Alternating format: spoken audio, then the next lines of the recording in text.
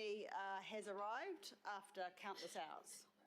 So I would like to remind you that we are considering items 11 and 12 together.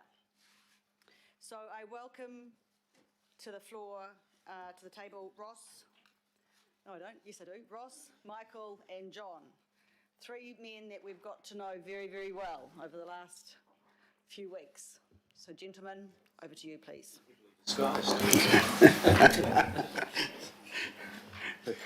Thank you.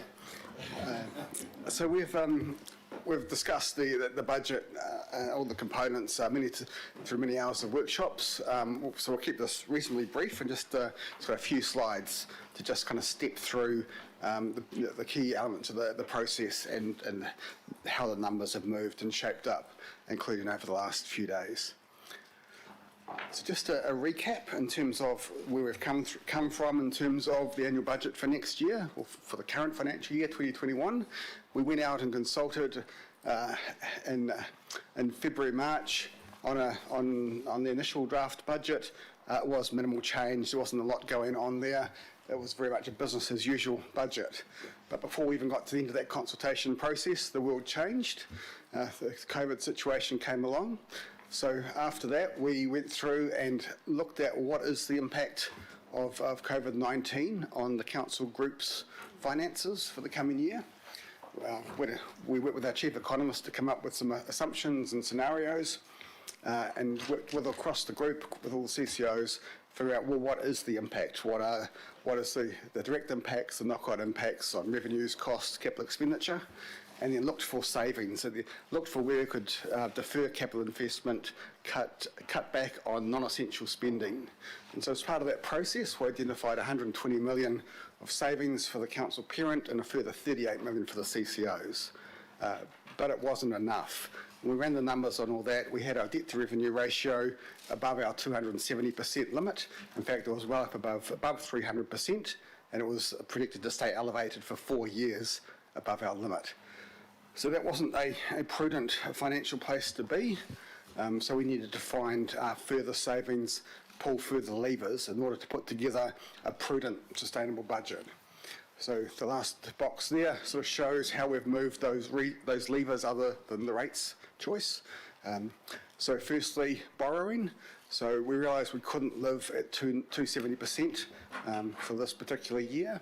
So we proposed increasing the debt to revenue projection up to 290%, so 20% higher than a limit for 1 year, but coming back to the limit of 270 within 12 months.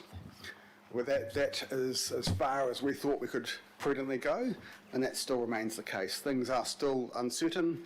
The economic outlook is still moving around. You're just going to look at other parts of the world to kind of see what can happen, what changes can happen with the COVID situation, and can happen pretty quickly. So we think 290% is the prudent place to be, and there's a lot of financial risk going anywhere above that. So the other levers we looked at operating costs, and can we find other reductions? So here we're going a bit further than just looking at back office services and finding efficiencies. It's looking at some real cuts to what we do. And it may only need to be temporary, but it's where we start to really make changes to services and pull back on things like parks maintenance. We pull back on public transport services and some of those things.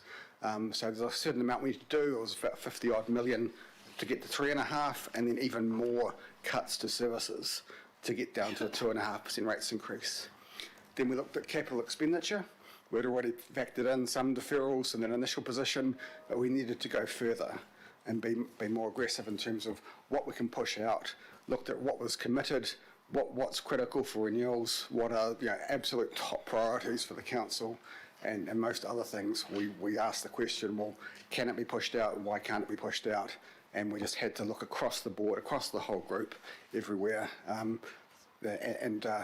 Generally it's not expenditure that's been cut, it's just purely a timing matter. But there's a lot of things across the board that are just timing is going to have to be slower because of the situation. So 280 million deferrals at 3.5, but then even more deferrals, more reductions, more things being pushed out to achieve a 2.5% rates increase. And then lastly, we needed to, to finally bridge that gap and make the numbers work with that debt to revenue ratio. We needed to look at finding how do we get an extra amount of cash, and bringing forward a lot of the asset recycling to set a higher target of 200 million. So increasing the target from 24 million to 224 million. And you've talked about that this morning. So that was the package we went out and consulted on. As you've heard this morning, record numbers of feedback on that. And we've spent lots of time going through, analysing, understanding that feedback. So that's where we were.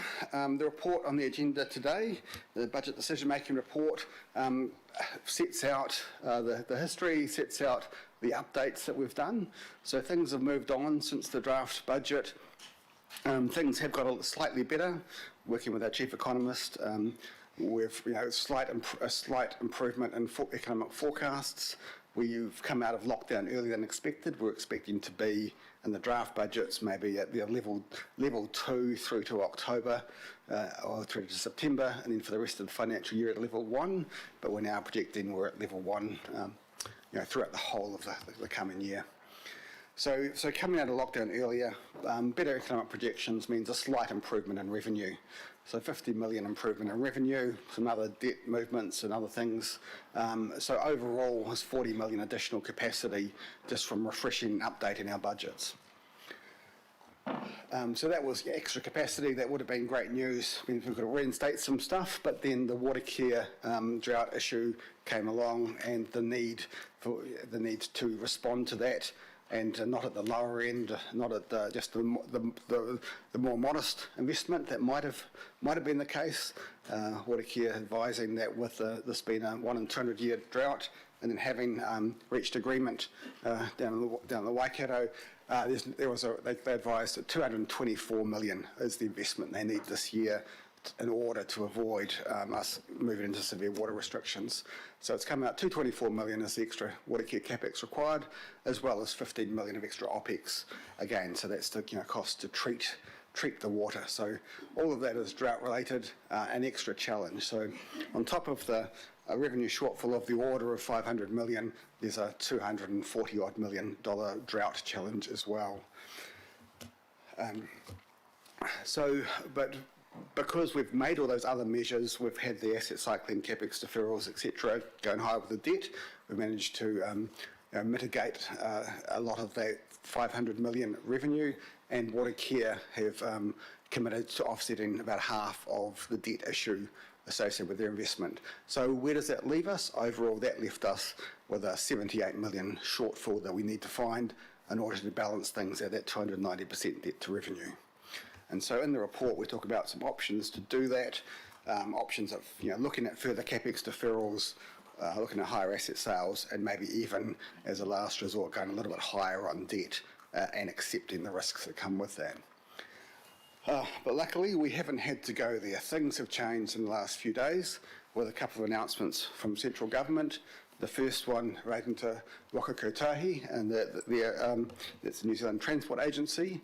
So in their agreement to underwrite public transport revenues through to December this year, that creates about 15, that improves the group revenue by about 15 million.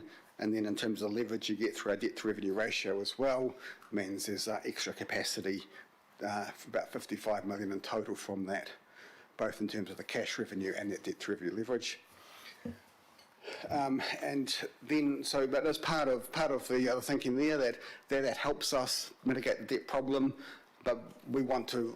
There's an opportunity there to reinvest some of that proceeds, some of the debt capacity back into transport, and particularly into the safety program that's been reduced from what was going to be a huge record investment in transport safety, and has been pared back a lot. Even the 3.5 would be further than the 2.5.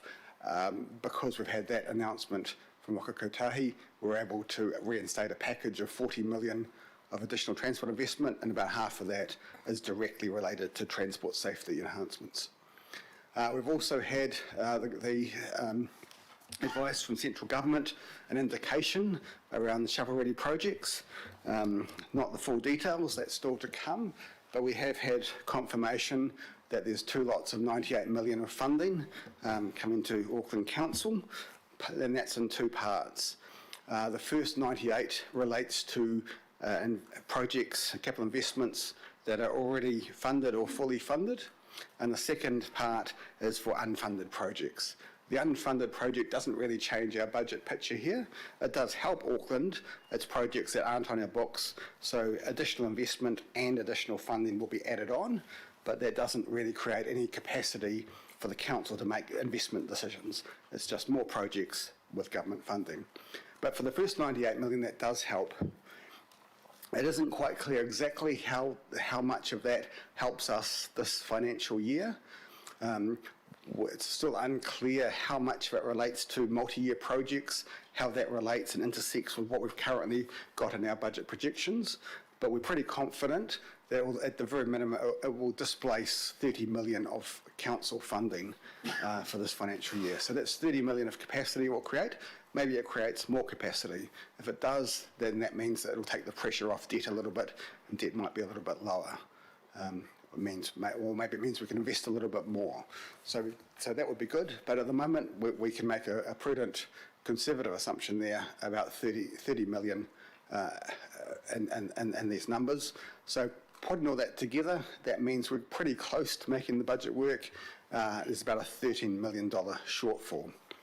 So our suggestion on that, to make it all work, is a 20 million increase in the asset recycling target is all that you would need. And we talked about that this morning.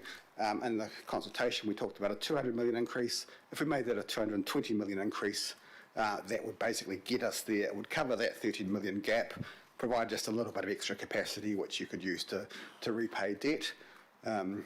It's not a huge amount, a few million, but it means that we've balanced, effectively mitigated both the $500 million revenue shortfall and the water care drought issue with this package on the screen here.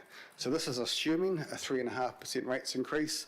Options slightly different at a 2.5%, but this is what a 3.5% package would do. 3.5% rates increase, 290% debt to revenue limit. Capital investments as per what we've consulted on in the 3.5% scenario, and rather than any additional deferrals, we can actually add back in that 40 million of transport investment. And then no further OPEX cost reductions over and above those in the 3.5% scenario that we consulted on. So that's what the report says, that's the latest information, and that's how the budget is looking at the moment. Happy to take any questions. So I think at this stage what I might do is go to the Mayor. This is it's our staff recommendations. And now, Your Worship, we'd like to hear what you have to say. Kia ora, tēnei te mihi nui kia koutou. Good afternoon and welcome. I think our finance team at the end of the table and our chair at the top of the table both feel like the marathon runner that's just sees the finishing tape at the end of a couple of hundred metres ahead of them. And I want to acknowledge both our finance team and Desley for huge efforts, and Shane as the deputy chair. But actually I want to acknowledge everybody here, because this has been an effort that we have applied ourselves constructively and collaboratively to. And I think it's the best process I've seen, actually, in my time on council, and others who have been here much longer. Kathy probably thinks that it's the best process we've been through, way beyond that. Late last year, I presented a budget proposal to the governing body, and this proposal doesn't bear much resemblance to it. This is an emergency budget, well named, because we've all been through an experience in recent months that is unprecedented in our lifetimes, the COVID-19 lockdown.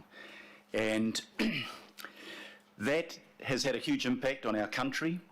Equally, it's had a huge impact on our city and the revenue of this council. Now, I'm not critical of the way COVID-19 was handled. I looked at the news this morning to find out what was happening in Melbourne.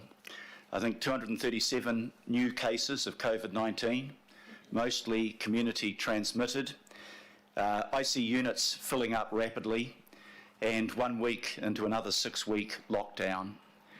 And I think we should just pause and give thanks to the fact that we in this country have thus far escaped an outcome like that. I did use the word thus far because in a world where this pandemic is continuing to increase, we'll be incredibly lucky and have to be incredibly well managed to avoid further outbreaks of COVID-19. And the thing that probably keeps us all awake at night, if it's not the drought, it's the thought of what would happen to our city if we had to lock down again. And when we look at this budget, it's an emergency budget in response to the COVID-19 situation, but it's also got to be a budget that leaves enough resilience for us to deal with things that we're not expecting. Now, we maybe are getting used to the unexpected arriving on our table. Last year, it was CRL, finding $500 million, and we kind of patted ourselves on the back collectively and said we got through that, we pulled the money together, we didn't have to do anything too dramatic, and we met the future-proofing needs and the contingency needs of that really important project. This year, it's another $500 million, just under now, thanks to the improvement in conditions with coming back to level 1 more quickly. But finding another $500 million on top of all of the things that we did last year is really challenging. But wait, there's more. We've just had a 1 in 200 year drought. Doesn't absolutely look like it when you look out the window and you see the rain coming down. May that keep happening. But what we've had, even in the short time since we put this budget out to consultation, is the financial demand of another $239 million in expenditure, mainly capital, but with 15 million OPEX in there, in order to increase the water supply for our city to stop severe water restrictions having to be implemented over our summer. It might be raining now, but the Met Service forecast is for a dry summer and a dry spring. So 239 million that when we went out to talk to the people we serve in this city that we hadn't incorporated in our budget, we'd noted the risk element there, but that we have to find on top of that. So what we're doing today is meeting a combined demand on resources of $750 million. And that makes this budget the biggest challenge, I think, that any Auckland council has ever had to face. But we don't control the weather, and we certainly didn't control the emergence of COVID-19. Our task was to rise to the challenge that this presented to us, not to dodge it, not to look for the soft options, there are no soft options left, but to get on, tackle that challenge, and look at the options and the combination of options that would enable us to meet that challenge in a way that best serves the people of Auckland who we represent. Now, we did look at all options, and we did look at it collaboratively, and I want to repeat what I said before. Normally a mayoral proposal comes down and that's what you debate around. We've done it a bit differently this year, I think, and it's a better process. Because of the emergency nature of this budget, we worked collectively together, not to say, what do we think about this proposal which is seen to be the outcome, but how do we get to the end point, and how can we share the ownership of this challenge, and how can we work to get the best deal from the collective experience, wisdom and efforts of all of us. And again, you know, I really want to acknowledge the effort that everybody around this table has made. I think it's been superb. The staff for their professionalism, the elected representatives, the IMSB. So thank you all for that. And again, most particularly Desley, who's sitting there looking reasonably fresh, but who was up half the night because the temporary roof on her place blew off. So, you know, you've got the budget to deal with, big event, and what happens, you don't get to sleep at night. So well done, Desley. You're looking fantastic despite that. So what were the guiding principles that we looked at as we tackled these problems? Well, the first principle, and it's kind of the fundamental one, is to responsibly and prudently manage our finances. We bugger up our finances and we look for soft options that aren't there. We're serving nobody's purpose. We need to ensure that at the end of the day, this city is managed well, that it manages its finances prudently, and that we are still, having got through this challenge, resilient for the contingencies that might arise in the future, as you noted the other day, Councillor Walker. The second thing is we needed to keep intact our key services, because that's what this city does. The things that we deliver that our people need and want and value.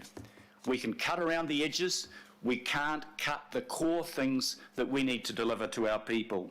Thirdly, we needed to maintain as much investment as we could in building the infrastructure for the future, because this is one phase in a longer challenge that we have, that having underinvested for so long in our infrastructure, we know that resulted in traffic congestion, that it resulted in housing shortages, that it resulted in environmental degradation.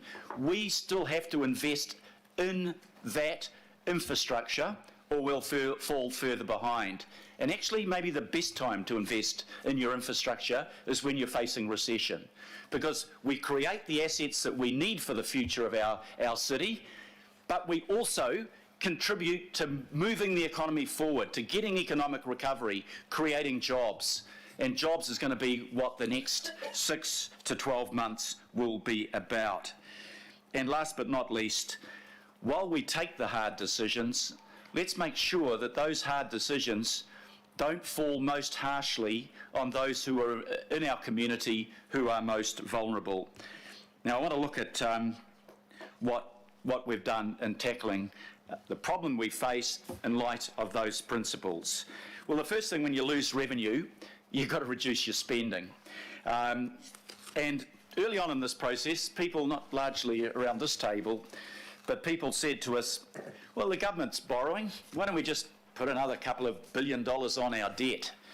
And we know around this table that wasn't a live option. We've borrowed heavily. We've borrowed heavily to create infrastructure. And borrowing for infrastructure is fine, because the benefits of that infrastructure are spread over generations, and therefore the cost can be spread over generations as well. And while we borrowed heavily, we still borrowed prudently. We kept a AA rating with our credit agencies, second only to the Government of New Zealand. But there were constraints. We were close to our debt to revenue ratio. Actually, in this emergency budget, we'll exceed it. The figures are up there. Our threshold is 270. We'll hit 290. Normally, we wouldn't do that. But there is a provision in the Local Government Act that says if it's prudent to borrow to meet your costs and to have a higher expenditure than you have a revenue in an operating sense, then you're able to do it. But you have to do it prudently. We can get away with 290% because it won't stay at that level, and we'll bring it back down probably within a year to 2 years. And the credit rating agencies will look through what we're doing in this budget. They'll see what caused the crisis. They'll see that we've got a credible plan to resolve that, and we'll maintain our credit rating. And that's important for a variety of reasons. One, it's a symbol that we are managing our finances really well. It gives confidence to the people that we serve. Secondly, we can't just go borrowing, usually to meet operational costs, to load it onto a future generation and, the council after next. That's not responsible. But thirdly, if we were to lose 2 notches in our credit rating, that would cost us over a decade. John, I think the figure's over $300 million. And that money that you're paying in higher interest rates because you've got a lower credit rating is money you can't spend on your services and you can't invest in your capital. So borrowing wasn't the simple answer. So we had to look at cutting. And, I know some of you received emails from an organisation whose name I won't dignify, and they say you're just not, you're not being hard enough. We have cut over $200 million out of our spending this year. I think, Ross, that's the figure. $200 million. We laid off 600 of our contingency workers. We are in the process of having to give notice to 500 full-time equivalent permanent jobs in our council. And that's tough. Tougher on the people that are affected by it, but also tough because we know the impact that that has in human terms. But it's something that we know that we have to do, that this organisation has to be smaller, it has to be leaner, it has to be more adaptable, it has to deal with a situation of uncertainty and difficult economic times that we find ourselves in. That same organisation, unmentioned, suggested that we were all getting a pay rise. Well, congratulations to all of you. I didn't notice it in my bank account. In fact, my bank account was about 20% lower than it normally is on a weekly basis, and yours about 10% because you've all taken pay cuts. And I want to thank you for that. But I also want to thank our executive team that have taken cuts at that level. But most particularly, I want to acknowledge the people that were earning over a threshold level. I think we set it at 100,000. More than half of them voluntarily saying we'll take a pay cut because of the circumstances our council and our city is in. They didn't have to do it, they volunteered it. Didn't see a line in the press statement from that organisation acknowledging the sacrifice that our people are making. And I want to acknowledge them here for what they have done. That's really important. If you look at our non-essential spending, our travel budget's about nil at the moment. There's a particular reason for that, but even before this crisis, we'd cut it by 2/3. We have slashed non-essential spending. But the reality is, we've also had to cut some services that we'd rather not. Maybe they weren't absolutely essential, but they were beneficial to the city. And we've had to reduce somewhat our capital in our spending on infrastructure. Now, another piece of advice that I was given from outside of this place was, why don't you just pull back on all of that spending you were going to do on your big infrastructure projects? Well, that could have been an easy way out. Was it the right way out? And my answer to that is absolutely no. These assets, as I said before, that we are creating now will benefit generations of people in our city. We are still playing the catch-up to get the infrastructure in place. But most importantly, if we slammed the brakes on our capital expenditure, we would close down the construction industries that we will rely on in the future when we start to recover from this recession. And we can't afford to do that. You close them down, it's years before they can recover.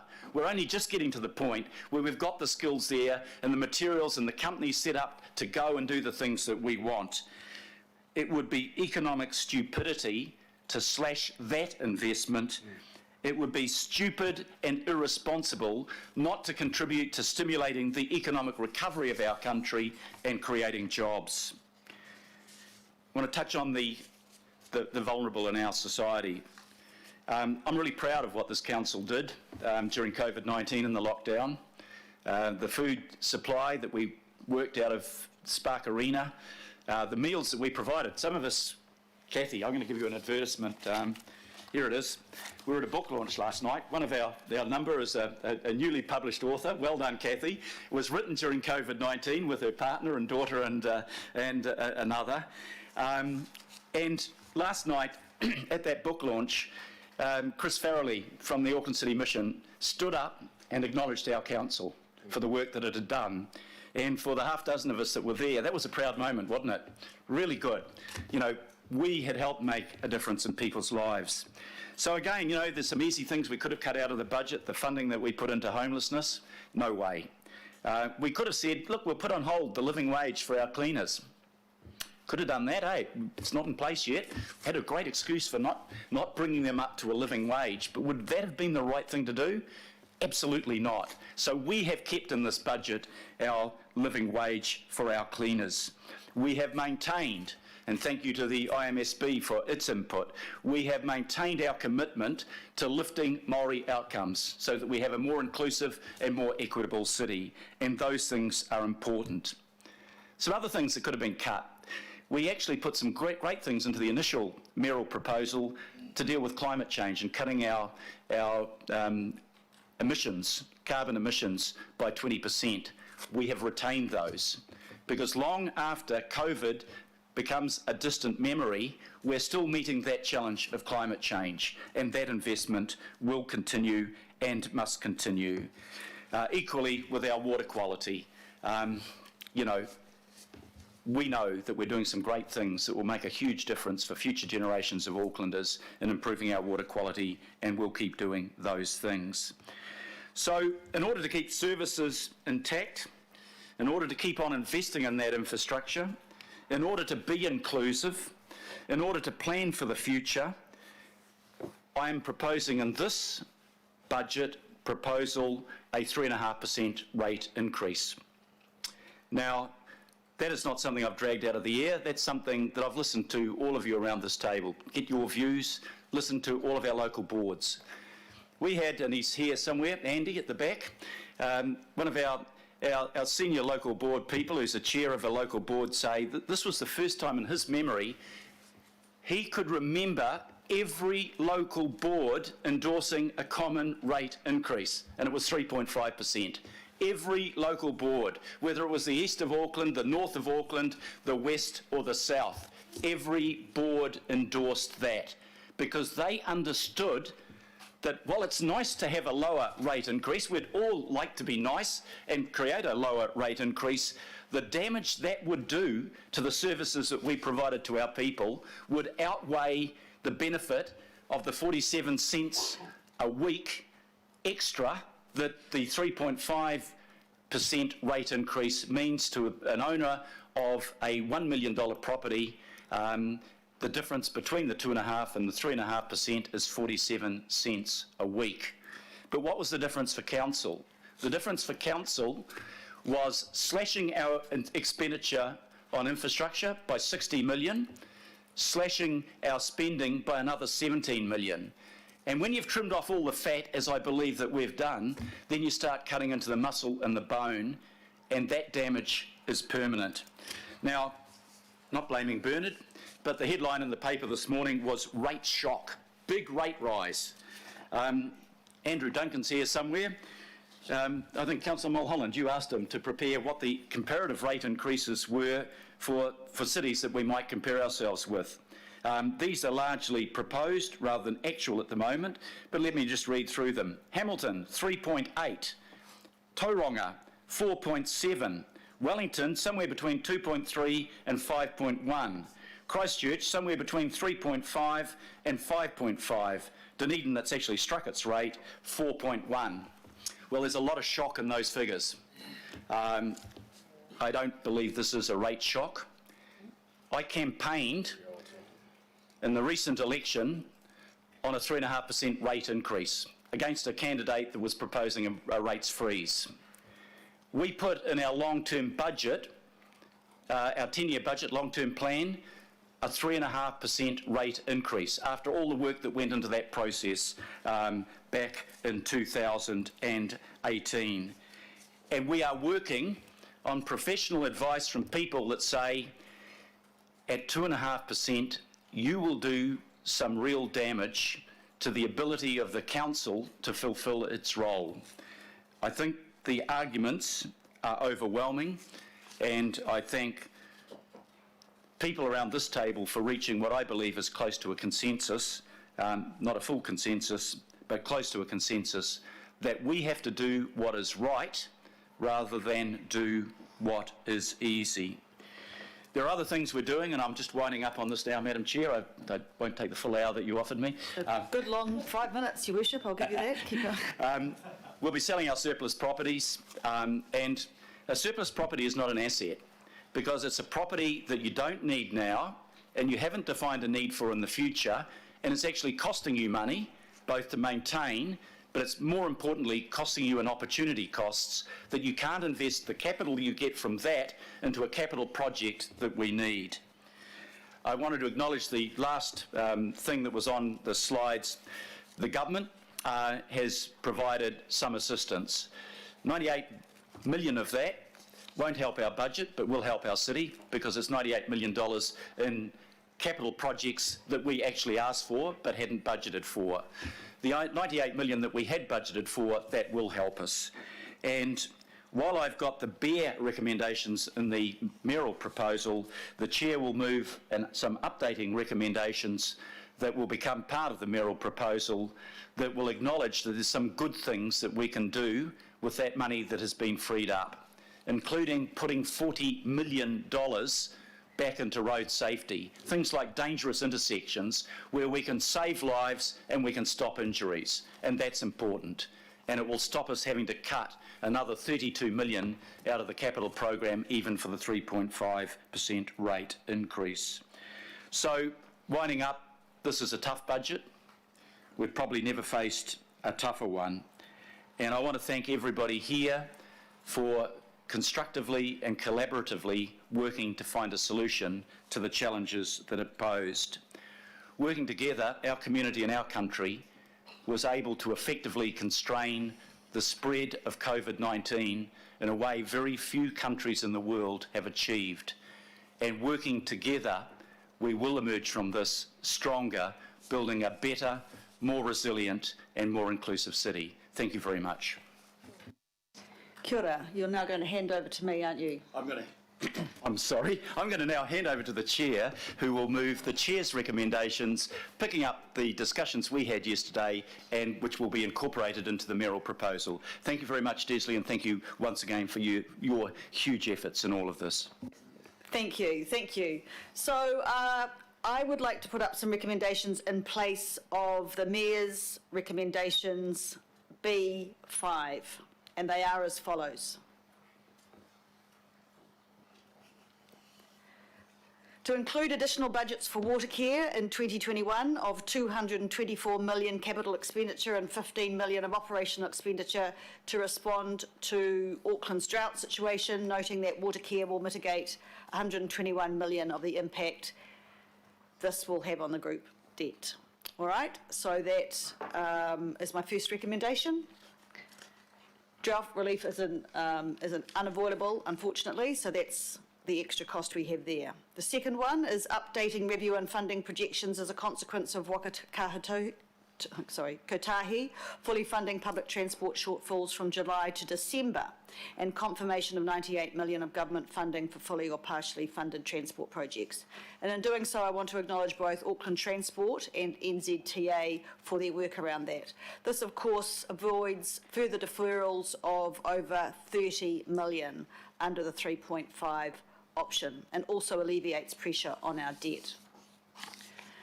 Next one is including an additional group level budget provision of 98 million of additional transport and Three Waters capital expenditure.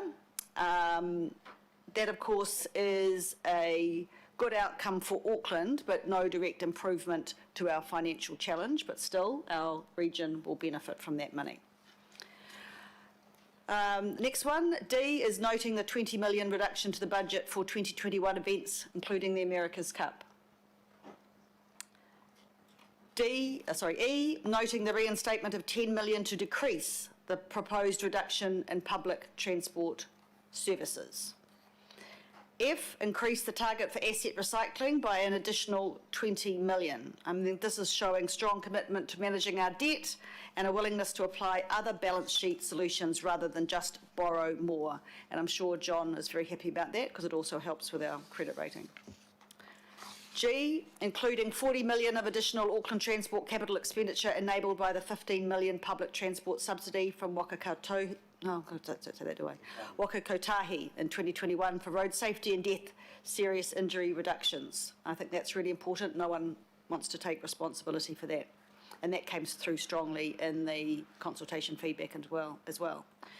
H is something for local boards. It is including the reinstatement of the 10% that they were going to lose under the original 3.5 rates increase. It's also important because local boards are the public face for our communities. We are losing a lot in grants funding. We are losing a lot in that actual interface between communities. Every local board has a different community, and by helping the local boards with their LDIs, that will ensure that they can react as best that they know for their community. I is noting the removal of the animal shelter consolidation from the list of parent operational savings. but it doesn't change the dollar value. And I acknowledge the work that the Chief Executive and Regulatory will do around that. J is including the reinstatement of 450,000 funding to ensure library hours are not reduced. That is a key, important, essential service almost, isn't it, that Aucklanders value. And when things go tough and you haven't got a job and you need to go somewhere and there's somewhere to hang out, quite often your library is one of the most important things. So we are not looking at cutting those hours. And then finally, new clauses D to H just really acknowledge the huge amount of feedback that we've had from Auckland during this consultation process.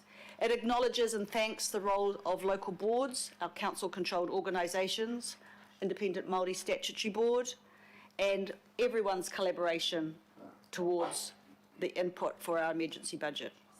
It also notes what we're doing for ourselves, and it notes the over $200 million savings and cost reductions for our group, which includes a reduction of staff members. And it also notes the introduction of the proposed postponement of rates for those impacted by COVID-19. And finally, it's the good news. It's how we go further. It's noting that our group will continue to deliver a capital investment program of over $2.5 billion, which will absolutely be a key ingredient to contributing Auckland's recovery from the impact of the global pandemic. Madam Chair, I'd like to move those recommendations if you'd second them. Thank you, Your Worship, and I'd be happy to second them. So they've been moved and seconded, ladies and gentlemen, and I think, dare I say it, we may be questioned out. So I would invite you for questions and comments as to the emergency budget. Councillor Whapaina. Thank you, Chair. I firstly want to apologise for the way I handled yesterday. I want to apologise to all those that were there. I'm doing this publicly and also to yourself.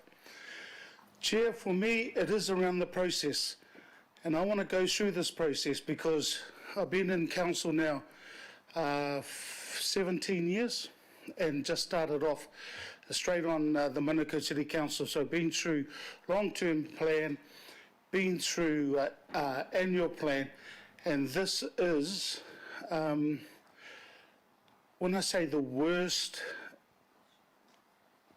plan for us to consider as a result of COVID-19 in those 17 years is not an understatement, because His Worship the Mayor has covered that. So, Chair, I want to firstly cover off on the people I wish to thank.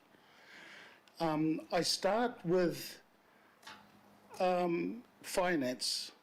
Kevin, to you and to your team, the process that we've just gone through with the emergency budget, I acknowledge the work and the hours that you and the team have done. Because what you have done for me is given me a clear picture in regards to the state we are in, how we can move through all the issues, and to get at the end what is going to be beneficial for our community. You've helped me do that. So I want to acknowledge you. I also want to acknowledge Sandra and Sonia. The reason I do that is because I know that when your team does all the work in those wee hours, somebody needs to do the hard work as well in regards to putting it on Nexus, to get all the emails out to us. To both of you, Sandra and Sonia, I say thank you. Chair, with this particular budget, right through this whole consultation process, I've struggled with the 2.5 and 3.5. To pick up on what His Worship the Mayor said around rate rise, I made this clear during all these workshops that it's not a rate rise. It was identified in 2018 that this year, this annual plan year, was going to be 3.5. We actually went out to consultation and said, We know the situation you're feeling, so we're actually suggesting to you there's an option to have 1% lower than what was identified. We all know what happened to our 21 local boards, 3.5. The senior local board member, and you know, I've just texted him and said, senior means you're really old. And he's texted me back and said, no, it means that I am esteemed. So, Chair, you know, to get that, this is the first time for me as well, in 17 years, that the local boards in the day before, and the term before that was community boards, were consistent. I will be supporting all the recommendations on this agenda item. It is a way forward for us and our community. I want to personally acknowledge for both myself and Councillor Collins, our two local boards in the Manukau ward. I want to acknowledge them, and in particular with the asset sales. I only had to ring them to say, look, there are 5 properties. Councillor Collins rang up Otara Papatoetoe and saying there's 1. What do you want us to sort of advocate? And said, no, we're happy for that to be included in Category A. So I acknowledge our 2 local boards, but I acknowledge all the local boards with the co-governance. The Independent Māori Statutory Board, ngā mihi kia koutou katoa. The reason I say that is because during Auckland Council, your votes, your presence has been so important through this last 10 years. So I mihi to you, David, and to the Independent Māori Statutory members since the beginning of this. Chair, my last thanks is to you. This particular process I know, and during our workshops, there was one thing that Councillor Collins highlighted to me yesterday, and that was the comment you made about a workshop that you ended up doing from home and how lonely you were as a result of you with that. He also mentioned the word leadership. I want to confirm that that is exactly what I'm saying to you. It has been your leadership that has brought us to this point. So I want to say thank you to you and to the colleagues that are around the table. Ngā mihi kia koutou katoa. Kia ora. Kia ora, thank you. Thank you for that. Councillor Walker.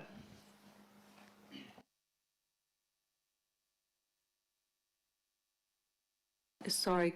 Different people that answer them, and I have signalled these questions in advance.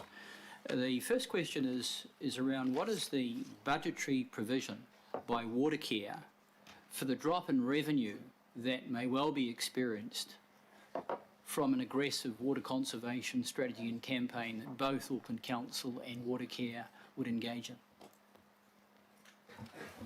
And that revenue hit will hit water and wastewater.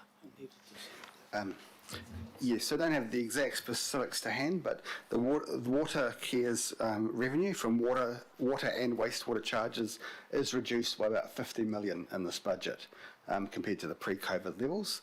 That's a combination of conservation and drought, water restrictions and the drought, and also less business activity because of the COVID impacts. But overall, it's about a 50 million reduction in water revenue, water and wastewater revenue in this budget. Okay. So I would hope that we can see some modelling around that as it both goes to revenue and also the impact on capital. The other question I've got, Madam Chair, is around what budgetary provision there is on the part of Auckland Council for a water strategy that we don't have, that we've acknowledged that we need, and implementing that strategy over the coming months so that Auckland Council can deliver. And the context of that is that Auckland Council is one of the largest, if not the largest, consumers of water in the Auckland region. So I want to know that we're putting aside some money for that. Yeah, Councillor Walker, through the chair. The strategy team here has got budget provision for that. They're currently working their way through the process, collecting the data information, part of the scoping exercise. You've got workshops with Watercare, where they'll be coming on board to have a conversation around their supply and demand knowledge, bringing all that together into a strategy. So it's recognised as a priority, and so the strategy team here will make sure there is budget sufficient to cover that. And the last question goes to some of the points that the Mayor made, and that is around what budgetary flexibility there is moving forward for unexpected but also perhaps likely events and risks that Council could be exposed to, and they include obviously the drought, storm events, and my understanding from Mr Tucker is we have very little put aside there for storm events. Risks that we have to face that are on our hazard risk register, and also the possibility of any overruns, heaven forbid, on the city rail link, and other like issues. Thank you for that question, Councillor. What we have done in this budget is not only look at the immediate challenge of the 500 million that we had to find and then the 239 on top of that, but not to put ourselves in a position where we were so stretched in terms of the debt load on us that anything would have blown us out of the water. And that's the reason why the recommendation is for a 290% and for only 1 year. We have budgeted to deal with that challenge and then bring it back under the 270%. The first shock, even before we've got this budget out, was the need to bring forward expenditure that you've mentioned in terms of water supply resilience. But there's nobody in this room that doesn't believe that that money doesn't have to be spent. We all know that it's absolutely critical. Could have come at any time over the next 5 years and would have been dealt with more comfortably. It chose the worst year to come. That wasn't our fault, but we've dealt with it. So the reason why we are being, I don't use the word conservative on the advice of our Chief Financial Officer, we're being prudent in not saying, hey, it can be easy, we can reduce our rates and reduce our income and worsen our debt situation. That's why we're not going out to say we don't have to take these pretty tough measures to cut our spending. We're doing all of those things, not only to meet the 500 million, but to ensure we've got some resilience left to deal with the contingencies that undoubtedly arise, as you've suggested. So the quick question around that, it would be fair to say that if we hadn't acted the way we have in terms of the rate increase, our debt situation would be worse and we wouldn't have any cushion. Absolutely, which is why with all of the levers in front of us, we've tried to operate all of those levers, from cutting our spending to reducing on the edges the investment that we're making in infrastructure, to sale of assets, to maintaining the rate increase that we'd always foreshadowed, as Councillor Filipaina said, way back to 2018. We could have taken an easy solution now that make us feel better or make us look better, only to find that that would be catastrophic as soon as the next contingency arose and we had no room to move to deal with it. So you're absolutely right. Do you want to make your comment now, Councillor? I'll take my comment. Okay. This is comments and questions. Do you want me to come back to you? I'd still rather come back. Okay. I'm still reflecting on the... Okay, on the Mayor's answers. Right, thank you. Deputy Chair. Thank you. Aroha mai, I get a bit emotional sometimes with these kind of big discussions like this, so thanks for your forbearance in advance. I just want to first of all thank the Mayor, the Deputy Mayor, all of our councillors here, our council colleagues. I want to thank all of our local boards and all of our staff here. It's true that success has many fathers, and there's a hell of a lot of work that's gone into this, and I want to acknowledge you for your service to this city. My particular thank you to Desley Simpson, our chair. Your strong and steady leadership through these times unprecedented for our city, the unimaginable pressures you must have been under. Well, I'm proud to be your deputy, and thank you for all your work. We need to briefly reflect on why we're here. So coronavirus is still raging across the world, and I want to thank the government for their management of this situation to allow us to have these kind of discussions. New York City had a milestone on Saturday. For the first time since the 11th of March, they didn't have a resident die. Wow. And I'd acknowledge the Te Atatū residents that have passed on in this period as well of Corona. Sorry. I want to thank the 5,000 West Auckland residents that submitted on this budget. One in particular that resonated with me, and this was the real emotional part for me, was a solo mum with 2 kids. And she was begging for us to vote for 3.5 to keep those services. I was reminded of being a kid doing it tough in Te Atatū. How I relied on the libraries, sports parks, all the rest of those public services to get me through, and that's what got me here today. I'm proud to say today that a majority of Waitakere residents agreed with that sentiment through this consultation, and thank you. And indeed, thank you to everyone that submitted. I'll be supporting 3.5 today, supporting these library hours being saved, and that's a fantastic achievement. I want to support the local boards that deliver services on the front lines that change lives, and that's fantastic as well. I want to thank you again for your vote for the Henderson bid targeted rate. You've changed lives today in Henderson and my ward, so thank you for that, colleagues. I want to thank the Mayor and Councillors for supporting previous commitments on climate change, previous commitments on Māori outcomes and a living wage for our cleaners. That will change lives as well. My community asked me to advocate for the Henderson Animal Shelter, and I'm proud to see under I that that's being included as well. I wanted to finish quickly by showing everyone my taonga that was given me on my first day during the inauguration. Now, this was actually blessed by a kaumātua and given the meaning of courage.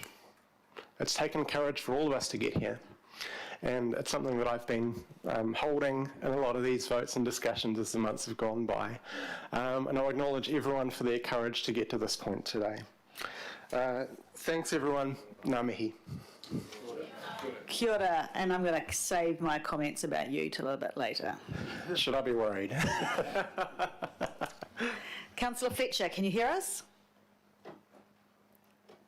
Madam Chair, I can hear you, and can I just reiterate, I put it in my comments on the side, but I want only to ask a couple of questions at this point, and I'd like to reserve my right to speak. Is that That's fine, acceptable? Councillor. Absolutely. Thank you. I mean, the Mayor's scoped a number of these problems, and we've sat through a lot of workshops, and I want to congratulate you for those and for pulling people together. But the reality is that workshops are confidential, and as a consequence, there are some issues that I just want to trace back, because while there have been a lot of emails that have been going backwards and forwards, some from organisations, some just individual emails, I think that there is a little bit of misunderstanding over some of the background to the issues that we're confronted with. And in many ways, the mahi is just starting, because we are, as you have pointed out correctly on a number of occasions, we're really just beginning the process of the LTP now. So this is a holding position, and we start work all over again. So the first question that I want to put to officers is, can they confirm that Watercare is self-funding and fully funded in their 10-year funding plan, including the allowance for events like the current drought, and that their balance sheet has sufficient capacity to take on more debt? In that situation, can they confirm that, firstly? And the second part to the question will be that the main reason that we are having a discussion about debt levels has been the reason that Council has been using operational OPEX, using debt for that, and in particular for the depreciation. So I just want my constituents, and I will defend the fact that the Council has been making a very serious attempt at cutting back on costs and trying to really look at prioritisation. But I do want my constituents, because everyone's out there blaming Watercare at the moment, almost gleefully, And maybe there are issues around executive salaries that we need to address at some stage, but I go back to the Auckland Transition Authority, who got us off to a very bad start. But I want to come back to this understanding around water care and what its current situation is in terms of self-funding. If the officers could speak to that, please. Right, thank you, Councillor. I'm going to, you're going to have a bit of a joint response, but I'm going to start with Ross. Okay, cool. Would you like me to change that? I have the chair's right to change your mind. I think you might. I'm happy to start. John, Kevin might be able to add more value, but so I guess in terms of, yes, so over the long term, water care is self-funding. So ultimately, when they invest in infrastructure, there's borrowing, there's money borrowed, and it's ultimately repaid over time through water charges. The problem we face is that they're not a separate standalone entity. They are part of the council group. They're 100% owned. So when we look at the Auckland Council Group's balance sheet, it's one single balance sheet. It's not separate organisations, separate balance sheet, it's one combined balance sheet. So while over the long term, water care is self-funding, in the short term, their debt impacts the overall debt. And that's the problem that we're facing. But I guess I'll pass over to Kevin to add to that. Yeah, thank you. Through the chair, I'll just add a couple of comments. The first is that debt is used to fund infrastructure, and so as Ross says, the debt actually appears on one group balance sheet. In any normal year, if significant infrastructure is to be built, first we'll cover it out of any grants we get from central government or someone else. We'll fund it out of any development contributions, or in Watercare's case, it's infrastructure growth charges.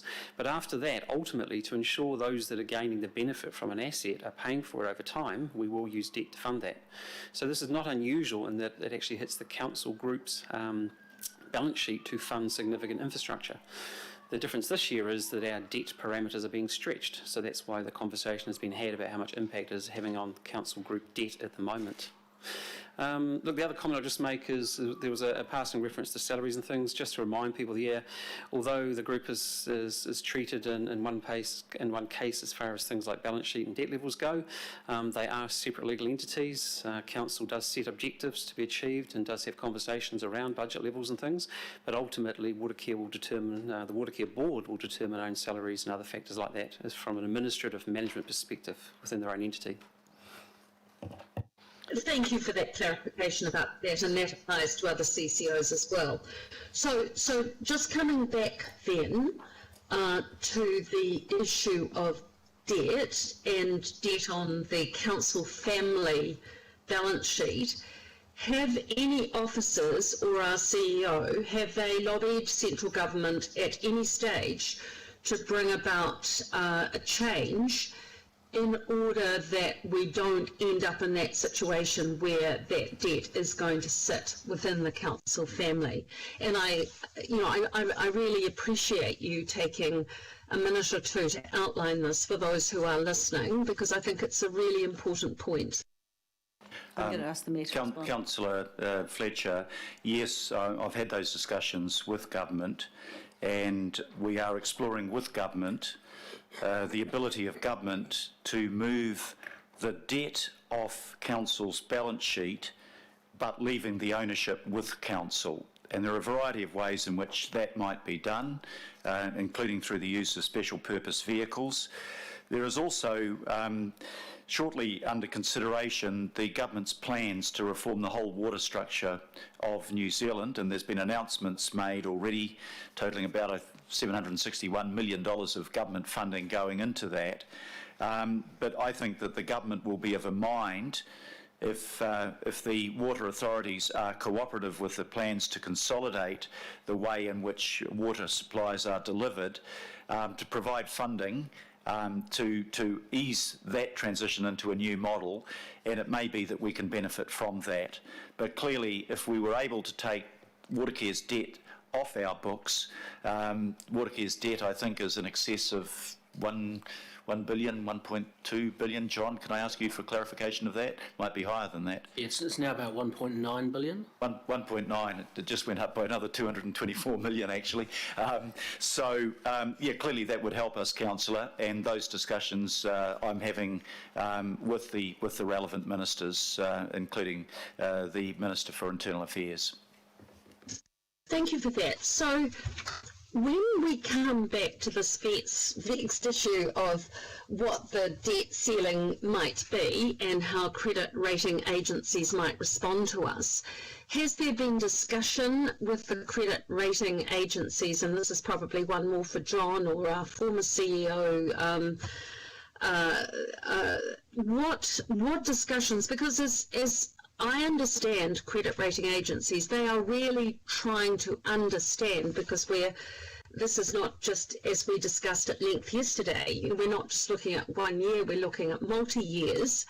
Do they appreciate the situation with the requirements around having water care debt on our books? Do they understand that? Because the big challenge for councillors today will be, is this the rainy day? Is this the time that we use that lever?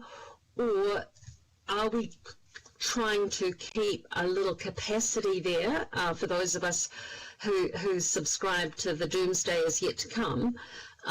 What I want to know is what kind of attempt have our officers made to inform our credit rating agencies of the situation that council finds itself in.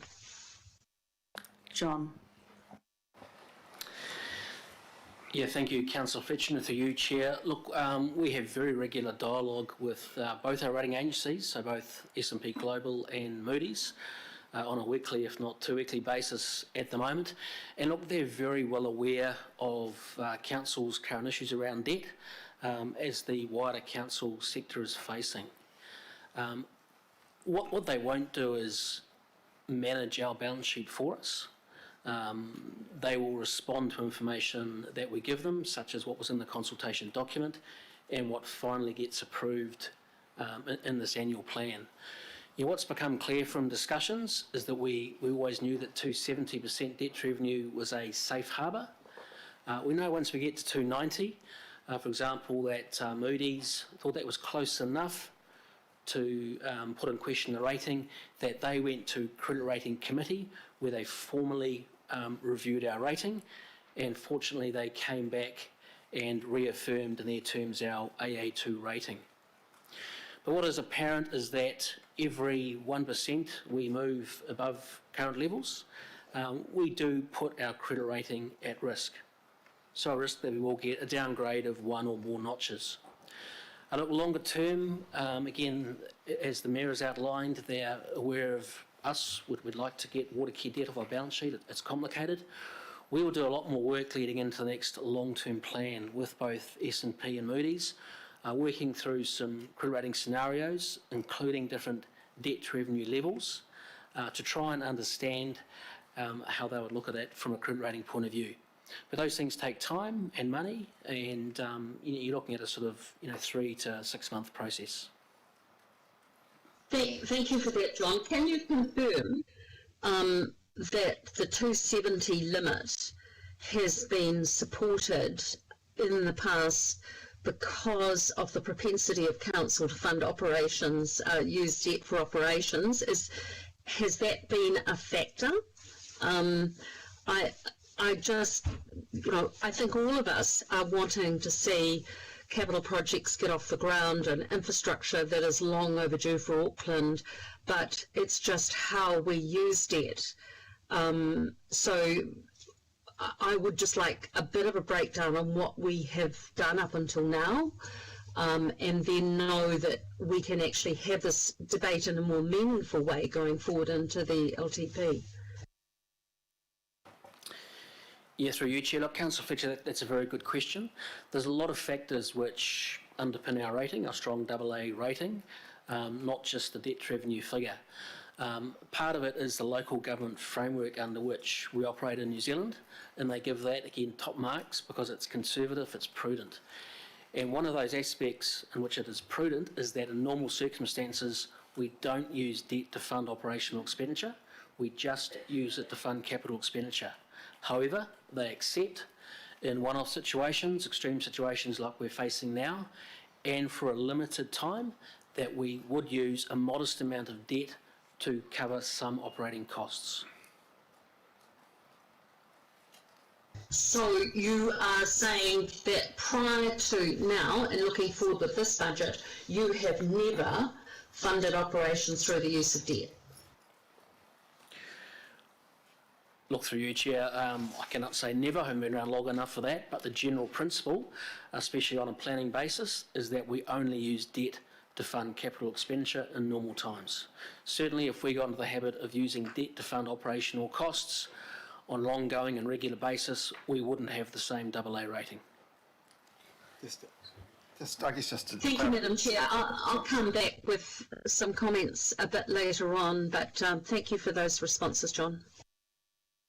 briefly clarify. So our revenue and financing policy sets out what we can and can't use debt to fund. There are some limited exceptions, mainly for grants. So if it's not our capital expenditure, but there's an operating expenditure to give money to another organisation for them to invest in CapEx, that's probably one of the key exceptions.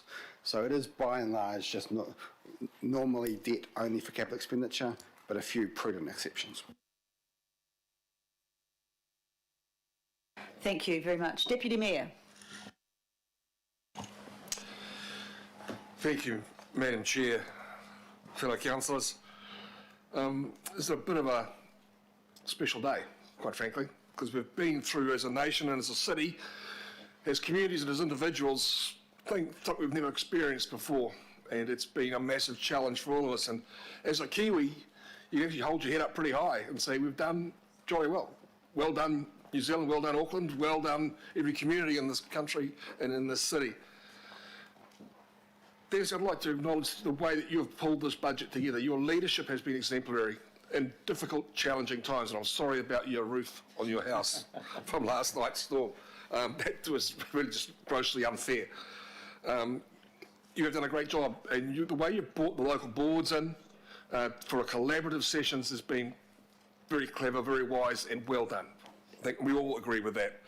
Mr. Mayor, thank you for your leadership, and we really appreciate your leadership in these difficult times. When we were at home during the COVID lockdown, you came in virtually every day here to look at the city that you are responsible for, to work with the people, to work with organisations, to help with the food manufacturing for those people who needed the packages. And I think as a city, we should acknowledge the work that you did along that time and the leadership that you presented to the city. So thank you for that. I'd like to also mention our financial team and all the council staff. Kevin, your leadership and with the Financial Brains Trust, thank you. This stuff has moved literally daily, and it's challenging, and you've delivered it to us in clear, concise and accurate measures as best you could given the changing circumstances. So thank you for that. And to all our council staff who pitched in and helped with food parcel deliveries, who pitched in and answered, 130,000 phone calls out to people who were in need or alone. Well, that was our library staff, I believe. And people doing all sorts of things just in their own communities, helping out. And it's heartwarming, and it shows what a great nation we have and a great city we have. So thank you to all our staff who participated in those efforts. As councillors, we've been presented by this team with all the data and all the scenarios that they could think of. We've also put forward as individuals some ideas, some concepts and some challenges to them, say, what about this, how about that? I know I've done that, and we all have contributed in some ways, and I acknowledge John Watson for the work he's done around the asset recycling bit, and that's important work. So we've all had a crack at it. There's been comprehensive, full and complete access to all the information that council holds. It might not have come in paper form, but it's been available online, digitally. This is just the summary documents. And I was naughty enough to print them out as I've gone along, just so I can keep a record of what is going to be in a historical budget. The complexities of this council as a business are well understood by us all. Not down to its minute detail, because that's not our role. We are governors. We're here to set policy and strategic direction. We're not here to say how high you mow the lawns, or how clean you scrub that building, or how much chip you put in the tar seal mix. That's not our role. Our role is to provide strategic direction and overall governance. There are financial interdependencies. You can't put chip on a road without putting white paint on afterwards. You can't do a footpath without doing the access ways. You can't do a sports field without the sports lines. And the list goes on and on and on. You can't just pull one bit of string without bringing a whole ball and mess towards you. And it is complicated. And we need, again, retain that height, helicopter view of the governance oversight. The relationship with the government is absolutely critical. And I don't care what colour tie you wear. The Crown has a huge role to play with us. And that relationship is absolutely critical. And one of the challenges we have is the Crown does a year-by-year budget and we have a 10-year plan. And Madam Chair, you know this as well as I do. And that makes life for us really difficult because we might have projects that take 3 or 4 years and we're waiting for funding certainty from the government on a year-by-year basis. And that's something not only Auckland faces, but every growth city and council in this country faces. That's something that needs to be solved. But I also recognise the announcements that have been made by the government. The Infrastructure Up program delivered a serious amount of cash for Auckland projects that it required much needed time. And we have to acknowledge them for that. And more recently is the shovel-ready work. Although we don't have details of what exactly each project is, we have the rough order number, which is helpful. Thick end of 200 million. These financial presents from the Crown also come with interdependencies. There are other roads that connect to Crown-funded roads. There are other pieces of infrastructure required for the capital inputs. So they come with a cost as well. But that's not saying we don't welcome the largesse of the government, but we also want them to understand that it's not free largesse from our point of view. It comes with a cost that we have to bear as a city, as individuals, and as people who fund this city. All of this has made our budget very fluid, and I compliment you councillors and local board members on your ability to move with the fluidity of the situation which we're in. That's been critical. And I had a whole one of these books filled up with figures, and they were just literally changing every second day. And I went through some of them last night, looking at it, and it tells quite an amazing story with the percentage points that are moving and the millions of dollars that are moving around. And then, of course, we had the drought response, which we weren't expecting. And that really didn't leave us with a lot of choice. But by passing this budget today, and I certainly hope that we do, and I'd like to think we'd try and do it unanimously, we're keeping our community facilities up and going as best we can. Most of them at full noise. Kathy's library amendment has helped to achieve in the library space. We will be maintaining our city, towns, villages, areas to the best that we can under these constrained budget times. But I think most importantly, we're keeping our capital program pretty much up to where it was set. And that's absolutely critical, not only for keeping Auckland moving forward, for allowing our increasing population, for catching up on deficit investment in the past by legacy councils, but also creating employment in the private sector through the civil contracting people, through the engineers and through the asset maintenance industries. This is critical work at a critical time, and we are playing our part in that by making some tough calls that might not be popular in some sectors. None of it has been easy. We've had to shed staff. And as an employer, it's a terrible thing when you have to lay someone off. I've always dreaded it. Luckily, I haven't had to do it too often in private sector work. But we've had to shed large numbers. And it's a tragedy for this council, but it's an even bigger tragedy for those poor individuals. And I thank them for their sacrifice and for their bravery, because that is really difficult times for them, and I wish them all the best.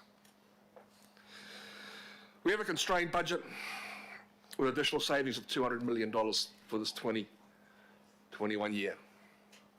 This is the emergency budget of 2020-21. Next is the 10-year recovery budget, 2021 to 31. That will be equally challenging, but equally forward-looking, which is why I'd love to see that word recovery put in there, Madam Chair. Again, thank you. Thank you, Mr Mayor. Thank you, fellow councillors. And thank you, local board members. And thank you, Auckland. You mightn't all agree with us, but we try and give you accurate, fulsome and wholesome information so that you can make your individual decisions based upon the facts. Thank you, Madam Chair. Kia ora, thank you. Councillor Dalton.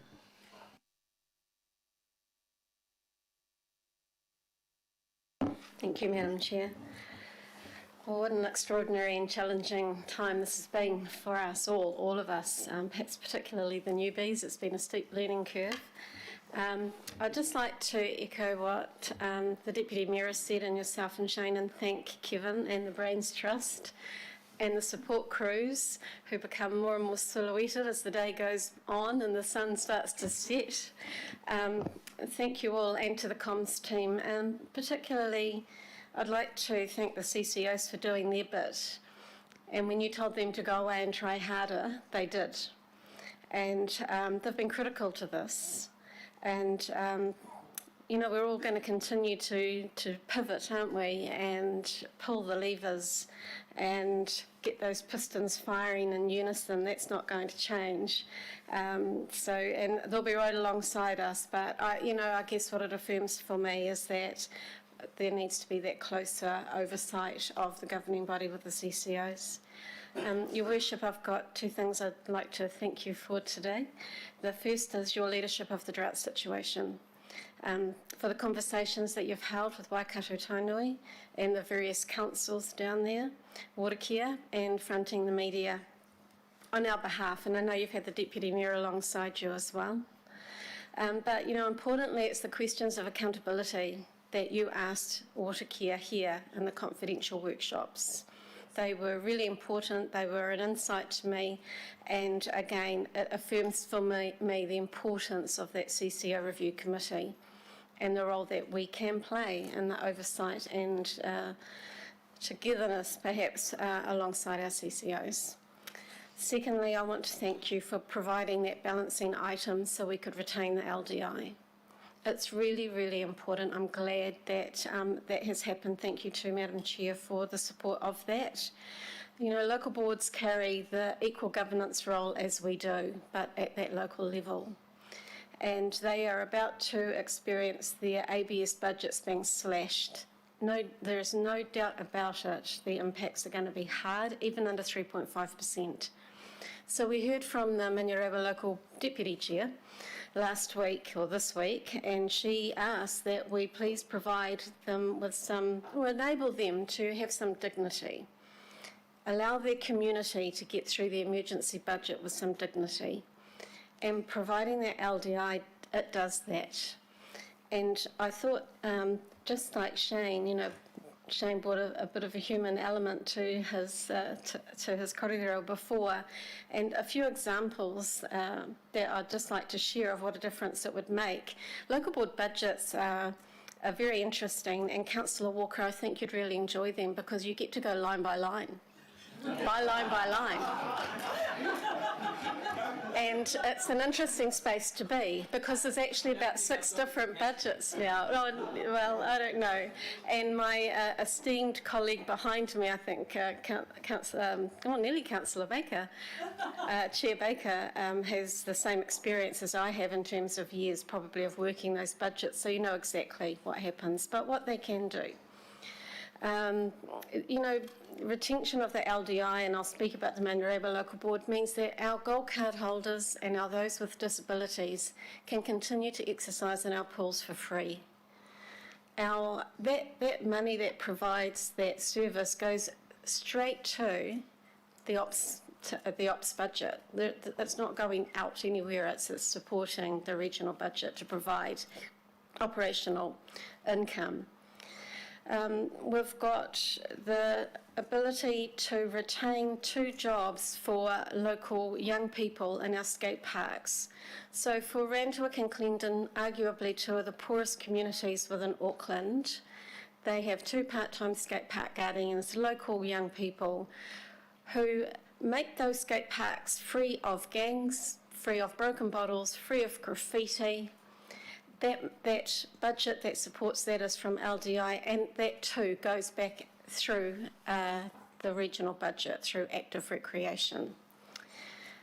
In a partnership with the Business Association and United Taxis, there is a shuttle that provides a service for our housing for our elderly people, so they can connect with each other, they can connect with other retirement villages, and they can go and get medical services, and they can go and support our town centres.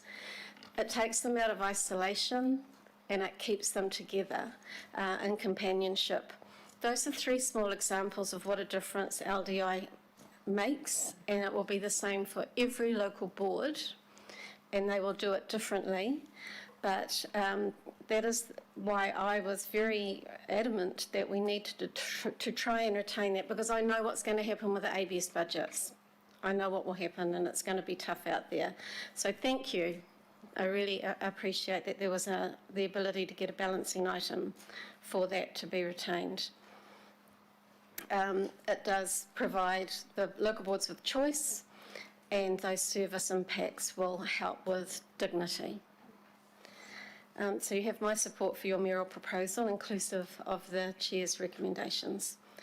Councillor Simpson, thank you for your leadership of this process. You've done this with integrity, transparency, discipline and compassion. I've governed alongside you in various roles for about 10 years now, and you have maintained all of those attributes. You have been consistent in an inclusive approach, always.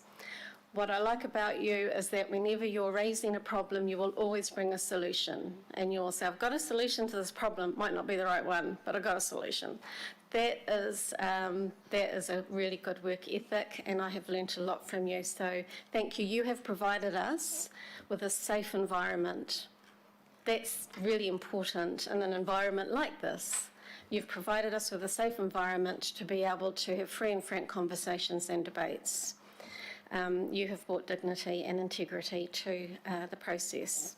And it's the first time since I've been in local government that I have seen such an inclusion of the local board chairs from the get-go, and that has made an incredible difference to the outcome that we are sitting with today. So well done. I hope to see that more and more on other committees as well in the governing body. So thank you for your proposal to support the greater investment in the DSI, another item that everybody will support, and the local boards brought to the table too, and again for the retention of the LDI. Thank you. Oh, and thank you to my colleagues. I've learnt a lot. I've learnt a lot about each of you, and a lot about the process. Thank you very much. Kia ora. Thank you, Angela. Really appreciate that. Greg, sorry, Councillor Sayers. Yeah. Sorry, I've been doing this sort of every day. Not too much longer. Very good. So, look, I don't have any questions, Madam Chair. Just I'll make my comments now. Thank you. We did have a lot of submissions, and I heard the comment about, the Herald headline. But, equally, I think the headline that Auckland has backed a rate increase was equally perhaps interpretable.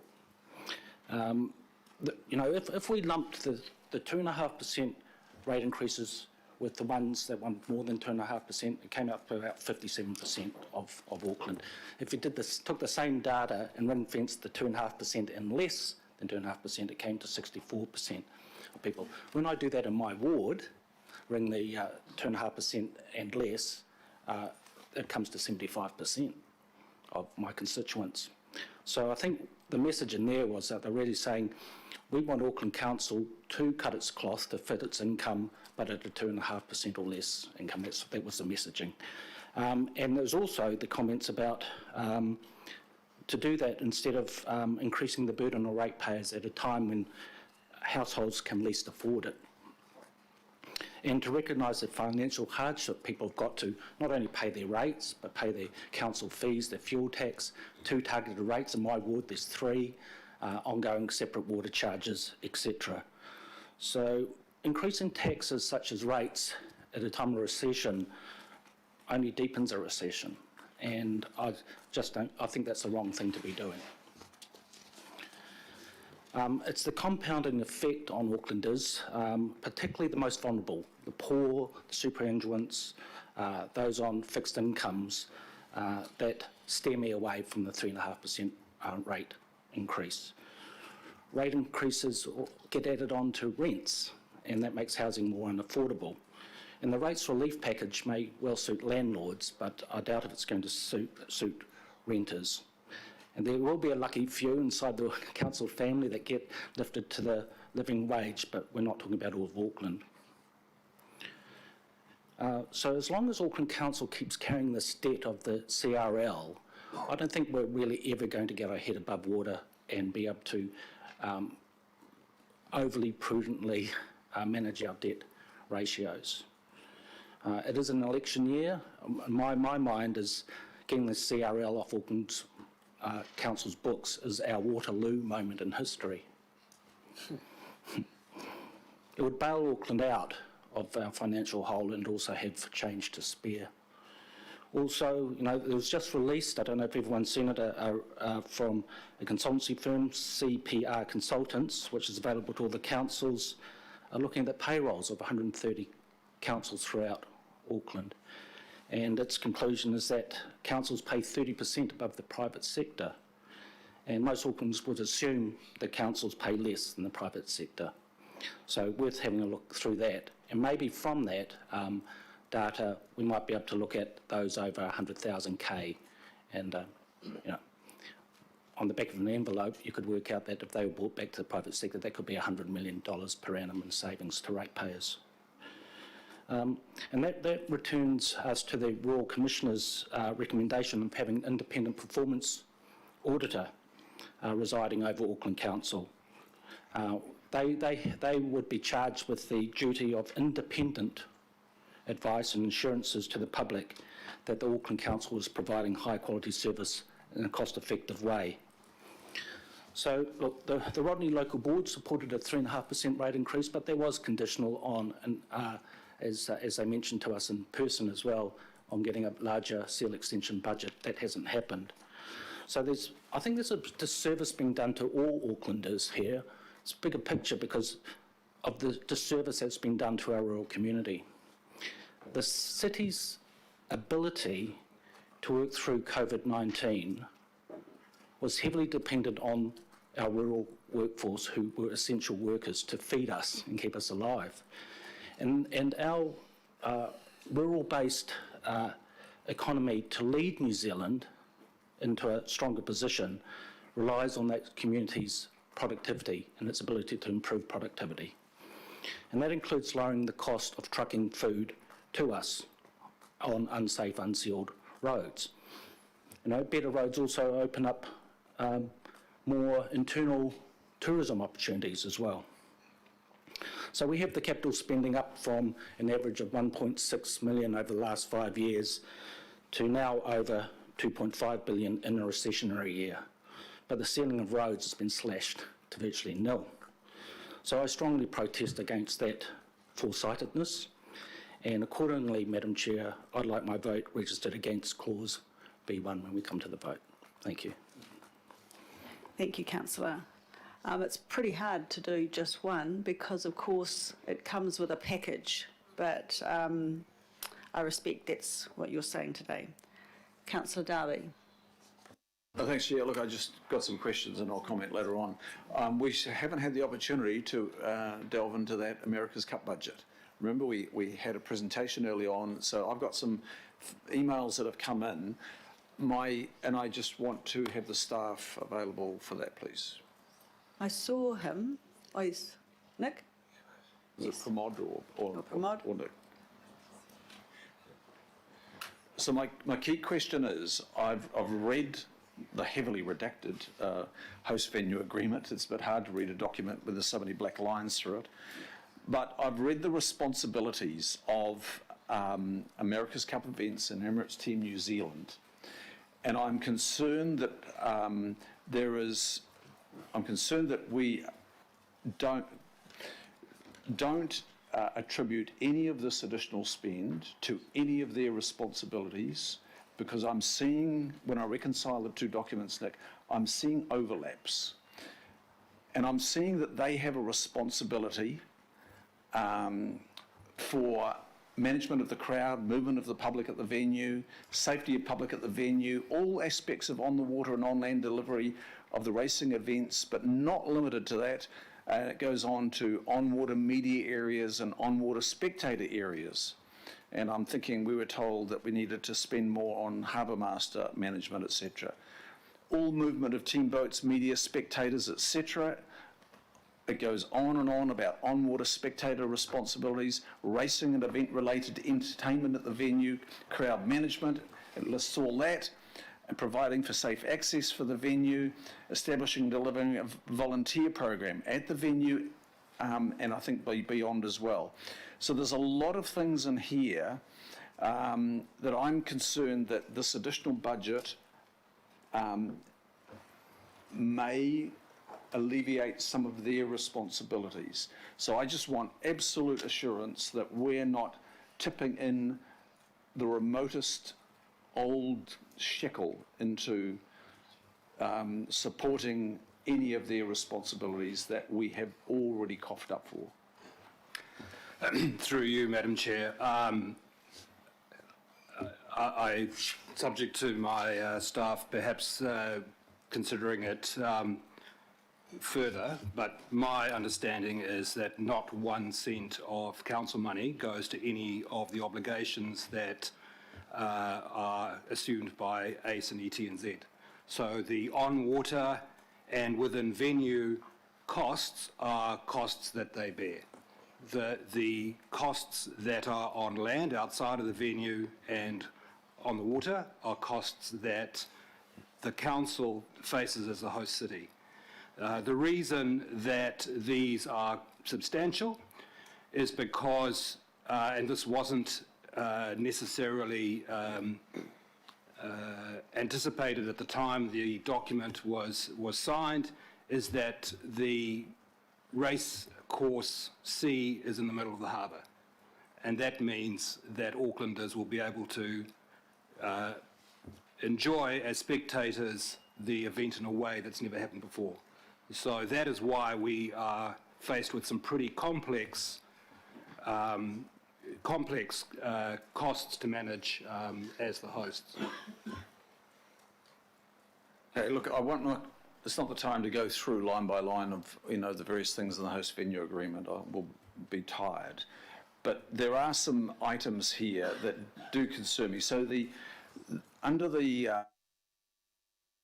agreement, they were responsible for the delivery of a high-standard media centre providing for the needs of international and local journalists, etc.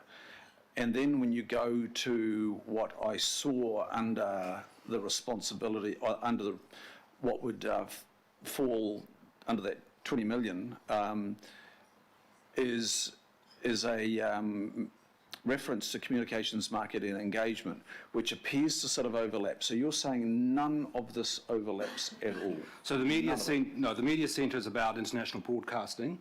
The marketing and communications that we have in the budget are about engaging Aucklanders. So that's about Aucklanders knowing what's happening, being able to be part of that. Okay, because it goes on to say it's about broadcasting to millions of households in more than 100 countries. That's on our document. That's what the media centre is supposed to be doing.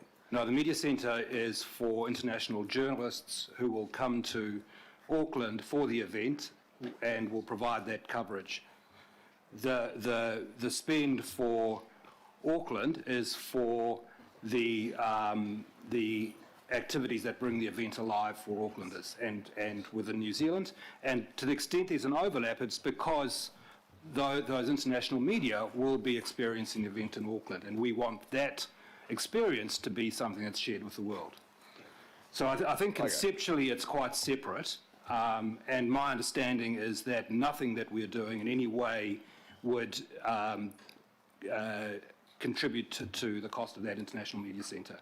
That is a very discrete cost that the event ACE and ET&Z will bear.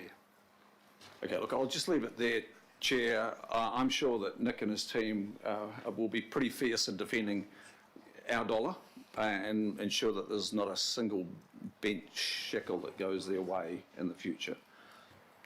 And I'll reserve my right to speak later. Right, thank you.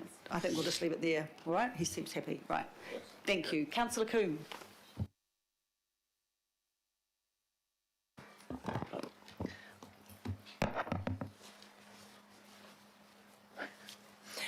Tēnā koe, Madam Chair. E te koromatua, tēnā koe. E rangatira mā, e hui mai nei. E te kaupapa o tēnei rā. Kia ora koutou katoa. In speaking in support of the 3.5% package and the resolutions before us, I would like to really start by acknowledging how we find ourselves with a massive hole in Council's revenue. And considering for the very first time in Council's history an emergency budget. As of yesterday, there were 13.5 million infections of coronavirus around the world and almost 600,000 deaths. And those stats are going to include my mum's older sister who died overnight in South Africa of the virus. And I'm sure many people in this room and our communities have been impacted in many different ways from the virus. Even though here, while the pandemic is raging outside of our borders, we are absolutely in the best possible position that we could be in. It's a situation in terms of going into this budget that we could just never have imagined when we started as a fresh term of council back in November, when the biggest crisis at the time was the Sky City fire. And that seemed like a big one in the scheme of things. Little did we know. But as I mentioned, fortunately in Aotearoa, thanks to impressive leadership that's been informed by science and with our team of 5 million coming together, we are in a very, the best possible situation that we could have hoped for. And the phenomenal lockdown response, I think, really highlighted the best of council and the value of the services and facilities that we provide. We've seen food packages distributed, the vulnerable housed, vital supply lines maintained to the Gulf Islands. It was 15,000 calls were made to seniors at home by our redeployed library staff, and the Deputy Mayor mentioned some of these stats as well. And of course the public transport kept running the whole time for our essential workers. And I found out last night how some of that work is continuing at Councillor Casey's fantastic book launch. I heard that the Central Library now has health facilities that are available for rough sleepers because they find the library a real place of manaakitanga. And that's only come together because of the partnerships that have been developed through the lockdown and grown stronger with marae, with community groups and NGOs right across the region. And I felt, reading the submissions, that that valued role of council really does come through. It's been a time of people really feeling very grateful for the support that council's been able to provide. And there is a concern that if we have big cuts, then it's going to have a big impact on Auckland's ability to recover at a very time that we need investment, we need jobs, and we need to build community resilience. And I felt that the feedback has been framed very much along two alternative options. Is this a time that you respond to a crisis with more austerity? And I think that's kind of what Councillor Sayers was saying. Or do you actually invest at this time? And the government's taking it very much an investment approach. And I can totally understand that view that we should cut rates. There is really high anxiety in our communities. It's a really difficult time personally, with difficult circumstances for people, and households are getting hit, the income as a result of COVID, and there are job losses. It is a time of historic inequalities and iwi grievances that aren't being addressed through this budget. And it's also really difficult to explain when you're even on the webinars, and I was pleased to participate in 3, I think, of the 7 webinars that the Deputy Mayor was just so incredible that he was at all of them. But those were a really good way, new way in which we engage with the community. But how do you explain that we're putting up rates at a time when everyone else is cost-cutting and tightening the belts? And this is when there's a part of the story that just doesn't get the headlines, but I really do think that it needs to be highlighted, and that is that we're playing catch-up on infrastructure to match Auckland's growth. And the reason that infrastructure is not there, the reason we still have poo going into the harbour, just to give one example, is because historically we had artificially low rates.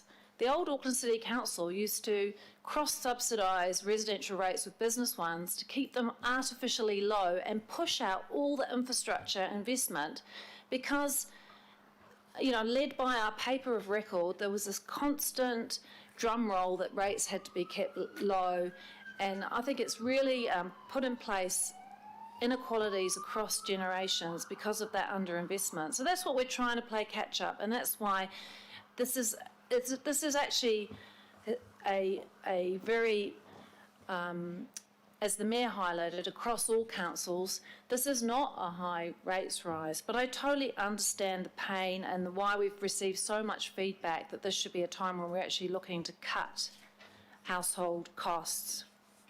And in looking at the feedback, you know, I have read and I've heard a lot of anger directed at council, and I understand that there is that lack of trust that we do need to address, and we do need to address that perception that the super city has failed.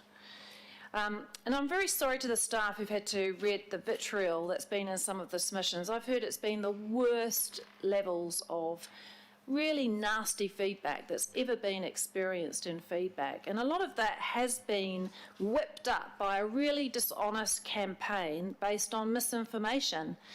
And that does need to be called out because it has led to a lot of nasty abuse.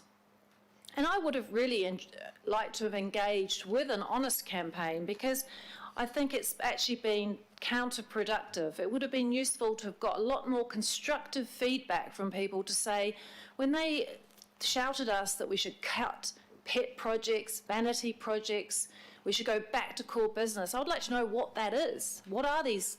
There are very, very few submissions that actually detailed what these core services are that we should be providing when you look at across the breadth of it.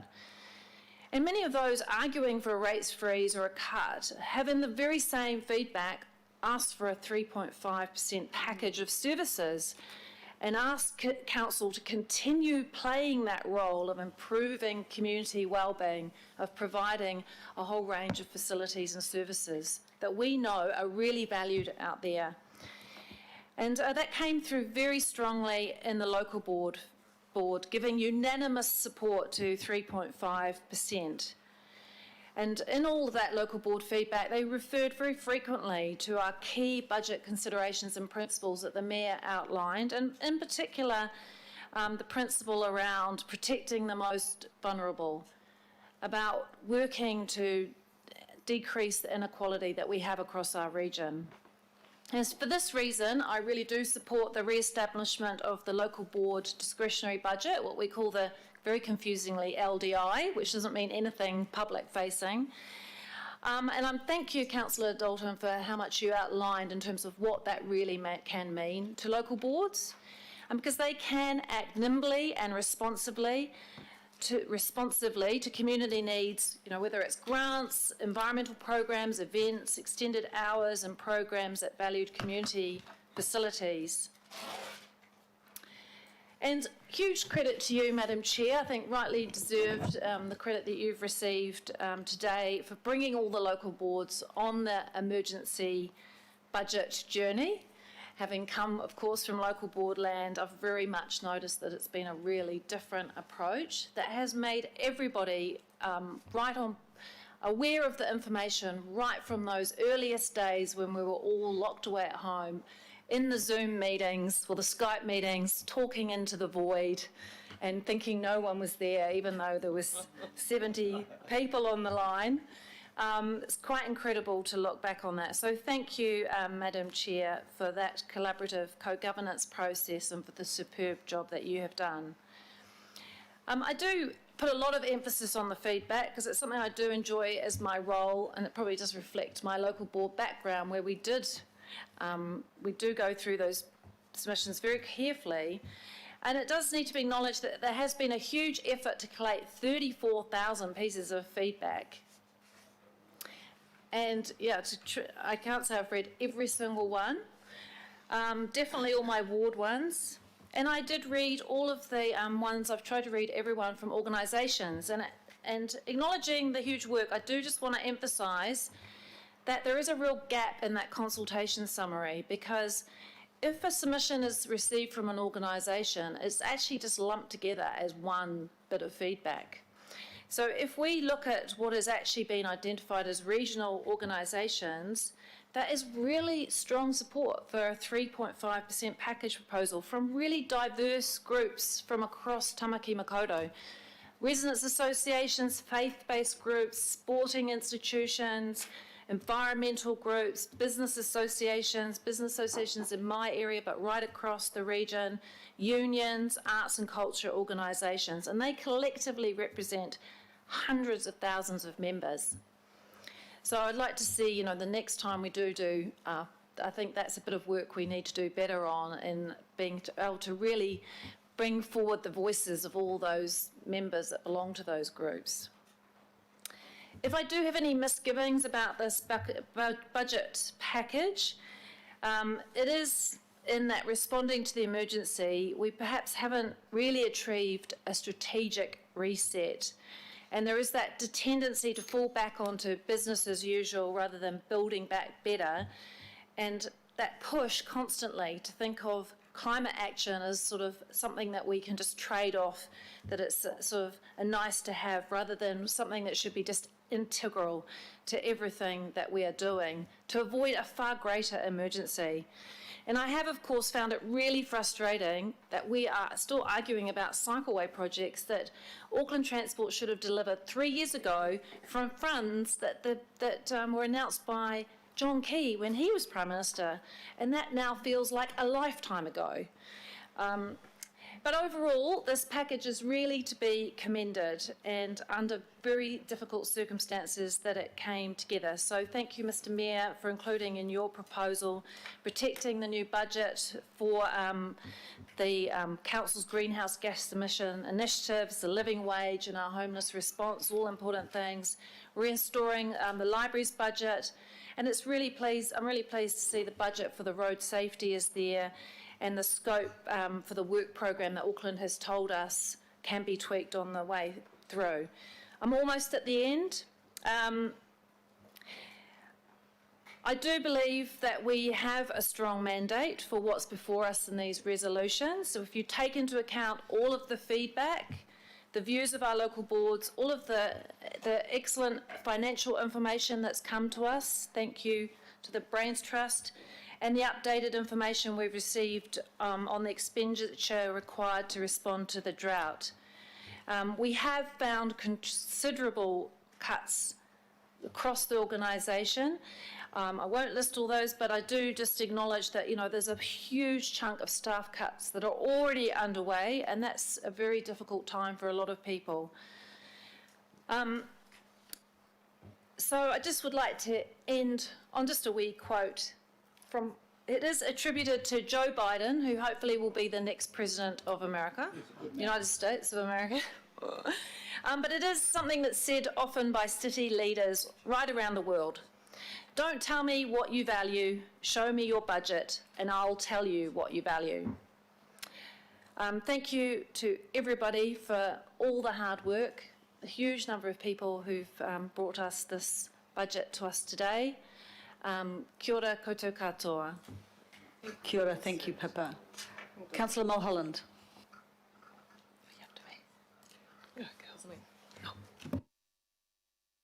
Thank you, Madam Chair. Thank you to Your Worship and Deputy Mayor. I am also, of course, speaking in support of the package before us. I don't have questions, but I do have a prepared comment. I do acknowledge the IMSB and thank you for your work and your contribution to society and community, and that is important to me, and coming from the mighty Waikato you would know that's important to me. This is a fabulous city. I have lived in the same home for nearly 28 years. I was going to say 38, but I don't think I'm that old. So I also want to acknowledge the submissions locally that I read for my community. And now I shall move to my prepared statement. To me, these are definitely extraordinary times, and I would like to thank every single person involved in this process. But first and foremost, our community. They are our people. The people who live in our community, our society. They are the ones that count. So, Councillor Simpson and Chair, Deputy Chair, thank you. Councillor Simpson, your exemplary performance of Chair, it is outstanding and it is a pleasure to work alongside you. To the staff who have supported us and myself in this process, I acknowledge you. To my colleagues around this table, it is a pleasure to work alongside you. And I hope you take that to heart, because each and every one of you know that that is the truth coming from me. I value you, and I value your knowledge and expertise. As I say, it is thanks to the tens of thousands of Aucklanders who shared their views and opinions, and they took the time to give feedback. Now, I will agree that not all of it was pleasant reading. And that weighs on me, because maybe I do, as someone once said, have rose-coloured glasses, although some may not believe that. I'd like to think that we do the right thing. Now, I have been very vocal on supporting a lower rate rise. And my community, in part, told me that we should have a lower rate increase than you see before you. But I stand strong as a wahine, and I say that I must do the right thing, because these are extraordinary times, and we started this process with reducing our revenue. And I think it did add to about a 26% increase you'd have to take if you were going to go back to the original. 28. Sorry, 28, fabulous. Well, it's not fabulous. Anyway, so, but still I see a path.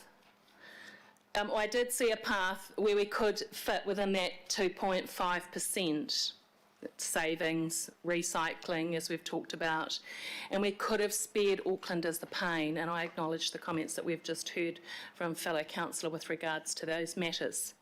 It would have been tight and on a knife edge, and without doubt, but maybe we could have done it. However, in my view, and the view of others I have spoken with, because I don't do this for me, I do this for everyone that I am elected to represent. We've had the pandemic. I have had a family member, just in case anyone doesn't know, also who lost their job and is suffering as a consequence. So we are all affected by this. And then we have the drought. So with regards to that, this is the reason today that I'll be supporting the proposal before us of a 3.5% rates rise. Because to support anything lower than that in these times would cripple the delivery of much needed services and long-awaited infrastructure. And I must acknowledge my community in Avondale that I've mentioned before on the basis of that, and the wider foe, because it is an area that does require that support. Auckland does need to invest to recover, and it is our responsibility to look after the future of Auckland. And I think of that, this is the future of Aucklanders. These are our people. It is a future that we must consider. And the future's not served by leaving critical services and facilities to wither. So ultimately, this is a responsible thing for me to do. Now, last night I received a message from a very wise woman who said to me, in giving advice, and it wasn't someone at this table, it was someone outside of this table, and this person knows me well, and they know I stand for the truth. And she said to me, the truth is the main factor. Go for the truth. The truth of this budget is to put Auckland back on track, to support the economic recovery. And those of you that know me know I'm a fan of economic development and a big supporter of ED. And we are to provide the necessary infrastructure and services for all of our communities, all people, and to provide ratepayers with value for money. So, a 3.5% rates increase is the responsible option, and I shall be taking that. Kia ora tātou. Kia ora. Kia ora, thank you. Councillor Hills. Kia ora, Madam Chair. I have one question, and you know it's on debt, and then I reserve my right to speak. I guess just one last time, because I've asked it 1,000 times, a lot of the feedback I get is don't put the rates up, don't cut anything, just put it all on debt. Put all the hundreds of millions of dollars on debt, because it's a choice and nothing, you don't really know if you'll get downgraded. Can I just have, for the very last time, what can we borrow? Why can't, we're going 20% over our debt cap, but what happens if we borrowed it all and didn't make these horrible cuts we're having to cut? What is the implications to our budget over time? Thank you, Chair, and for one last time, let's talk about debt. Well.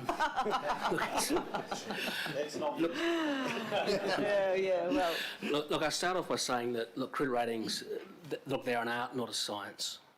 We know at 270% debt to revenue, we're safe for the AA rating.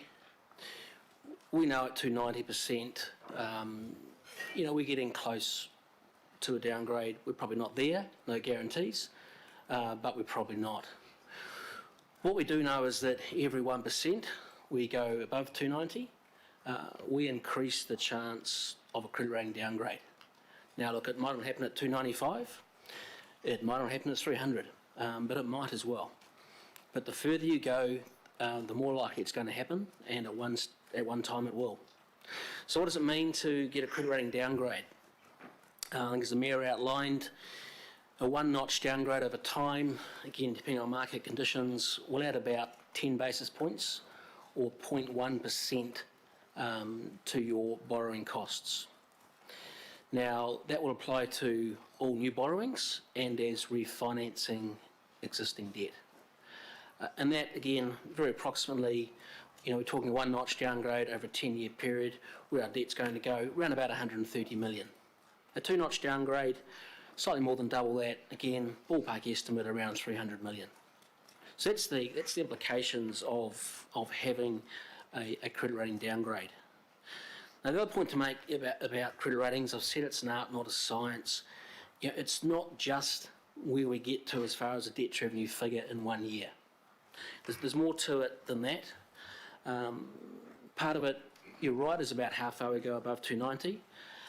Other elements are how long do we stay at those levels for? How quickly can we return to 270? 1 year, probably okay. 2 years, less certain.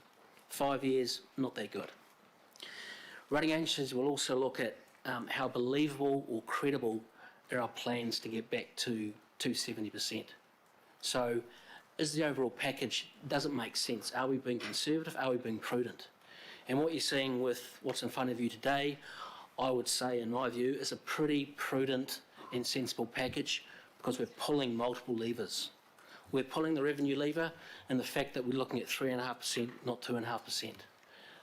We're making operational cost savings where we can.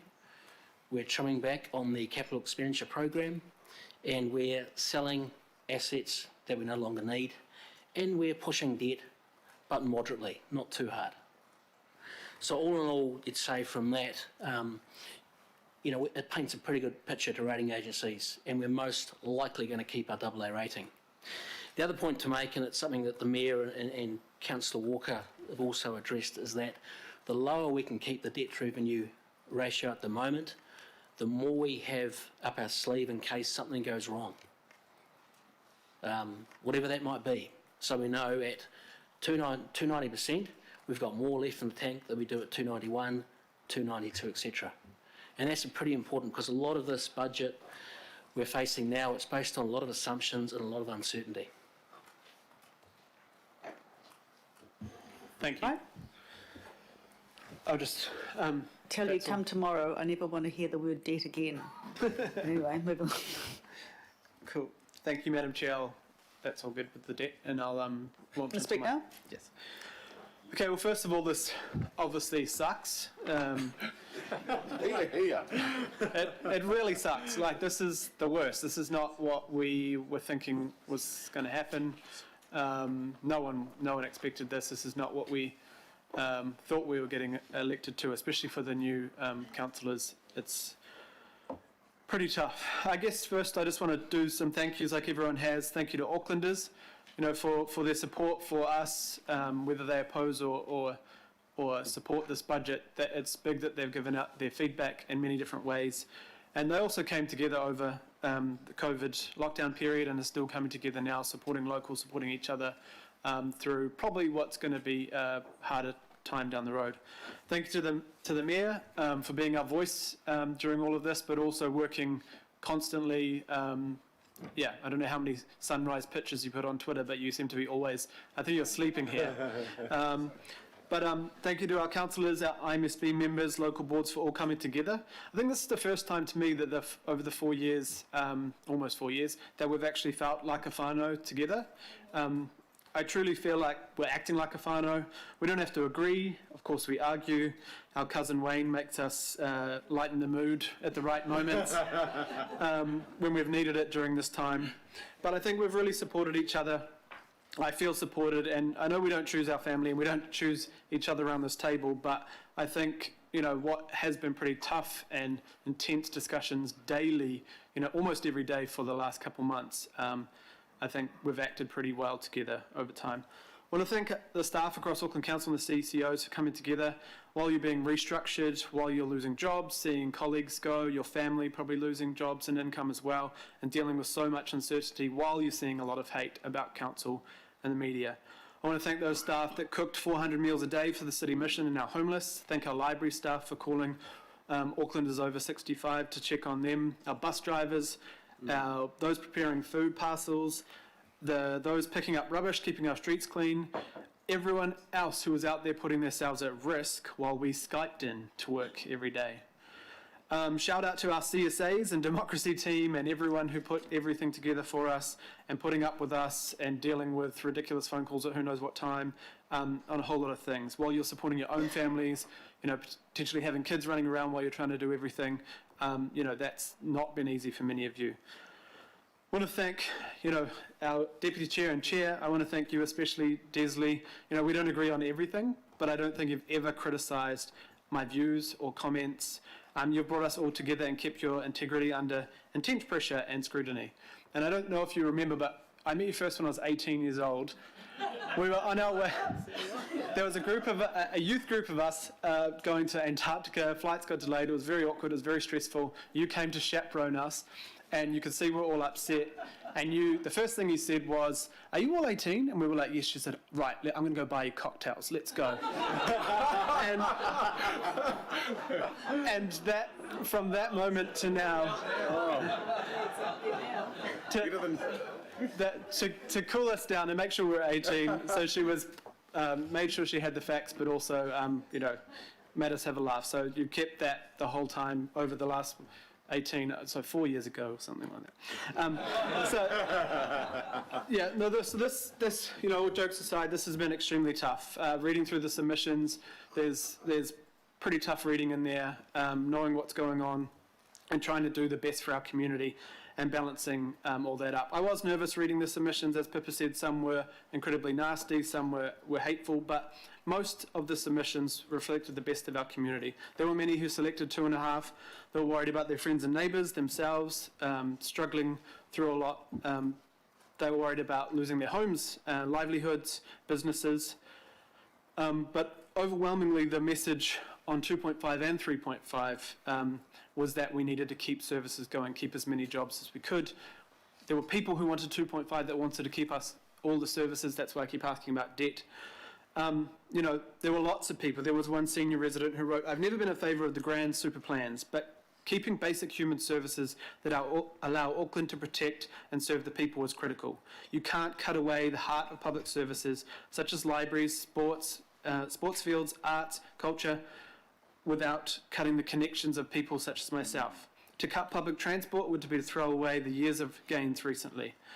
The message of connection came over and over again. We want to connect with people. I think lockdown also did that. People realised what was important, and people did not want and do not want us to lag behind. I don't think people want us to leave the problems for the next generations. There was a lot of, please don't go back to the bad old days of no investment in infrastructure. Please keep investing. They don't want us to forget about climate change because there's a pandemic at the same time. To those who swear and abuse us, and those who did send out misleading information and assume we haven't been affected, I think we've all been affected, like we've all said around the table. My dad, he's 64 and he's still on the tools as a floor sander, and I remember on the Monday of the announcement of lockdown, I could tell he'd been crying, he's pretty upset. He just was sort of, how do I do? What do I just pack up and go home? And I think for the first time, it may have been the first time he's ever not worked 6 days a week in his whole life, especially for that long. And he's lost a lot of income, but he still paid his staff, his worker, 100% as long as he could. Two other family members have lost their jobs in the last couple of weeks, and they've got a baby on the way and little kids, so that's going to be hard too. But I guess the other thing is our business, our rates goes to 9,000 businesses in Auckland. Our 9,000 businesses provide services to council, or we pay 9,000 businesses to employ people to do jobs for us. So the rates paid from Aucklanders goes to Aucklanders. And we know not only those 9,000 businesses are affected. I've talked to some who've already given away 20 jobs and complete offices because they know that the pipeline of works is not coming. Shane Allison said the 200 million or so that's been delayed will mean 1,000 fewer jobs in our community. We have already lost 600 casual jobs, and I know yesterday I got a little bit upset about the jobs around our organisation. It's over, there is a lot of hate out there for council staff, but council join and become council staff because they want to give back to Auckland. And I've talked to staff in the stairwells, in the lifts, in the who think or know their job might be going, and they're still positive because it's for the good of Auckland. There's over 500 of those people that won't have jobs in the next couple of weeks. And that's pretty tough. They're sitting here, maybe some people in this room who literally do the jobs for us. We sit around this table, we get some of the hate, but these people have to go back to their families and say, well, I did a good job on that budget, but actually I don't have a job anymore. So I don't want to vote for people to lose their livelihoods. I don't want to vote for cuts. I don't want to vote for things that are not going to be upgraded, that are already dilapidated. I don't want to cut safety budgets. I don't want to see the Cody dieback not be dealt with, climate change not be dealt with. But we are doing that. We're voting for all those things to happen. So when someone tells us we're not making the hard decisions and we're not cutting, we're actually doing a really, really bad job. We're doing a good job of cutting, but I'm sick to my stomach of what we have to do. But I can't go further. I can't take away 1,000 rubbish bins. I can't close public toilets. I can't stop the mowing. If we go down to 2.5, we know all of those things are going to happen and worse. So 3.5 is a little bit of good and amongst a whole lot of bad. And it's our community and our city that expects us to keep the momentum going. And if 3.5 is the max of that momentum, then that's what we have to support. And I don't think people are going to look back in a year or two's time and said, I wish you cut back further and hurt more people and made the city slow down to a grinding halt, and the country. So thank you. Kia ora, thank you for that. Councillor Casey. I'll try and keep it short. First of all, fun fact, at the end of this term I'll have done 27 years as a councillor. That's on 3 councils with 6 mayors. That means 27 annual plans. And this is the hardest thing I've ever done. And it is about jobs. It's about our council family being made redundant. People learning this week that the job they thought they had for a long time has been taken away from them. And one of the main thoughts I've had throughout this process, and I'm going to talk about the process shortly, has been to save as many jobs for our workers as we can. And as you've heard from the Mayor, we haven't managed to keep everybody. We lost our casuals first off, 600 of them. And this week, 500 letters, 500 phone calls, 500 face-to-face meetings of staff listening in today who are losing their job. And that's what this is about today for me. It's about the hardest budget ever.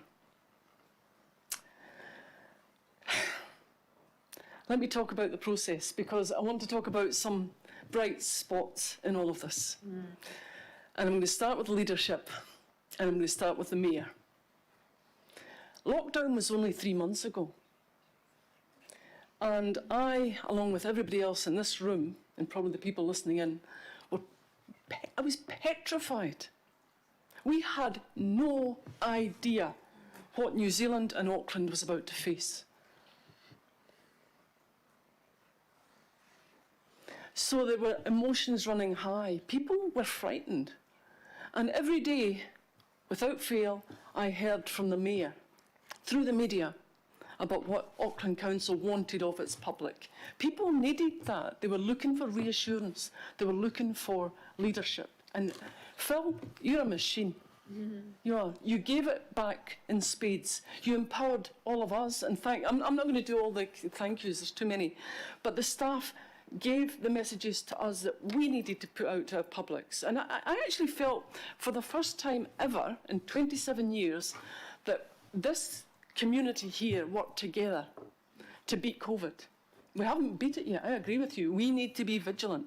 So that was the first leadership commendation to you, the Mayor. The second is to the dynamic duo of Shane and Desley. You've heard kind of little snippets, if you're listening in, of how difficult this has been. There has been anger, there has been tears shed, there has been great debate. A lot of it done on Skype, and I don't know how you did that, Desley. 70 people on Skype at the one time, and you controlled it beautifully. So, first of all, to Shane, I don't know what kind of happy pills you're on, but can I have some? Can I have some? You are unfailingly good-natured and good-humoured, and it really is a joy. Thank you.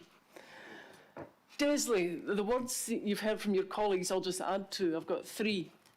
I've written them down in case I forget them. First of all, flair. Flair. You do this job with flair. You do it with confidence, and like your Batman over there, your Robin, you do it with good humour. And you have faced everything that we had to give, and we've come through with a budget that you should be very, very proud of. Thank you so much for what you do. I think, did somebody tell me we had 90 hours clocked up? That's 90 hours of official meetings. I can guarantee you that everybody in this room, you can just double that or triple it. And as for the staff, you've just been living this. But that's the extent. We've been living it, we've been breathing it, people have been talking to us about it. There is no getting away from it. That's what we've been eating and sleeping for the last X months, since that first emergency committee via Skype that we all came into for Desley. The bright spots in this budget, though, for me, lockdown showed us what we need as a city. We need connection. We need people to be connected, and council does that. And when our facilities closed, people realised how important council is in their lives, probably for the first time. And central to that, as we've all recognised with a small gesture to the libraries, is the libraries are an absolute vital community hub. And each board that came in 2 days ago said that to us. Our public always rate the libraries highest in everything we do. They recognise as a council function, we do it so well. Thank you, libraries, you rock.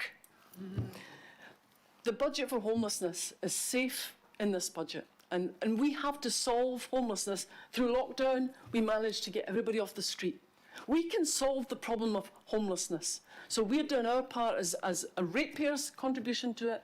It's a solution that has to be with the government. We can't do it alone. So we're doing our part. That budget is safe. The living wage, a promise the Mayor made, he's keeping to the cleaners. The people who clean our toilets in this building earn less than the living wage at the moment. And that, for me, is shocking. We're fixing that. This budget allows that to happen. Thank you. The shelter, I have to mention the shelter, Shane, because I'm with you on that. Through this period when people lose their jobs, lose their homes, animals will suffer, because you can't feed your family, you certainly can't feed your animal. There will be more pets found, there'll be more pets locked up. So thank you for giving a year to see what will happen. That's forward thinking.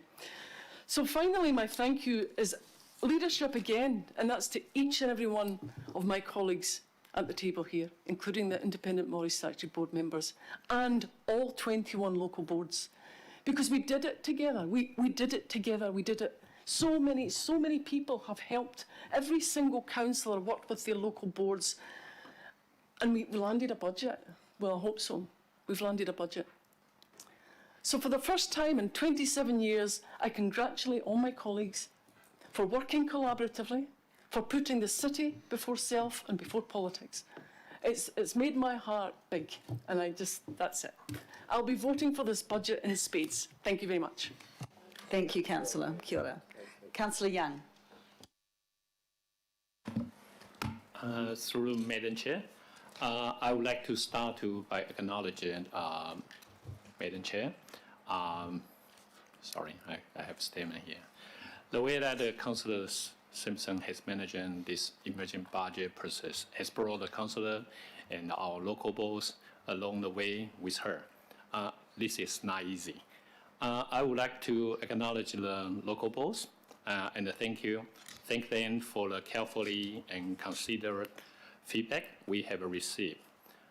I will be supporting the Chair and all our local boards in the proposed budget and the decision for 3.5 increasing.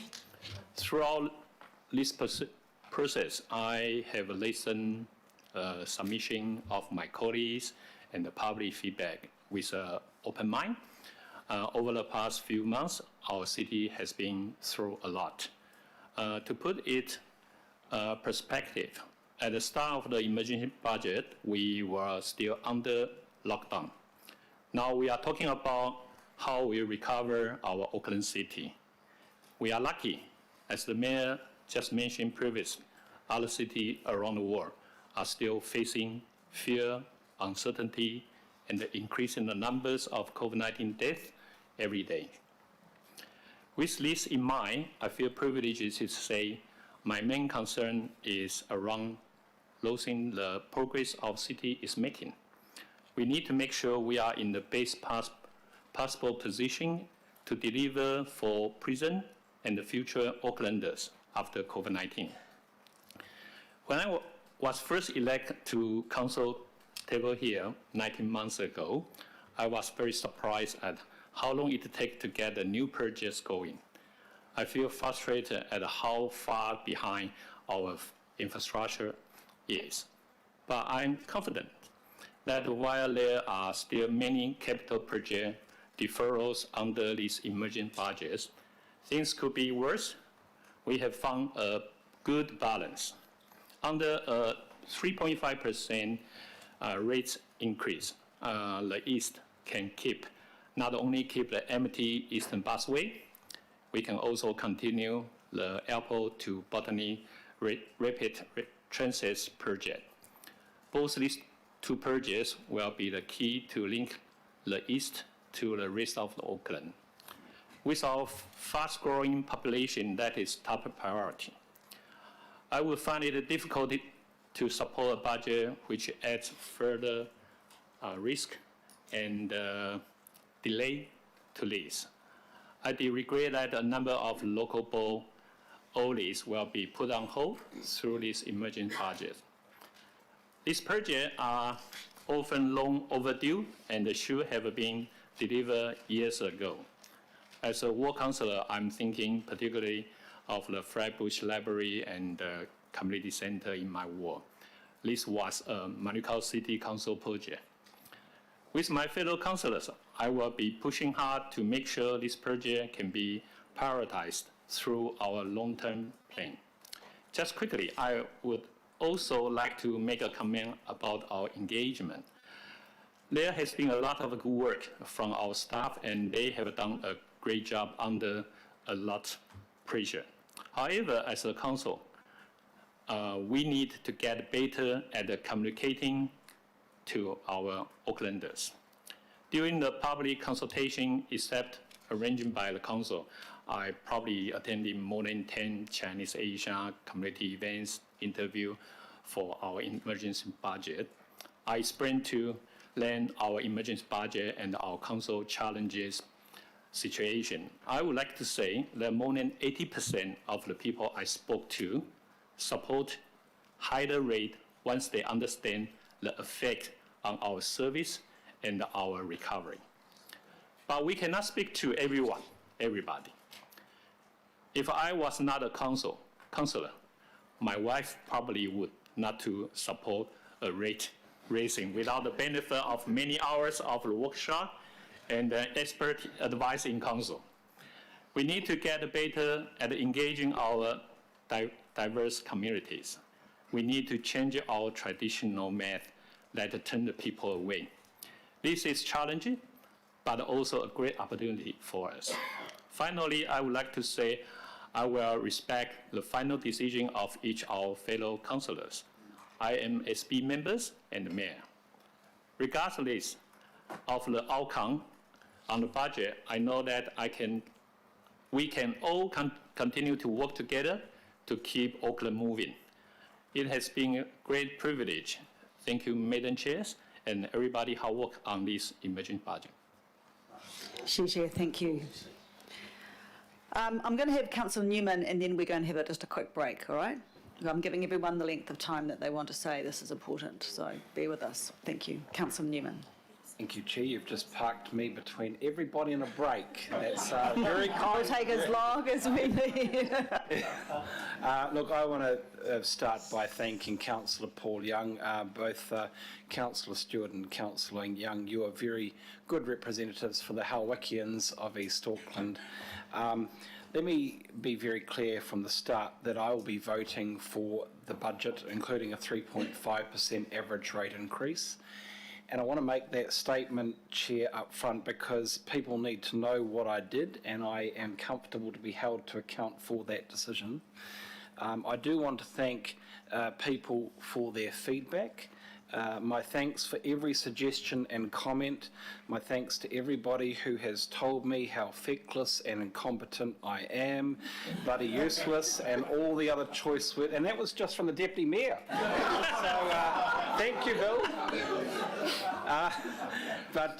Look, I want to apologise to the many thousands of Aucklanders who will be disappointed by the decision that I think we're going to take because they wanted something different. For myself, I'm a pretty good wicket in terms of my personal life. I've earned a lot more in my life than I have as a councillor. I think that everybody sitting around this table has actually benefited from the relative security of being elected to this place at this very difficult time. It has provided a degree of security that is not afforded to many of our constituents. I said to Councillor Dalton some months ago that for me, I didn't want to compare the rate increase to the cost of a cup of coffee or a Snickers bar or half a Snickers bar because I think that comparison is unhelpful. The increase will mean a lot to people and it does mean a lot to me. Madam Chair, early on I declared my view that the initial budget forecasts were optimistic and they should not be relied upon. The budget scenario that we had early on, that went out the window in a matter of days, didn't it?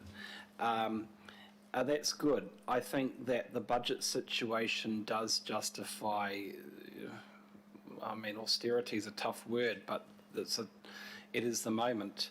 But it doesn't justify civic malfeasance when it comes to local services. I support pulling the levers, which will mean spending less on capital works, cutting operating expenditure, selling assets, and temporarily raising debt. What I don't support is a wholesale annihilation of services. And I have challenged those constituents in my ward who demand that I vote for no or lower rate increases to itemise certain things.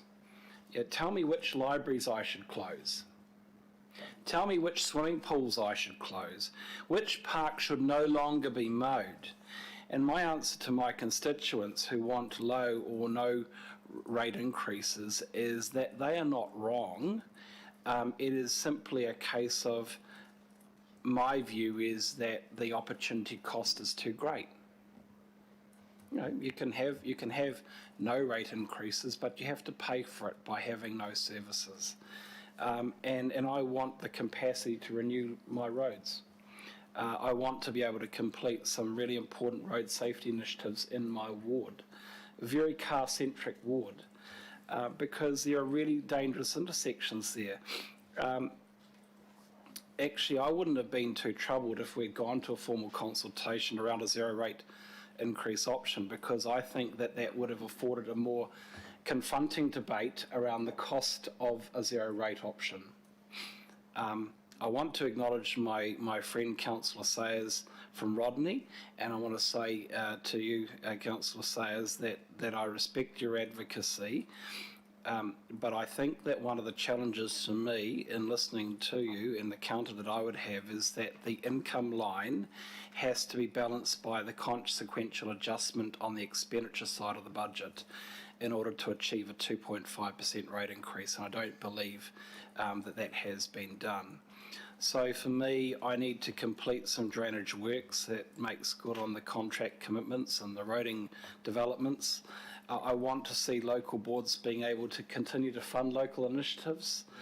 I need to ensure that the animal management contractors will continue to work in my ward, and we will operate the animal management shelter there. And it's not a happy outcome for many of the animals that end up in that shelter. I've never had anyone present to me an alternate budget that pays for a lower or a zero rate increase that actually is able to preserve those services. I haven't seen it. If somebody's got it, let me know. Madam Chair, I think we will be back. I think that I don't believe that this is a one-off. I believe that there are tougher decisions that are going to have to be made moving forward. I foreshadow that I accept that we'll probably have to have a discussion around things like airport shares. I think that we will have to consider issues in relation to some of the PT concessions. However, being a good Catholic, I did read the Catholic Diocese submission to me, and they unhelpfully said that I must defend the provision of increased child fare subsidies, which will help many families in need. So that's a clincher, really, isn't it? Well, they do point out to Councillor Coombe, they then went on to say, and further investment in more and or bigger park and ride parking should continue. So I commend that to you, Councillor Coombe. I think that we are going to have a debate around the future of council-owned gyms. We are competing with the private sector there. I think we need to rationalise stadia in order to avoid the associated renewal costs of the capital liabilities. But, you know, that's a debate, I think, starting next week, isn't it, Chair? Okay, that's good. Look, this is a budget where there are $200 million of cuts, 600 contingency workers, I think, have gone. 500 redundancies are coming. Many of the staff that are affected live in my ward. That's meaningful. So people who want to back a headline cut are free to write to me and give me feedback on my vote, but I would ask them to advise me where the next tranche of cuts will come from, because I haven't seen that to date. But I wait with bated breath for the emails to arrive, but I'm happy to vote for the budget as proposed. Thank you, Councillor. Ladies and gentlemen, we'll take a quick 5-minute break. I think you just need to stand up. Thank you.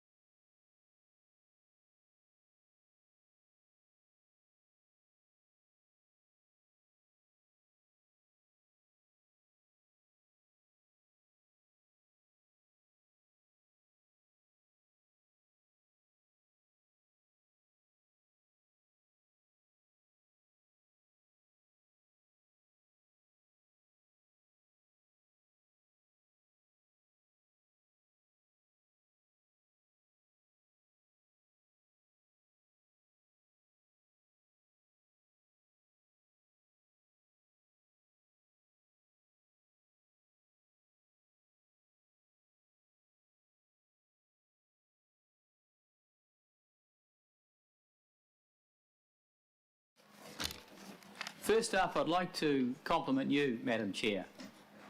I think you've done a sterling job with this whole process, really. It's been highly collaborative, both on the part of engaging with councillors, but also local boards, the IMSB, and I think the messages that you've put out to the public as well. It's been great. There are a number of takeouts for me for this process. One of the really important things has been around choice and about having some scenarios. At least we had a 3.5% and a 2.5% scenario. It was a real battle to get that. That is the approach that we need going forward for the long-term plan. So we have even more openness, more transparency, so that people can work out numbers by themselves. And it's when people are faced with choice that they actually engage, because they're forced to make internal decisions. Just going out with one choice is not a choice. So I'm very heartened by that process. I think the other thing that was a real takeout for me that did come out of COVID was the ability to Skype with the community around the process. I was in a meeting, this was a Skype meeting, and people were able to put the councillors on the spot and ask us questions. And I think that's highly desirable. That kind of interaction is really good for us, because we need to be able to deliver. This has been a really tough place. Frankly, I don't know about the rest of you, but for me it's been life-changing, you know, going through COVID and so on as a councillor, and then working on this emergency budget. And in the main, I think we've done a great job about it. If I go back to that choice, though, because I do want to revisit it, and it goes to openness and transparency, but also explaining things in very simple ways that people can understand, like Councillor Newman was. So this is about the money that we're spending on parks and libraries and picking up rubbish and roads and renewals and all of those things. And we need to be able to translate our financials into those sorts of things that people actually understand. And I still think we've got a way to go there, and we can do it better in the long-term plan. I will say one thing though, and that is that I would have liked to trim something off this budget, and you know, I threw that straw suggestion yesterday, Madam Chair, around taking some money off RFA and taking some money off Panuku so we could pull things back a bit, and I know that didn't get traction. And that's regrettable. But I know. Well, I was here. I was Skyping, as you know. You couldn't see what was happening. But I couldn't see what was happening because, as I pointed out... Awkward Councillor Watson, he had his jacket on his head. As I pointed out, we do know that those stadiums on the part of RFA are not going to be having a great deal of use, and they could have some money pulled back, and we do know against a distressed economy that it ain't a good time for commercial transactions and some of the developments that Panuku could be party to. But anyway, I lost that. The other good thing that's coming out right now, whether we like it or not, is we're going to have a water strategy. I've been lobbying for that for, I think, since I first became a councillor 10 years ago.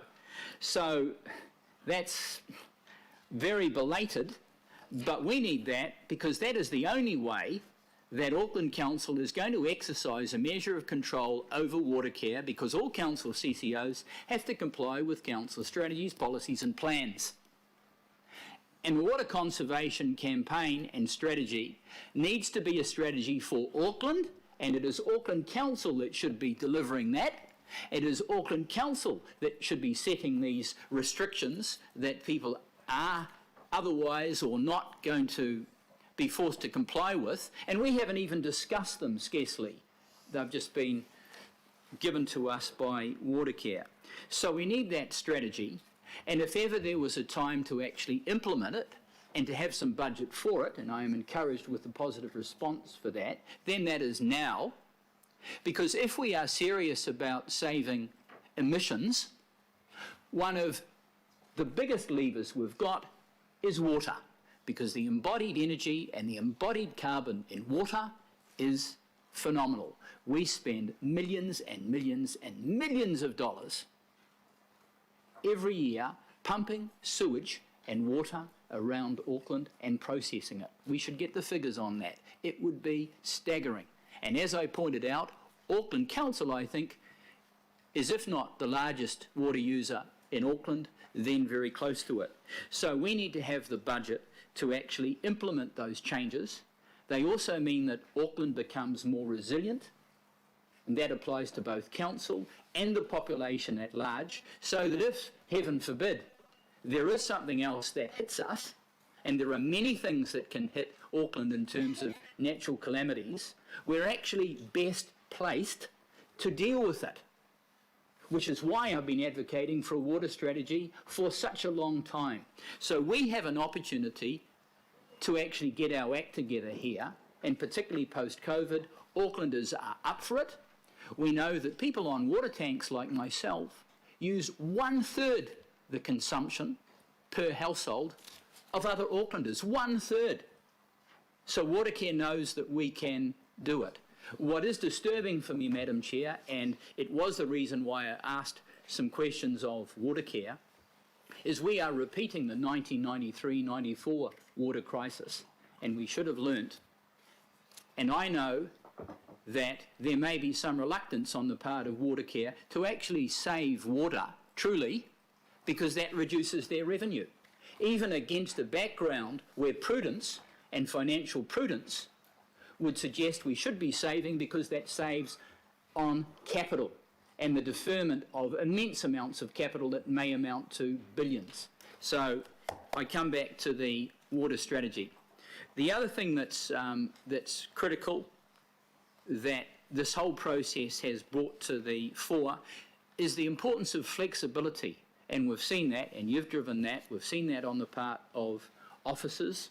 That's been part of this process.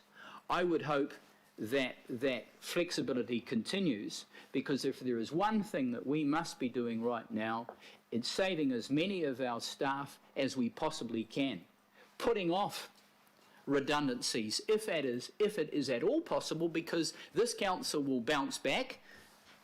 I don't see the people from AT here, but they will be part of that bounce back, because Auckland, and we may forget it, on a benchmark basis as it goes to cities around the planet, is in a really, really, really good space. And we often forget that. I touch base with some of our sister cities. Some of them aren't doing very well at all. So we're in a good space. We need that flexibility. We're going to have some flexibility inherent in our debt not going up as much as it could. So I am very encouraged about that. And I would suggest that we do have the flexibility that's inherent in Team Auckland, which is part of that team of 5 million that's pulling us through this and has done remarkably well. And just on that note, I would say thank you to the officers, the staff of this council, for performing through COVID, because it was exemplary.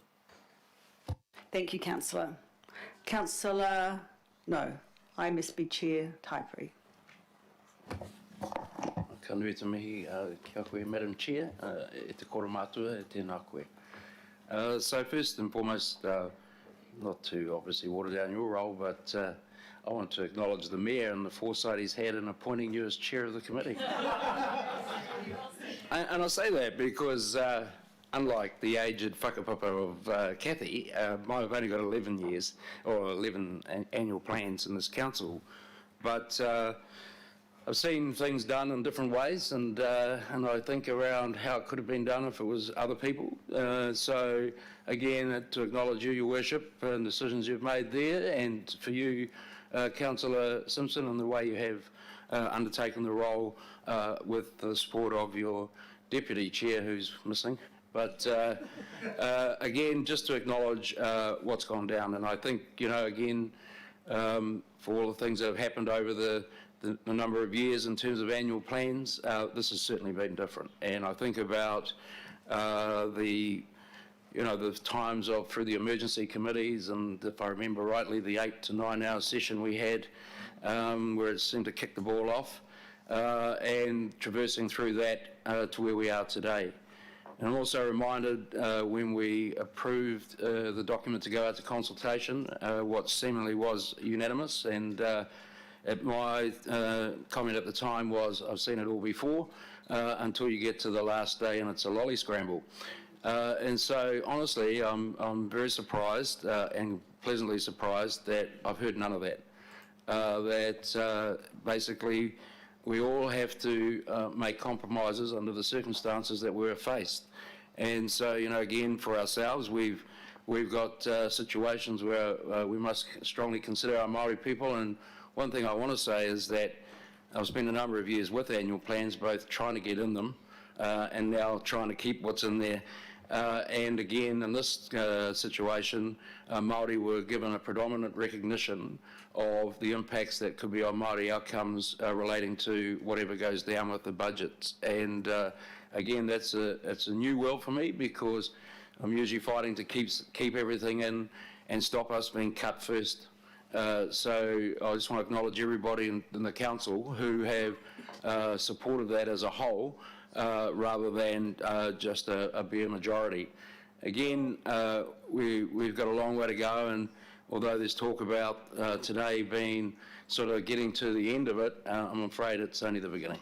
And the thing is that, again, for our perspective, what's important to us for what goes on from today and finally on the 30th is where it is spent, how it is spent, and being able to track the money to make sure that it has been as effective as we said we're putting it out there today for it to be. So again, we've done some stuff on that over the years, looking at tracking expenditure, and hasn't always been great. So that'll be something that we'll be wanting to watch, but as soon as we do this year will be over, and we'll be needing to think about the next one. And as I keep talking to Renata and the others of our board, what's most significant for us will be the LTP. That will be the thing that sets the next number of years and the pathway for where we are now and where we can move forward on.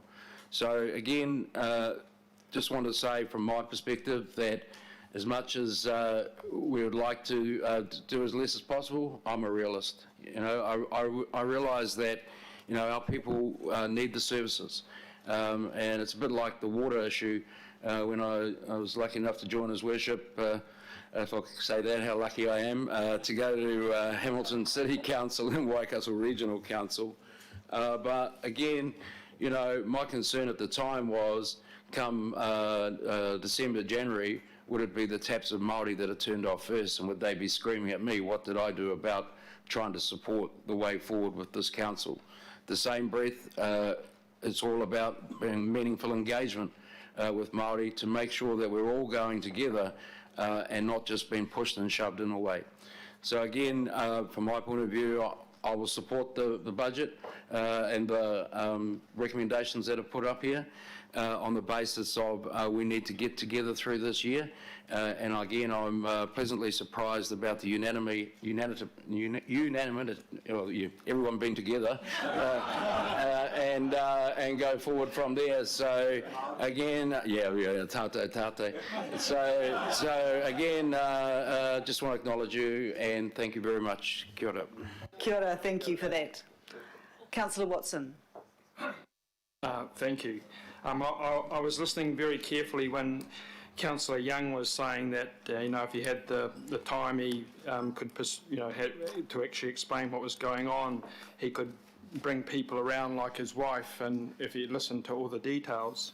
When I started off with this, I told my wife that we're anticipating a rates increase, and she said, "Well, why on earth would you do that at this time?" I asked her again last night. Well, I didn't have to ask her because she came running up and told me. She says, "Oh, well, you better just pitch in with 3.5%. That sounds reasonable." So there's a little bit of a lesson in that, and the lesson for me is I'm going to make up my own mind in weighing everything up, and rest with that. If you can't please yourself, who can you please? So I just wanted to start off by acknowledging what everyone else has done, and the very many fine speeches that have been made today by any number of people, and the due acknowledgement to you, Desley, for the superb job you've done as chair of this committee, quite remarkable, and the leadership of the mayor as always too. I guess in coming to my position on this budget, and I thank you for the opportunity for people to really explain their position, because I think that's important. This is a culmination of a lot of work, and people should be allowed to really spell out in some detail why they're taking the position they are, and that's what I hopefully can do in a reasonable length of time. So really coming to my position, I've really tried to balance both within the Auckland Council and without. So, I've been very conscious of what's happening outside of our discussions in here, and that's been important to me.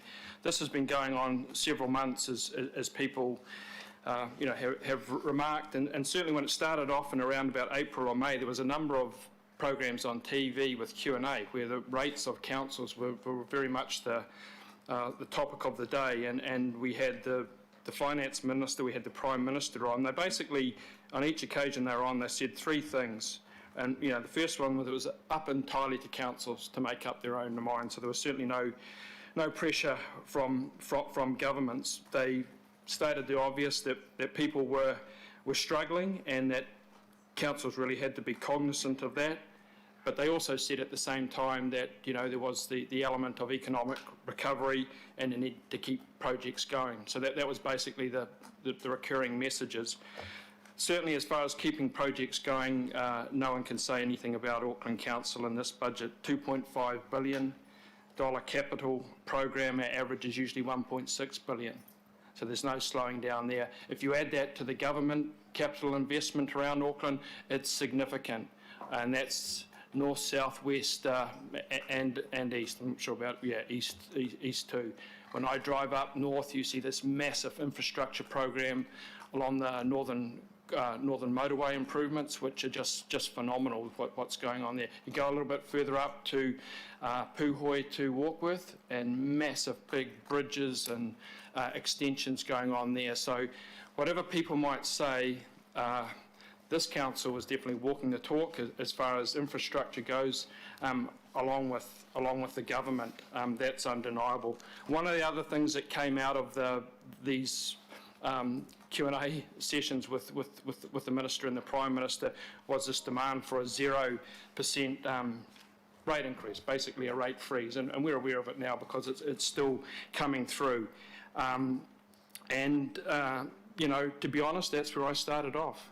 I thought, well, why wouldn't you? You're talking about making comparisons to the Great Depression of the 1930s. Why wouldn't you start with a rate freeze?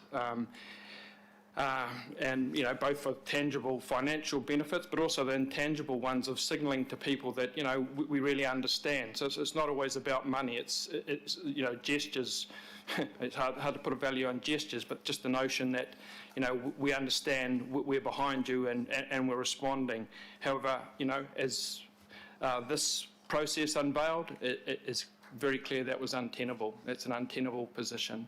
I'm sorry to anyone that's listening in. A 0% rate increase just wasn't doable in these circumstances. And to be fair, I think there was that kind of realisation that came through in the consultation that we went out on. There was I thought a degree of maturity in the responses from Auckland, but it did have a limit. It did have a limit, and this is where I perhaps disagree a little bit with some of my colleagues around here. And it goes to Auckland as a whole, but as became clear from Councillor Sayers, there is a geographic component to that. So when I look at my own ward, for instance, in the consultation feedback itself, it's a very clear message. And this is echoed in other parts of Auckland, not just north, it's south and west amongst certain socio-economic groups too. So for the 3.5, both Hibiscus and Bays and Upper Harbour, you had 23%. For 2.5% or less, you had 69 and 70%. So that's a pretty emphatic message. And I know people made the quite justifiable comment about the impact of pro formas in that, but if you go to the Colmar-Brunton poll, which is statistically accurate as plus or minus 1.6 in terms of accuracy, it's an equally emphatic message that is returned, particularly to certain parts of Auckland like mine, but arguably across Auckland as a whole. So I have, I've taken that on board. We pay a lot of money for that polling. As far as the Colmar-Brunton poll goes, I read through the process and the explanations that went to people, and a number of the consequences were spelt out reasonably clearly. So it was a reasonably informed poll. I know there's been reference to, to the unexpected water care bill, but in that preamble, people were getting a pretty clear idea of what they were or weren't voting for. So I have taken that into account, and it has certainly been, reflected in, in the ward that I represent as well. So I added to that some specifics too that I should probably make people aware of that have influenced my view on things. One relatively small in terms of the impact of the differential strategy, which essentially raises the residential rate about 1%. That's not a big one, but it is something else.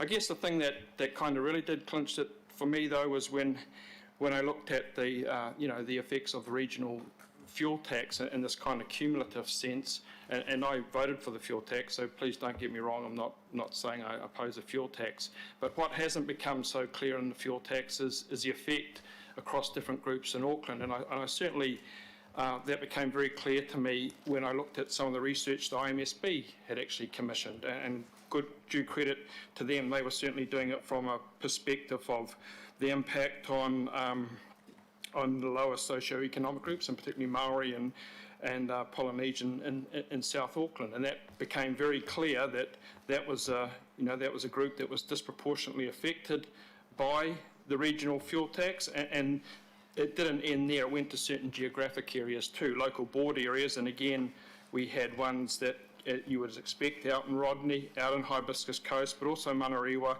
Papakura and some other parts where there is a disproportionate. So when they look at the impact on some of these areas, they are paying disproportionately more than others, and those areas were clearly identified. We get in 150, well we did in our first year about 156 million in regional fuel tax monies, and there is we have been equating money to rate increases, that comes up to nearly 9% rate increase. If we balance that out with the areas then that are paying a lot less, and the inner city areas, and match that out to the ones that are paying more, that starts to become significant.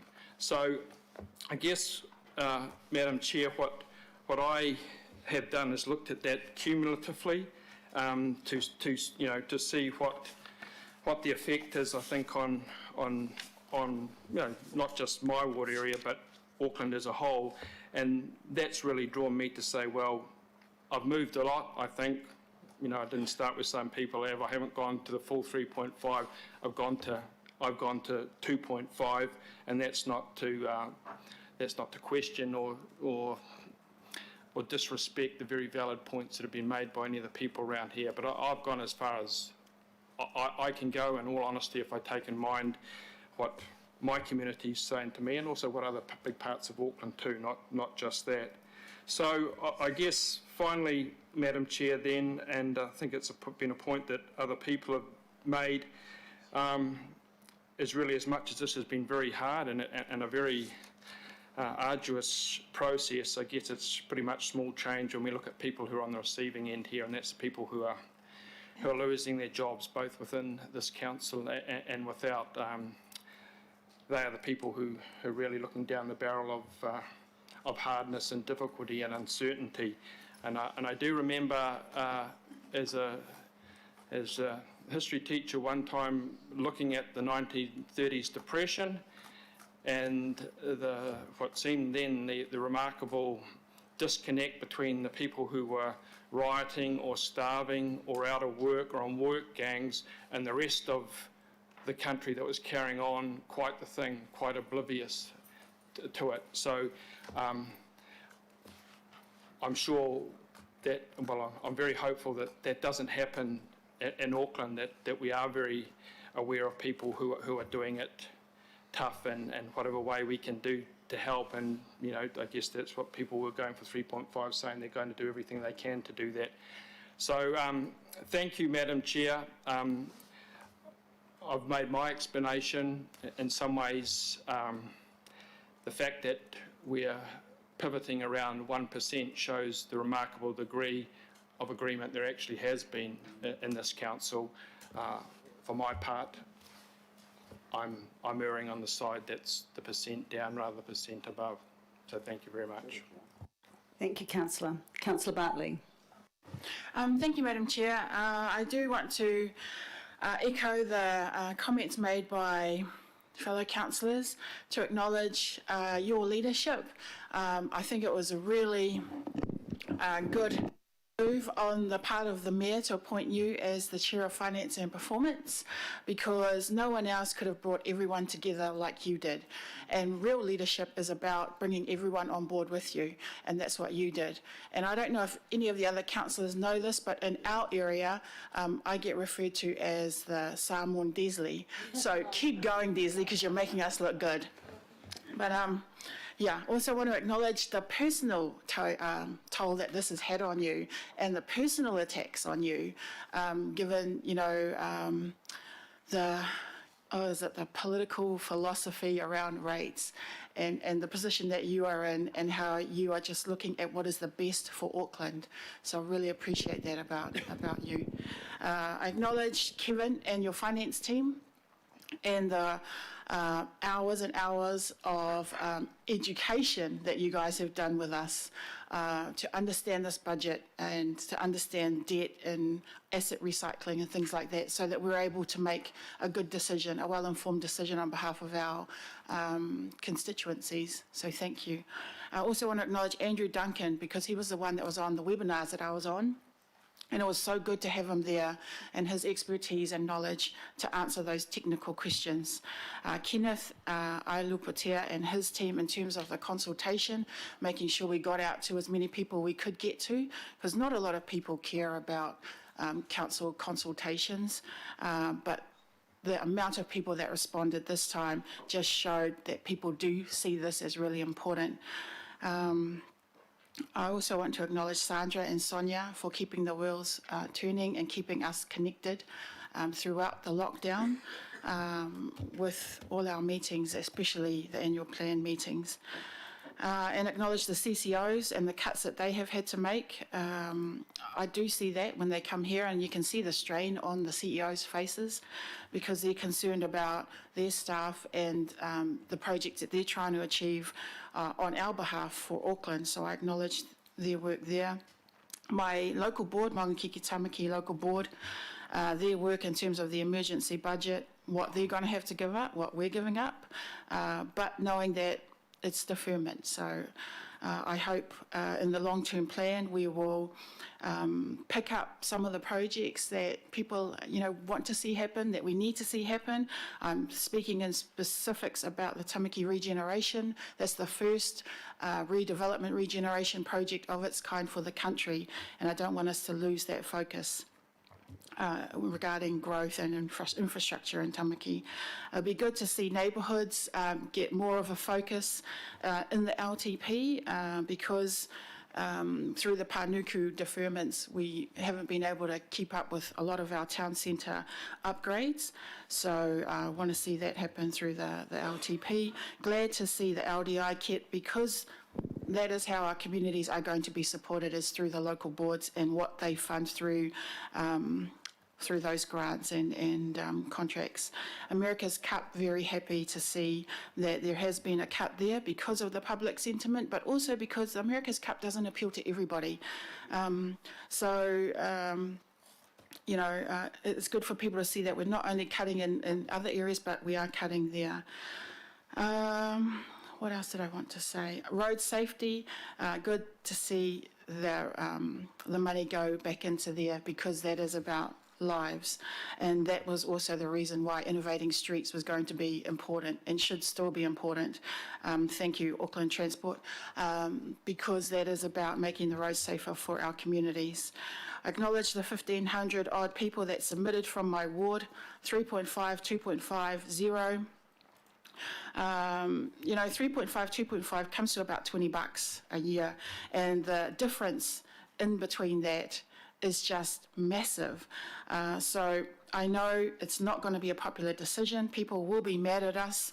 I'm still thinking about why I have my face on my car when we make this vote, and I understand why none of you have your face on your car with votes like this, except for Shane. Oh, you and you, Kathy, because that is where people are going to aim their bullets.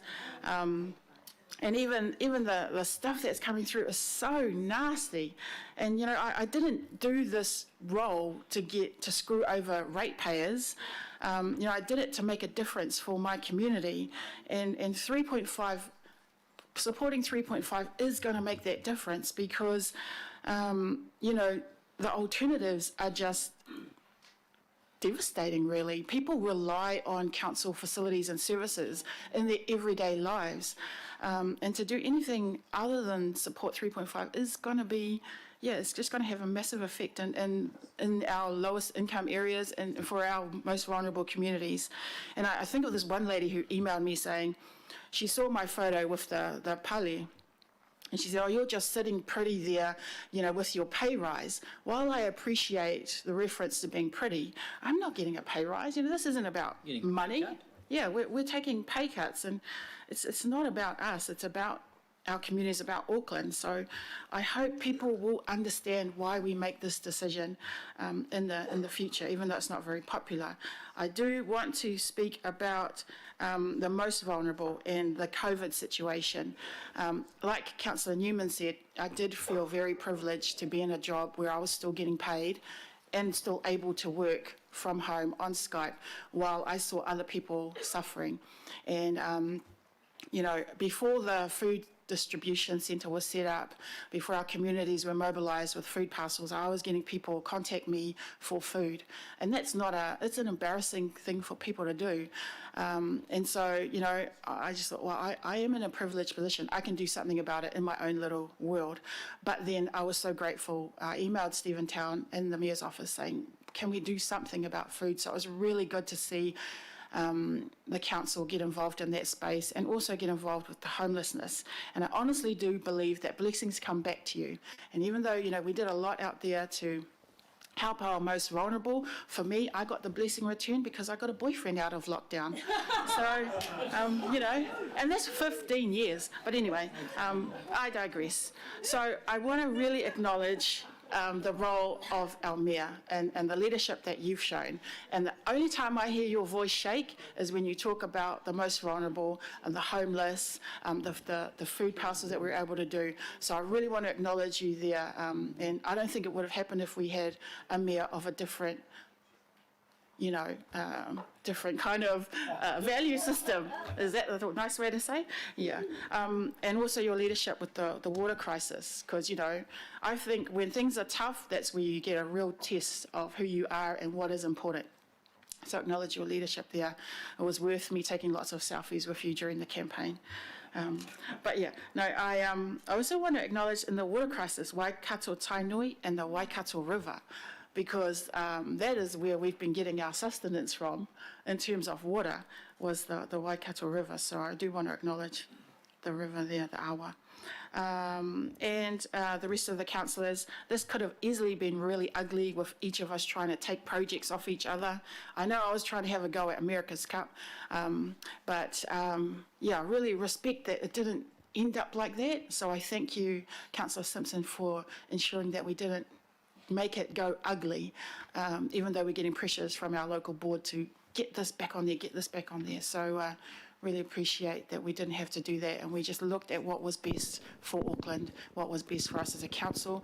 And I also want to acknowledge Patricia's leadership, her people-focused leadership, because this is not an easy time with staff cuts, and I've been through a redundancy. It's not a nice time, so I hope we can do it with some heart and consideration for our people. Thank you. Kia ora, malo, thank you. Councillor Collins. Thank you, Chair. I had to quickly rewrite what I wanted to say because I shared most of it yesterday and I didn't want to repeat myself. So I've got a few new things you'll be happy to know. I wanted to set the context for what drives me today and the consideration that's driven me throughout this discussion. And it goes back to the words and the that both written and spoken by renowned New Zealand economist Shamubil Jacob, who says, tax is love. And so today I want to talk a little bit about love. At the outset of this process, one of the questions I asked the finance team was, we were talking, and Councillor Hills asked the question about debt. I asked a bit more about it yesterday in the workshop. And the answers we were given was one where I started to unravel whether we were serving ratepayers or ratings agencies. And some of you might remember that discussion when we were all on Skype.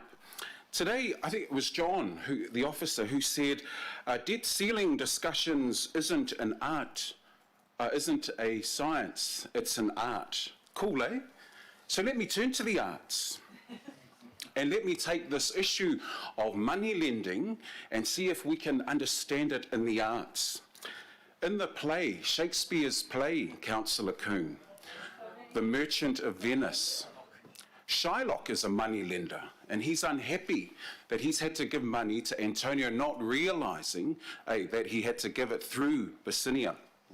Let me read what he says, because they say, oh, he's not happy about this, our friend Shylock. And he says, as a result of you not being able to pay your money back to me, I want a pound of flesh. So why do you want his flesh? To bait fish withal. If it will feed nothing else, it will feed my revenge. He hath disgraced me, and hindered me 500,000, laughed at my losses, mocked at my gains, scorned my nation, thwarted my bargains, called my friends, heated mine enemies. And what is his reason? This is a man who lacks empathy and lacks compassion. But he goes on to say this, I am a Jew. And I want to park the idea that I know that there's been historical kind of English literature assessment over this around the race issue. Hath not a Jew eyes? Hath not a Jew hands, organs, dimensions, senses, affections and passions? Fed with the same food, hurt with the same weapons, subject to the same diseases, healed by the same means, warmed and cooled by the same winter and summer as a Christian. If you prick us, do we not bleed?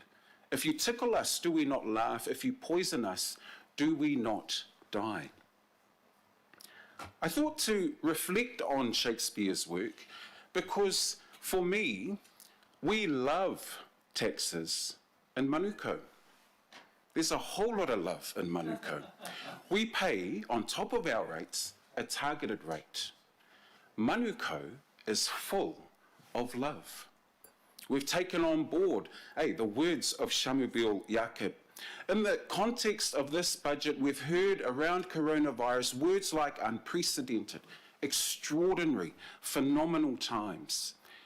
And as we've watched overseas and the impact that this disease has had overseas, there is a disproportionate impact, negative impact, on vulnerable communities.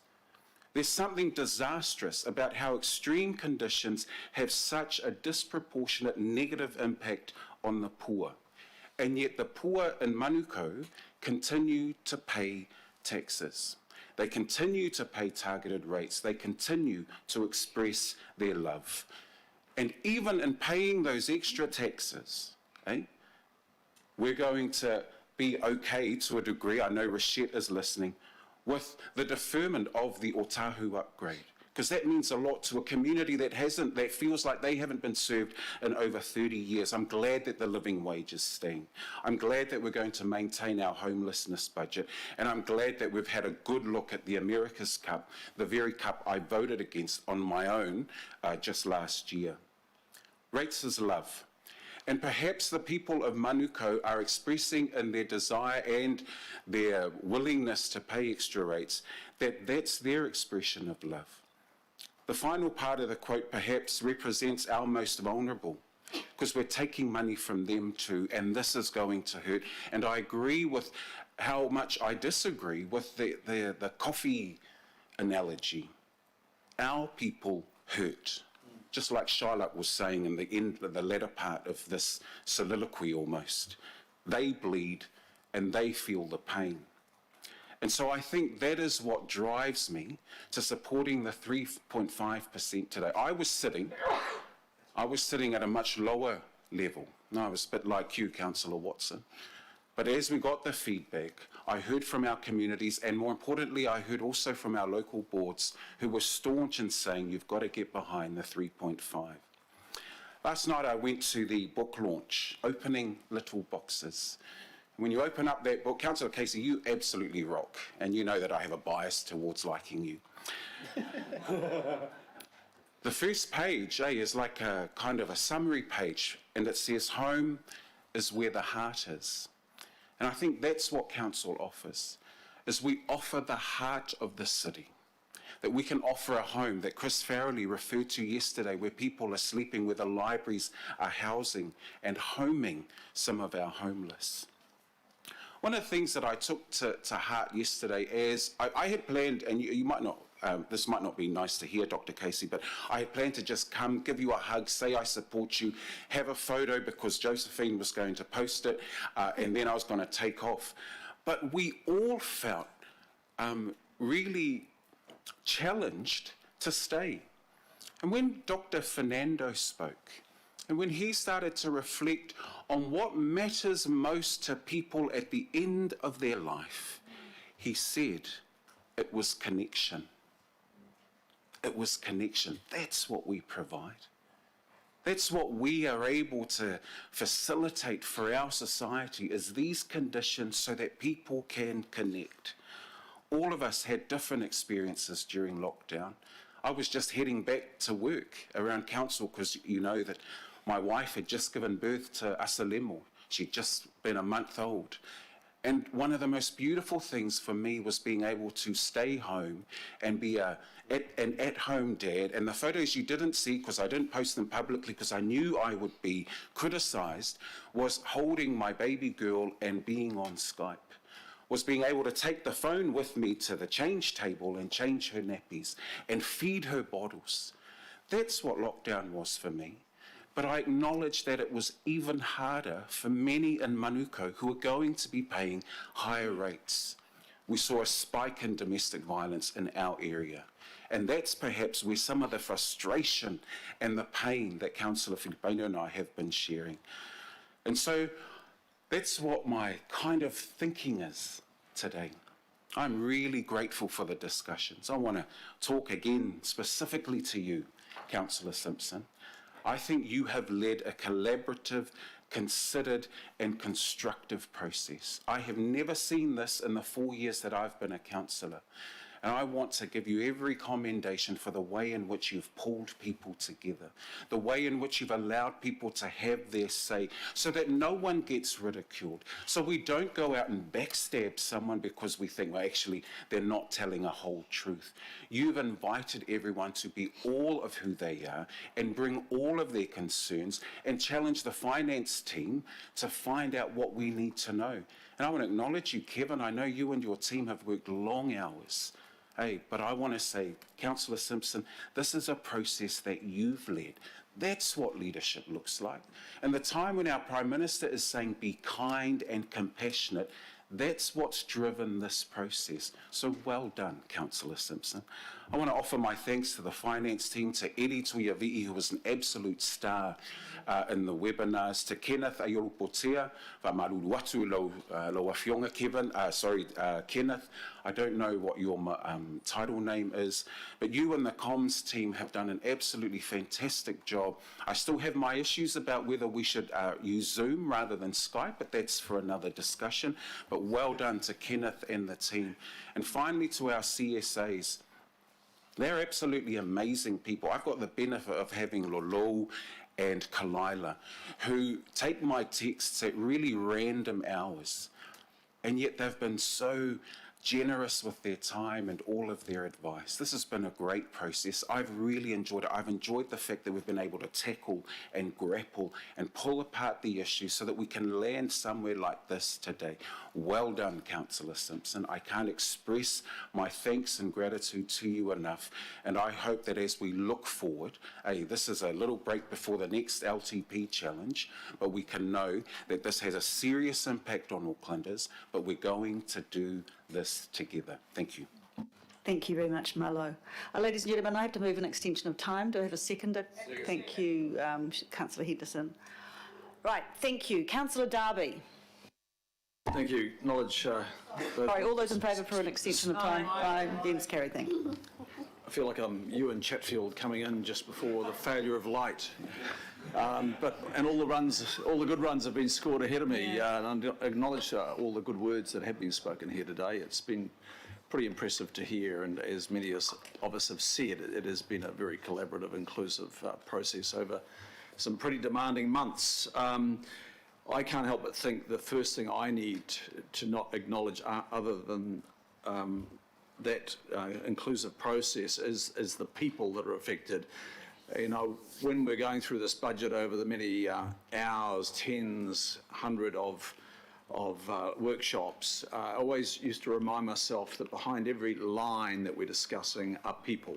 If they're not people within our organisation that are going to be hurting from redundancy or already having been disengaged, as 600 were very early on, it's all those that won't be engaged in the private sector because our capital program is markedly reduced. And that probably adds up to well over 2,000 people.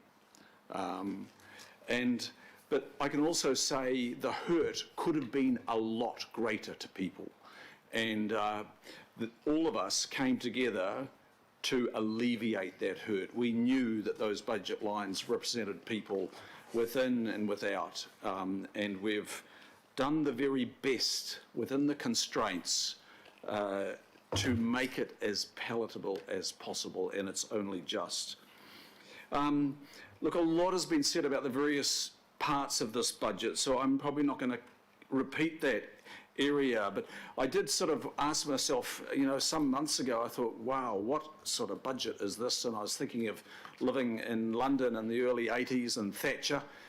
Mayor Phil, I would not describe it a Thatcher budget. That would be a real dishonest representation of your leadership on it. But it is probably the most brutal budget that I've ever had to preside over. Nothing comes near this in my time in local government. I hope that this is the last time I have to participate and make a vote on such a budget. I sort of probably arrived politely by labelling it more of a launchpad budget, like it's a new beginning budget, it's a reset budget. I don't use the word recovery, and I know a lot of people do, but I don't think we can afford to recover. That says that we're going back to sameness and familiarity, and I would like this budget, as painful as it is, to be the reset budget for Auckland. In coming months, we're going to start to get into the strategic response to COVID. We've been very embroiled and committed, and our staff are very good at this. The operational response to COVID has been just, you can't fault it within this organisation, and too with government, of course. Going forward, both government and ourselves, as the big city in New Zealand, are going to have to reframe the future together. And that's what I see this budget triggering. It's the launch towards that. Now, that strategic work is not yet visible, but the team are beavering away on it, and we'll see some of that come to the Planning Committee. We'll see it come through to Environment and Community Committee. We'll see it come through to the Finance and Performance Committee and the other committees, because it doesn't belong in any one place. It needs to pervade the whole organisation from now in. So how do we reset? We're going to have to change this organisation. So I'm going beyond the budget now, because this is what the budget enables. As long as we are willing to create the opening for this change, we're going to have to transform this organisation. If you look at the management structure of our organisation, and I know this is the responsibility of the Chief Executive, but I know Patricia is looking at this, it is very 20th century. Well, we're 2 decades almost into the 21st century. It's a very hierarchical, vertical, dislocated, tiered structure. That is not the structure that the modern day companies, and while we're not a company, there are management systems that actually face the future and are embracing the future that are way better than ours. And I would say we've got to have a look at that. I want to see us start to reward talent and sponsor innovation like never before. We really do need to step it up in that regard. And I know that in the lower echelons, in the lower tiers of this organisation, we've got a lot of young people that have come out of universities in the last year, 2, 3, 4 years, in the tiers there that are just burning to contribute. They feel a real strong sense of ownership and they want to contribute. I want to see their ideas permeate the organisation, be allowed to float to the top and be tested and not sealed off. I think there's just been a bit too much clay in this organisation, and I'll take responsibility for that as well. We need to just carve a bit of that clay away, if not the whole lot. So our organisation is going to have to reinvent itself over the next couple of months, 6 months, 12 months. And yes, there are constraints, but I remember an architect I engaged some time ago, and I gave him this project, and he says, wow, that's layered with a lot of constraints, and he got really excited. He says, give me those constraints, and then give me a really good, clear brief, and I'll deliver a great architectural outcome. And he did. And I think that's a reminder to me of the possible here. Constraints that we've never, ever envisaged. Let's us together write the brief for the future and deliver the architectural gem equivalent for Auckland. It is possible. I think council has got to stop being as insular as it has been. It's got to reach out to Aucklanders differently. It's got to tap into the private sector and lean on the private sector, invite the private sector to be a solver of our problems. And I've mentioned to the Mayor the establishment of something like a Futures Forum. And we've just had sort of early discussions on that. And it's not something that we then go and sit on. It's a forum that we brief to start thinking about the future of Auckland and look at the opportunities, look at the risks, and actually recommend back to us how we need to reset the policy settings in Auckland. We hand it over to them. We give them the invitation. We don't go and interfere with them, and we give them a lot of freedom. And I think something like that would be very, very beneficial. I think we need to be tapping into the universities way better as well. Tap into the PwCs and the EYs. I'm aware that some of these companies and more companies, they know that their customers are Aucklanders and they want to be part of building the new Auckland as well. So let's go there. Mayor, for you, I know you were meaning the right thing when you contributed or signalled a reduction in your mayoral office budget. I discussed this with you on Monday of some 2 million. The mayoral office budget is set by statute. It actually can't be reduced. It has to be what the statute says, which is 0.2% of the operational budget of the council, which is, I think, $6 million, 3 billion OPEX, Kevin, approximately. And the mayor, under statute, has a special responsibility. The way I read the statute, though, it's not just the mayor alone, it's the mayor working with the councillors. So it's not like the mayor has to promote promote the vision and articulate that vision. It's for him to seed the ideas and for us to embrace and test those and add to it. So that's what we're going to have to do. But it is a requirement under that legislation to establish and maintain an appropriate mayoral office. And I would say right now, we need to look at what's appropriate. Is it appropriate to reduce cost in the mayor's office, or to make sure that the output of the mayor's office is what fits the future? So just as we've formed up this budget collaboratively, I think going forward we need to be tapping into the mayor's office more fully resourced, and facing the future and working on ideas together. Strategic assets has been canvassed as well. I think, and a number of councillors said, maybe we need to go back and look at these things. You know, given the landscape changing so dramatically, we're probably going to have to re-examine what it does mean when we say strategic asset. Why is it strategic?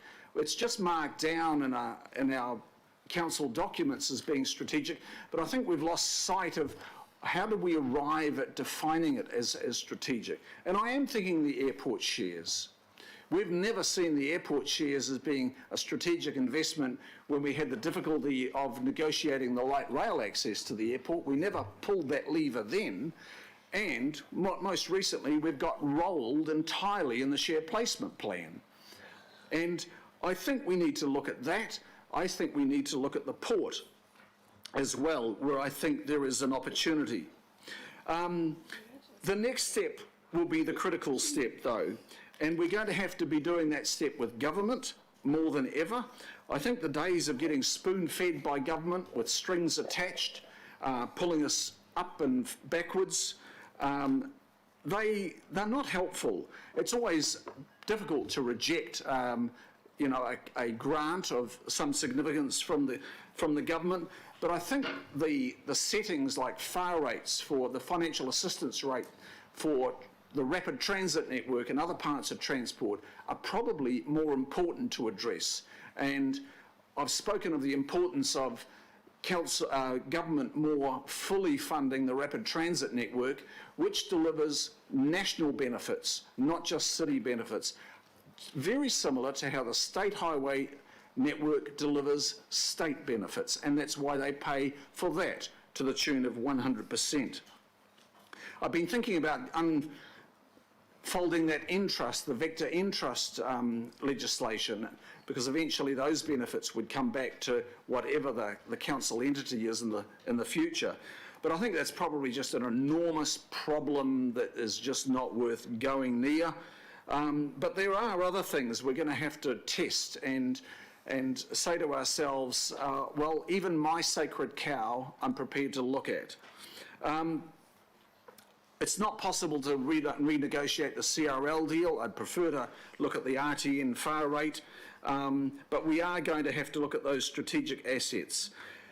Going forward, there's an enormous opportunity that beckons in front of us. It's hard to see it at the moment, but in the next few months, if we use this budget as a launching pad budget, rather than see it as in the rearview mirror in months ahead as the austerity budget, I think there's brightness on the horizon. But if we don't take this opportunity, it is just going to be another budget that will fade into memory. It is going to be critical that we reset out of this budget, not recover. Thank you, Councillor. Councillor Stewart.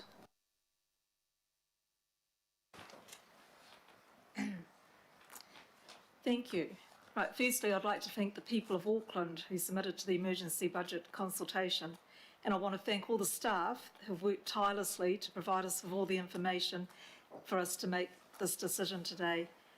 I'd also like to thank you, Desley. I think you've done a wonderful job, and I think everyone around this table has only got good things to say about your leadership. Regardless of the outcome of the decision, it's been really refreshing to see the governing body, the local boards and the people of Auckland all coming together.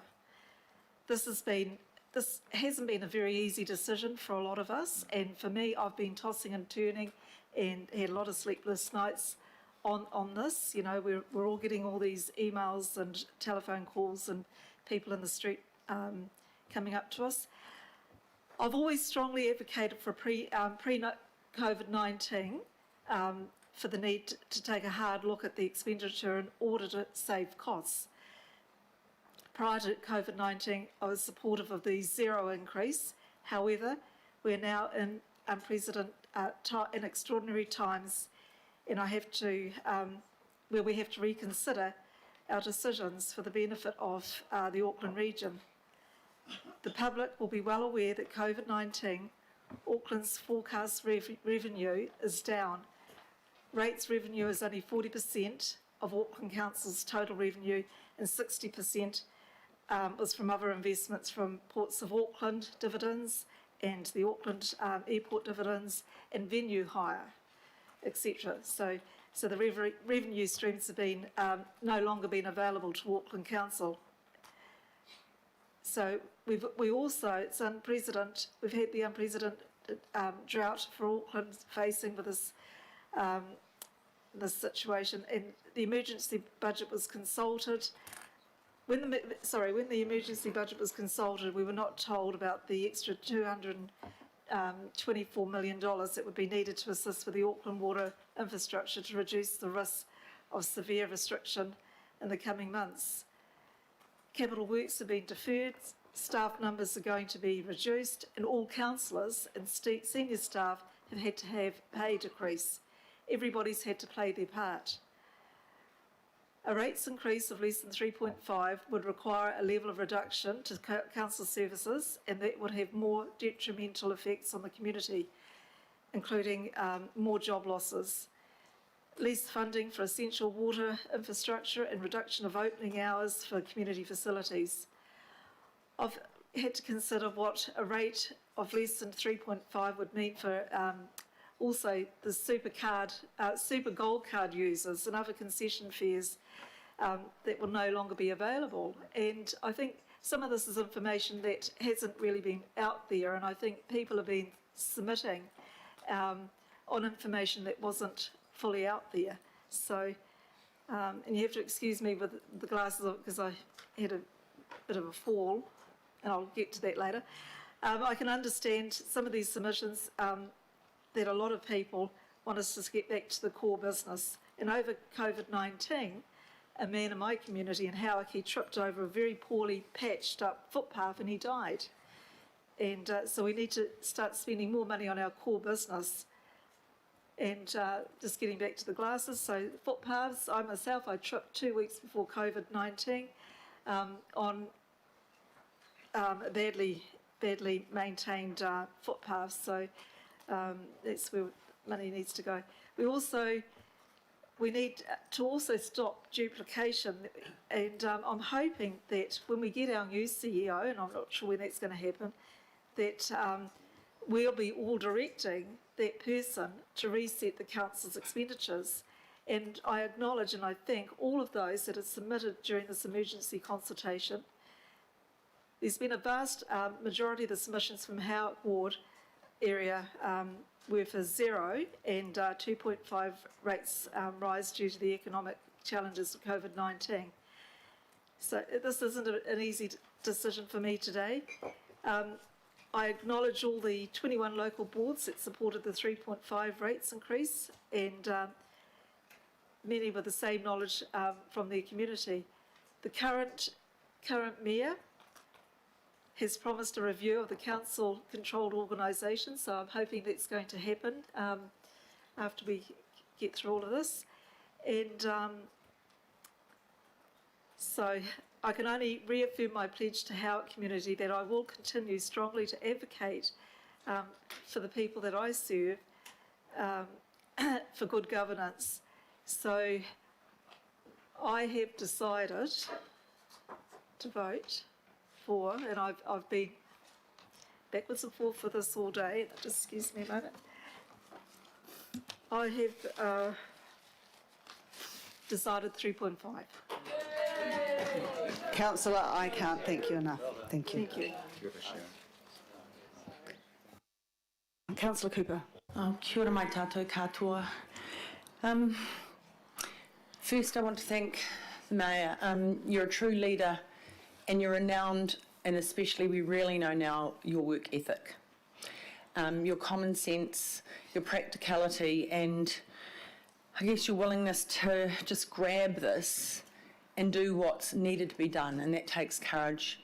And Councillor Simpson, I would have to say, if there was a competition for the most glamorous and gracious finance chair, you would be #1 in the world.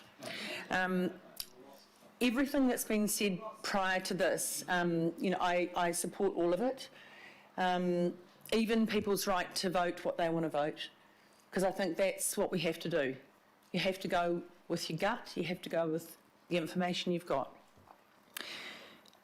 But I've also been called lots of names by our Deputy Mayor, especially, alluding to where I come from, my age, and some sort of nocturnal mammal that flies at night and comes out of the Waitakere Ranges.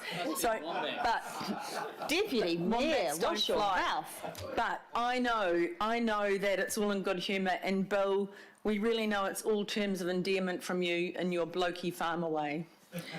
And you've been an amazing support to the Mayor, and you've worked exceptionally hard. Shane, you've really stepped up in your job, and I know you were surprised and honoured to be given the job several months back in a different kind of world, but little did you know how big a step that would become. And I know that people say you're always smiling, but I know that it's been really hard for you and on you, and I've been really proud to be your fellow Waitakere councillor. It says, as the Deputy Mayor says, it doesn't matter which tie or scarf or jacket you wear. This is about our community. And I hope we put paid to the party politics that says that people that wear a different colour than some others don't care, because I've seen around this table everybody cares deeply. This is not a job for the faint-hearted. To the people of Auckland, and particularly at I'm going to say, not just my Westies, our Westies, our people from the Ranges, our people in Henderson, we have a really high Pacific and Māori population, second only to Manarewa. And so, we know how hard it is. Vision West, one of our really great community organisations, delivered 500 food parcels a day out west during COVID. Just imagine. I went on some of those deliveries, and my wonderful former colleague Penny Hulse did as well. I think you went along there, Shane.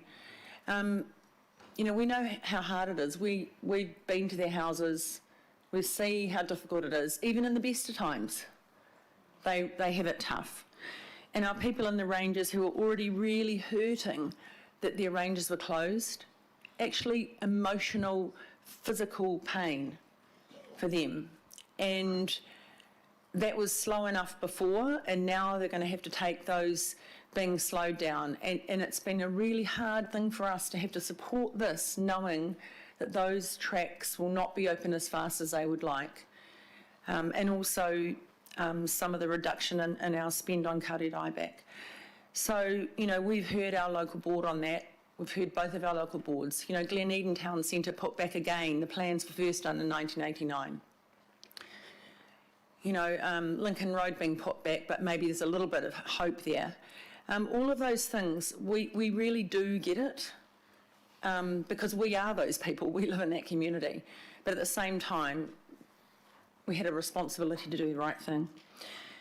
And I know that people get angry, and when people are grieving at the moment, and when part of the grief process is anger. And we're probably one of the only organisations that you can be consulted on. You can have your taxes put up, your power bill put up, your phone bill put up, the food prices put up, all of that, and you can't do a thing about it. So we are the vehicle to get everybody's venom, and I understand that. I absolutely understand that. But at the same time, when you're angry, it's hard to take on information. And especially when you're fed incorrect information. Everybody's entitled to their opinion, but they're not entitled to their own facts. And some of the facts, I'll do inverted commas, that have been coming out, are pretty disgusting. They really cast aspersions, all sorts of nonsense. And it's driving people to say the most hideous things. But I can forgive all that, because when people are hurting, they lash out. And we just have to take it on the chin and keep doing the right thing. That's what leadership is. So, I know with my own brother, who's 59, he'll be 60 this year. He's been an apprentice since he was 18. He did his apprenticeship at government print. Now that's all gone too. So he's been a printer all his life, and during COVID there was no work at all. And when there was work, they couldn't get the paper because it wasn't coming into the country. And my mum, my good old mum, who's a widow and is 81, helped him pay the mortgage for a couple of months. You know, my brother is gutted. His wife's work of refitting hotels was gone too. I've been very lucky in other regards that other family members have been okay. So I know what it's like. And during COVID, you know, I was out walking or cycling most days, and what I saw was people coming out in droves that normally wouldn't, because really the only council facilities that were available were our footpaths, our roads, and our parks, and you couldn't go on the playgrounds anyway. So we had a bit of that emergency tape, and all my locals are going, "Can you please put a tape on it?" So my husband and I went round with the emergency tape and put it all over the things, and I gave some to Penny House, and she did one of her equipment next to her park as well. But I think the thing is, what it showed me was that those are our basic services. If we went 2.5 or 0, as some people wanted, even those footpaths would be broken, the roads would be potholed, our parks would be in a mess. You know, as it was, the libraries being closed, my mother said to me, that is the worst thing in lockdown for her. Absolutely the worst thing. And so, for me, I don't want to impact on those basic services any more than we have to. No matter how scared or angry people are, because they still, until they see that rates bill and they go, "Oh, it's about $25 a quarter. Oh, it's not so bad. I think I can manage it." And if they can't manage it, we've put something in place to help them. And I urge people, don't be proud. No one has to know about it. You know, you can get help. But I think if we were populist and just swayed by what our consultation said, because as we know, that's not a referendum. It gives us a good guide to how people are feeling, but it also pinpoints the things that are really important to people. And I think we've preserved the things that are really important to here. That's what's so important to me, is none of us came in here to cut things. We didn't. I mean, some of you might, you know, the old throwaway, you know, cut the VAT, etc., etc. But we know that for a long time we've been pretty close. We've been into the muscle. We've been making massive multi-million-dollar savings every year for nearly a decade now. So we can't go too much further. I want to acknowledge my fellow councillors and local boards, and you know, some of you, I get frustrated with local boards. However, because it's still an evolving relationship, however, they're doing their job, and we've worked really well together over this. So I think that's been fantastic. What I want to say about, I know my councillors, I'm sure the local board, all through this, all of you, all of us have kept doing our constituency work. The stuff we normally have to do anyway, answering people, finding information out, doing all that, because things had to go on, and we've all been doing that. And I acknowledge you for that, because that's what we're there for. But this is where I really fully acknowledge our staff. Unfairly maligned, often.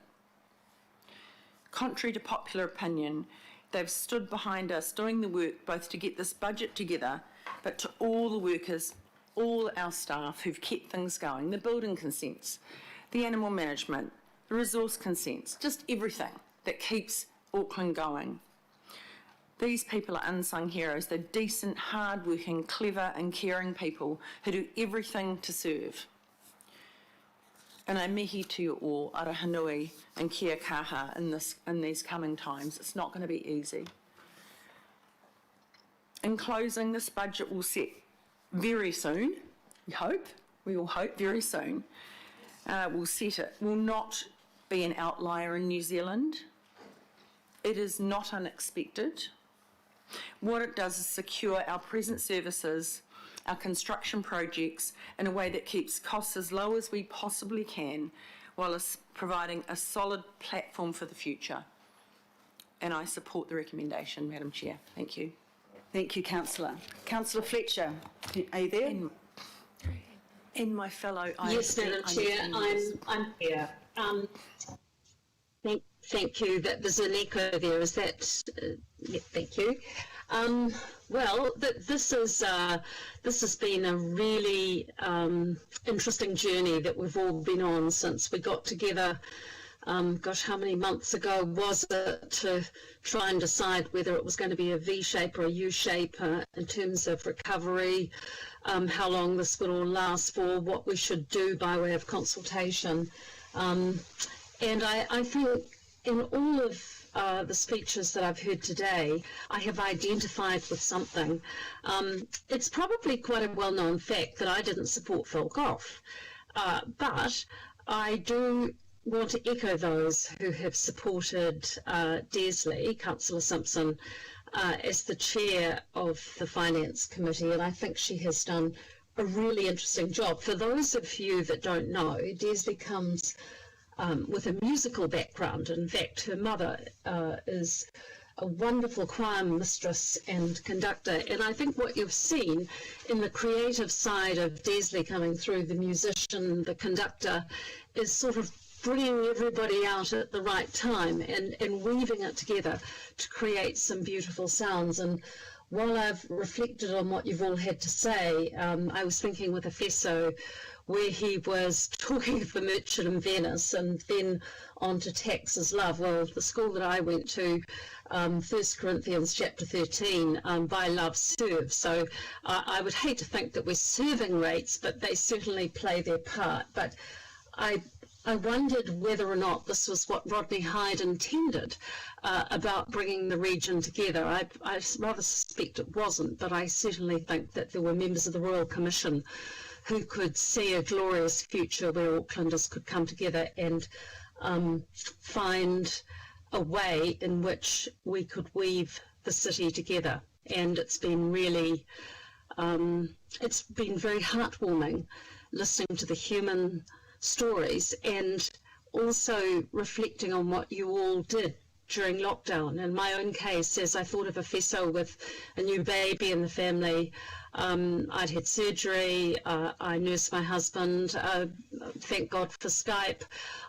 During Skype meetings, I welcomed hospices, I welcomed ambulances, people came and went, and what will never be known is I actually was on Skype as I lay beside my husband as he eventually passed away with pneumonia. So we've all been on this fascinating journey, and I think what has been really, really good is that we have had to focus and to really prioritise on what is important to us. I have had to be part of difficult budgets in the past. In 1991, I was involved in the mother of all budgets, and as Mayor of Legacy Auckland City, when I realised that we were not meeting our contribution on capital depreciation, I put the rates up by 10%. And that had a profound effect on me in terms of later hearing the plight of people whose lives I'd hurt by that decision. And so whatever I do now, I ask myself some questions, and I've asked certainly with this budget some questions, because I think I needed to know for myself, you know, in terms of crisis management, have we been careful to represent all of our communities and not abuse the monopoly powers that we have as a council? So it's been good to hear the responses on those that are vulnerable today, but I'd also like to think about those who are frightened, and I think there are a lot of frightened people out there who on paper may be asset rich, but in reality are cash poor and on diminishing incomes, and in many cases now grappling with the fear of unemployment. The second question I've asked myself is with regards recovery. Will our budget spend help or hinder? Are we putting the right amount into the projects that are going to generate employment? Are we giving the right incentives to those who can assist in terms of small businesses and creating jobs? Are we giving the right assistance to the ratepayer? Whereas, and I know that Chris Darby's already touched on this, but where is the new thinking and innovations? You know, what are the lessons that we've taken from COVID? is it just business as usual? Have we actually matured and found new ways of doing things?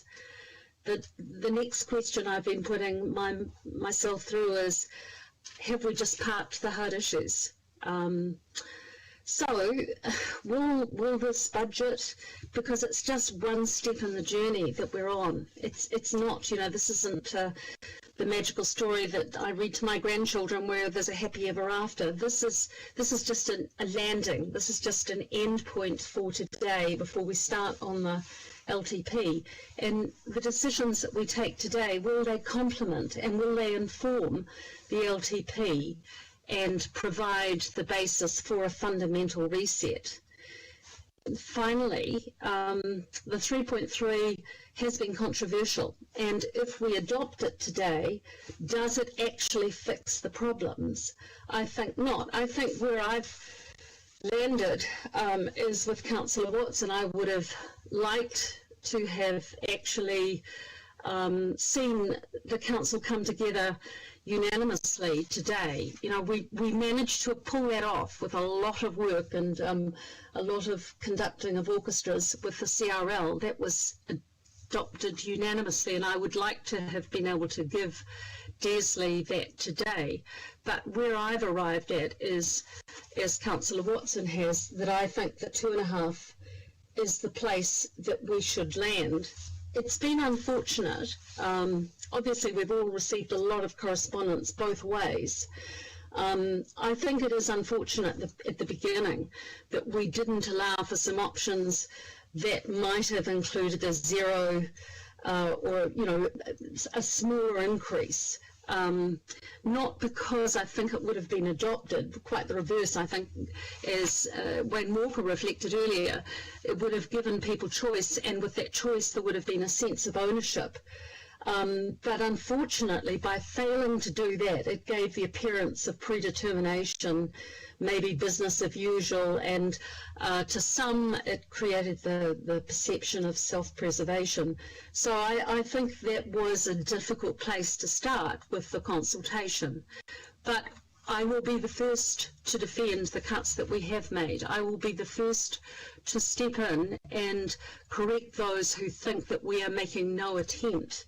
But by the same token, I can't bring myself to go to 3.5%. So I would like to support 2.5%.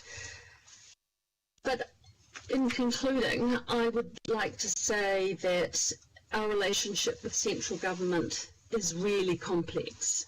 I've been a bit disappointed that we have bagged Watercare, at times I think unfairly. Central government, whether it's of the left or the right, has not necessarily understood Auckland. I haven't liked the way that we have abrogated on decision making. Those who've known me for a long time will know that by allowing central government to take over the decision over light rail along Dominion Road, I think it's been a disaster, and it will take a long, long time before we finally get decisions that will be taken there. But whatever comes out of the CCO review, we have to be more vigilant with central government. We have to be more determined. We do have to demand those legislative changes that we require in order that we can have functionality. But the budget as it stands has many good dimensions to it. We've got lots of opportunities coming before us. I was grateful that the Mayor has, in releasing the funds, which were initially associated with the World War I Memorial, that are now, along with working with the museum and the RSA and the support of Auckland Council, the refurbishment of the Court of Honour, that we can still continue with that project, and that we will see the conservation management plan through. In terms of health and safety, we really must achieve that. but it is a nationally significant project, and I want to thank those who are giving their time voluntarily to advancing that project, and look forward to bringing it back to you with the support of other communities from around New Zealand. But congratulations again to all of those who have supported us during this difficult time. I would particularly like to thank Democracy Services. It wasn't much fun to have had an accident immediately after having been away for a while, as we all were, with lockdown. It's been quite a lonely time in my life, and of all the times that I would actually like to be back in the office, it is actually now, and so it's been frustrating to me that because of an accident I'm not able to be there for any length of time. But I would particularly like to thank the Democracy Services staff, Sandra and Sonia and Melissa Bidouar, who have enabled me to be part of the debate here today, and meaning that I haven't actually missed anything as we've worked our way through this. This is just one step on the journey. I'm looking forward to the LTP debate. And what I do think we've done, and we should all take great pride in, this has been a crisis, but we have turned it into, I think, a force for good, insofar as that we are more open-minded. We can see the opportunities that we've got with the LTP coming up, and I just want to thank all of my fellow councillors and the members of the IMSB for the opportunity, for hearing from the bottom of their hearts the things that make us human and vulnerable, that we see translated to council, because as it has been said several times already today, it is our home, it is our Turanga Waiwai, it is the place that we look at as council when things are difficult. We all need a sense of belonging, and I think council has provided that during this difficult time, so thank you. Thank you, Councillor. Well, I think that concludes the debate around the table. Hold on, just a sec. I haven't got to talk first. I don't talk much. You do all the talking. Look, I just want to cast you back. Team Auckland, gosh, wasn't that a good term? I want to cast you back to November last year. It just sort of seems miles away now, doesn't it? When we were starting the annual budget. You know, we were in, thank goodness, thank you, Kevin and your team, a really good financial position. Our second quarter had us 7% above budget for revenue. You know, in simple terms, we had more money coming in the door than we budgeted for. Great place to be. Then we hit Christmas, and then we had the third quarter, which is when we began to see the impacts of COVID. But even then, even at the end of the third quarter, we were still bringing in 4% ahead of our budget for income. So I think we can all look around this table and say we started in a really good place, and thank goodness for that. But then, of course, came COVID, and it hit us like I never thought it would hit us, because I kind of thought at first of COVID, it's a health issue, you know? It's all about having a serious health issue. But then I began to see the financial impact, and I'll tell you, it frightened the bejesus out of me. Because when I learnt that we had over $500 million less money coming in the door, I couldn't for the life of me think how we were going to deliver all the things we were going to deliver. And by this time, we're in lockdown, all right? So I'm sitting in my home downstairs, talking to the mayoral office and the mayor and finance team and whatever, and I thought, COVID's hit, it's a health crisis, there are terrible things happening financially, we have to go zero. There is no way we can put rates up. You know, people are hurting, this is going to be a really bad time, I want to go zero. But as it became explained to me financially, I realised we couldn't do that. And that was a bit scary, actually, because I think if you've seen all the billions of emails that you've got in the door, and if you don't really understand what we're talking about here, you would think the same, and we know a lot of people do. So I realised you lose 60% of your income and you're left with 40% less, and of those 40%, you may not get 40% being able to pay rates, it might be 30%, might be 28%, might be 26%, and you were left with a very little bit of money to run a lot. So then we looked at how we were going to consult on an emergency budget, and it was an emergency. We were in a crisis, a COVID crisis, and we'd lost all this money, and we had to put together a budget that worked. So we end up, all of us, realising that zero wouldn't work. Not one councillor put up zero rates rise as an option, not one. There was that first vote, we're all, was it two, we're not done about 2.5. There's a few of you that didn't stick with the 2.5 and 3.5 and wanted it lower.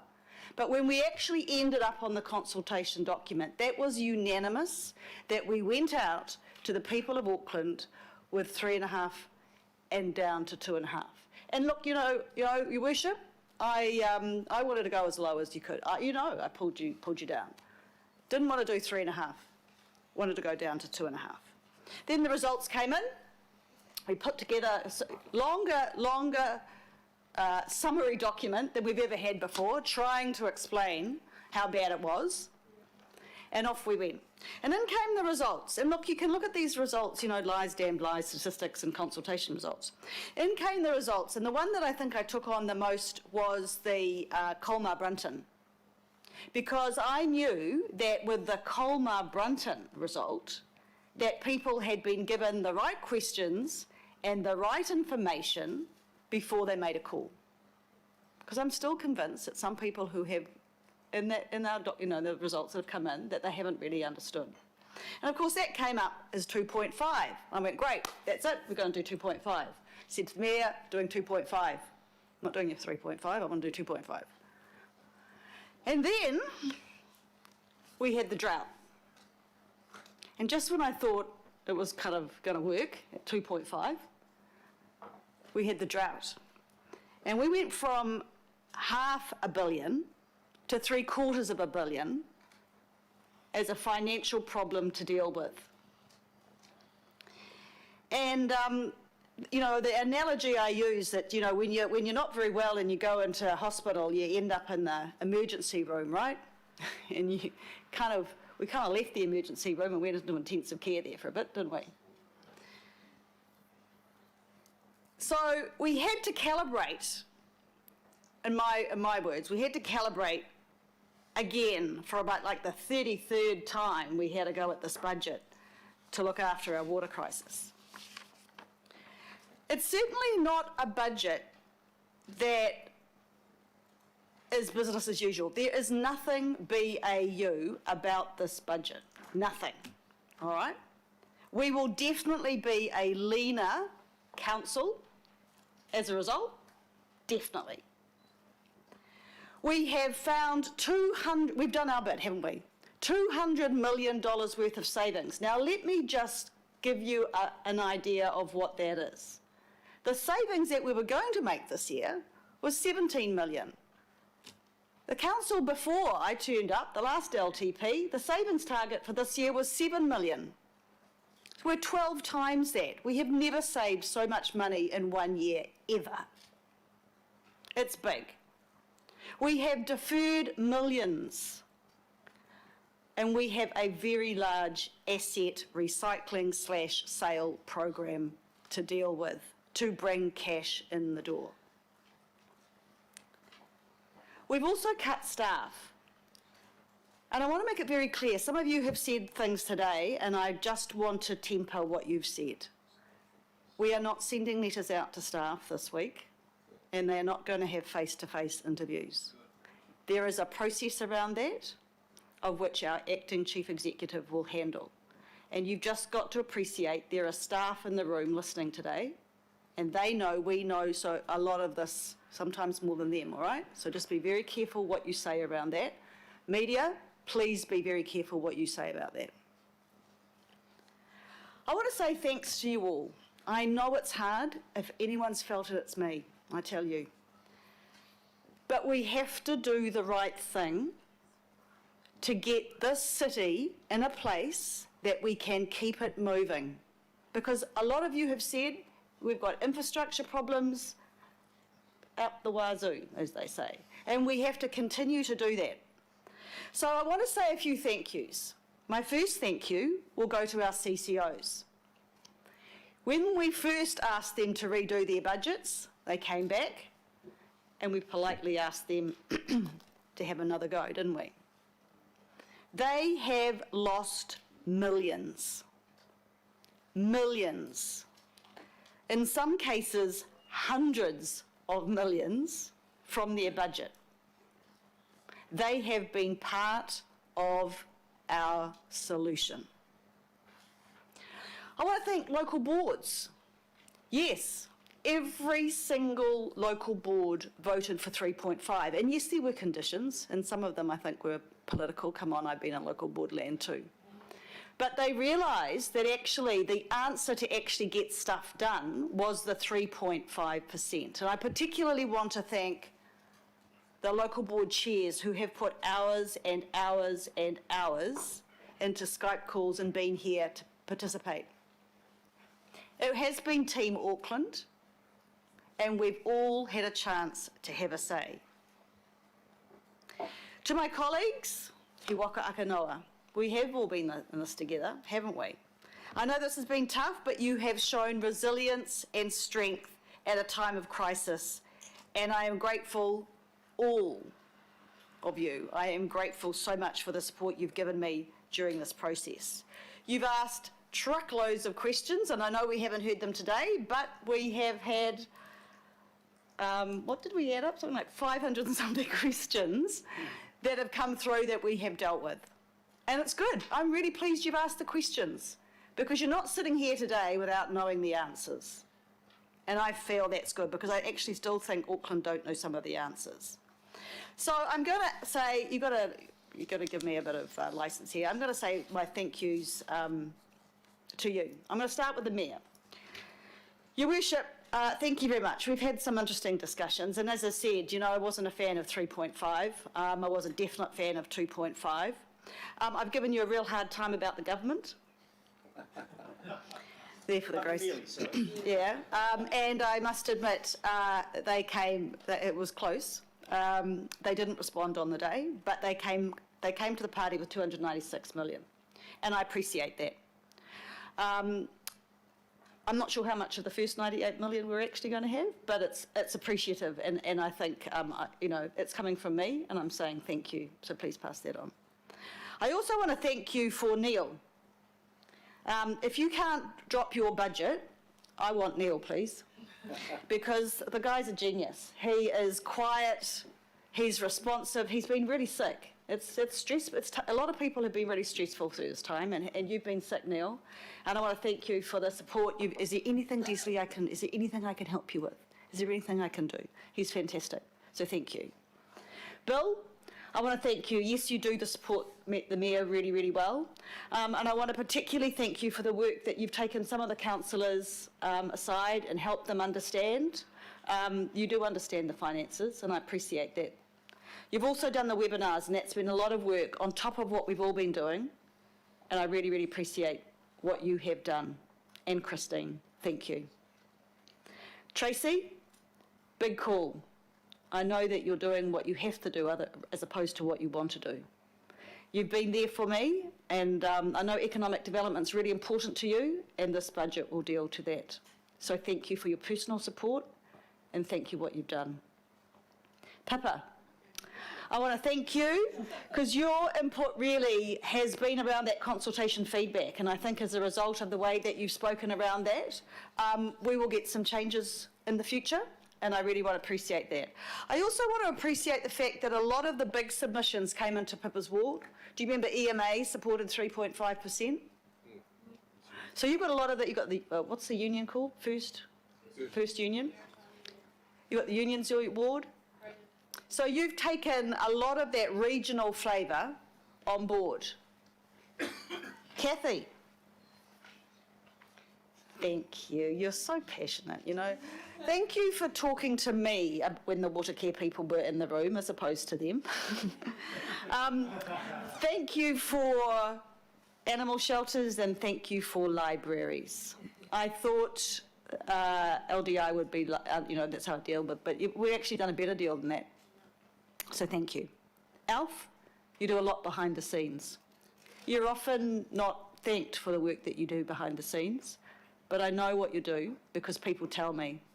You keep your light under a bushel, but you're a big strength to especially your colleagues in the South. So thank you for that, Alf. Joe, you're great. You're happy, and that's really super. And you've come to the table happy, and you've made a huge contribution. I know America's Cup is important to you, and we've accommodated that. Not America's Cup is important. I know the budget around the America's Cup has been important to you. Thank you for your support. We share a board, and I've been really appreciative about the questions you've asked. You asked them simply and everyone can understand, so thank you.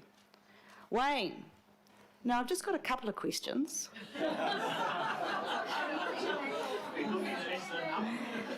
And what we need is an Excel spreadsheet. The real thing I want to thank you for, Wayne, is the way that you have ensured that we have room to breathe. Because I don't think we're out of this, not straight away. I think it's going to be quite hard. And you've allowed, you've brought to the table the fact that we need a little fat in the system. Chris, you know more about debt and treasury now than I bet you knew a month ago. It's been a good learning, and I learned too, thank you. So thank you for bringing those people together. But also in your public transport and road safety campaign.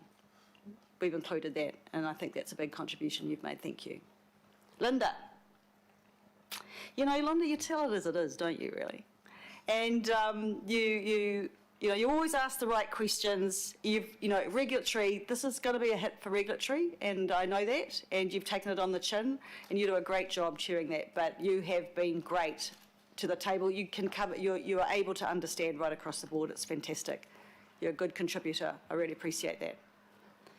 Angela, champion of local boards, eh? Thank you for helping to clarify the understanding for councillors who've never been in local board land exactly what this budget means for local boards and the communities that they interact with and the way they interact with them. You've been a great support for me too, thank you. And I think where we've landed with that local board stuff is really good. Paul, you're a great listener. You're always here. If I ask you a question, you got the answer. You've asked the right questions. Thank you. And thank you for your support. You're a good contributor.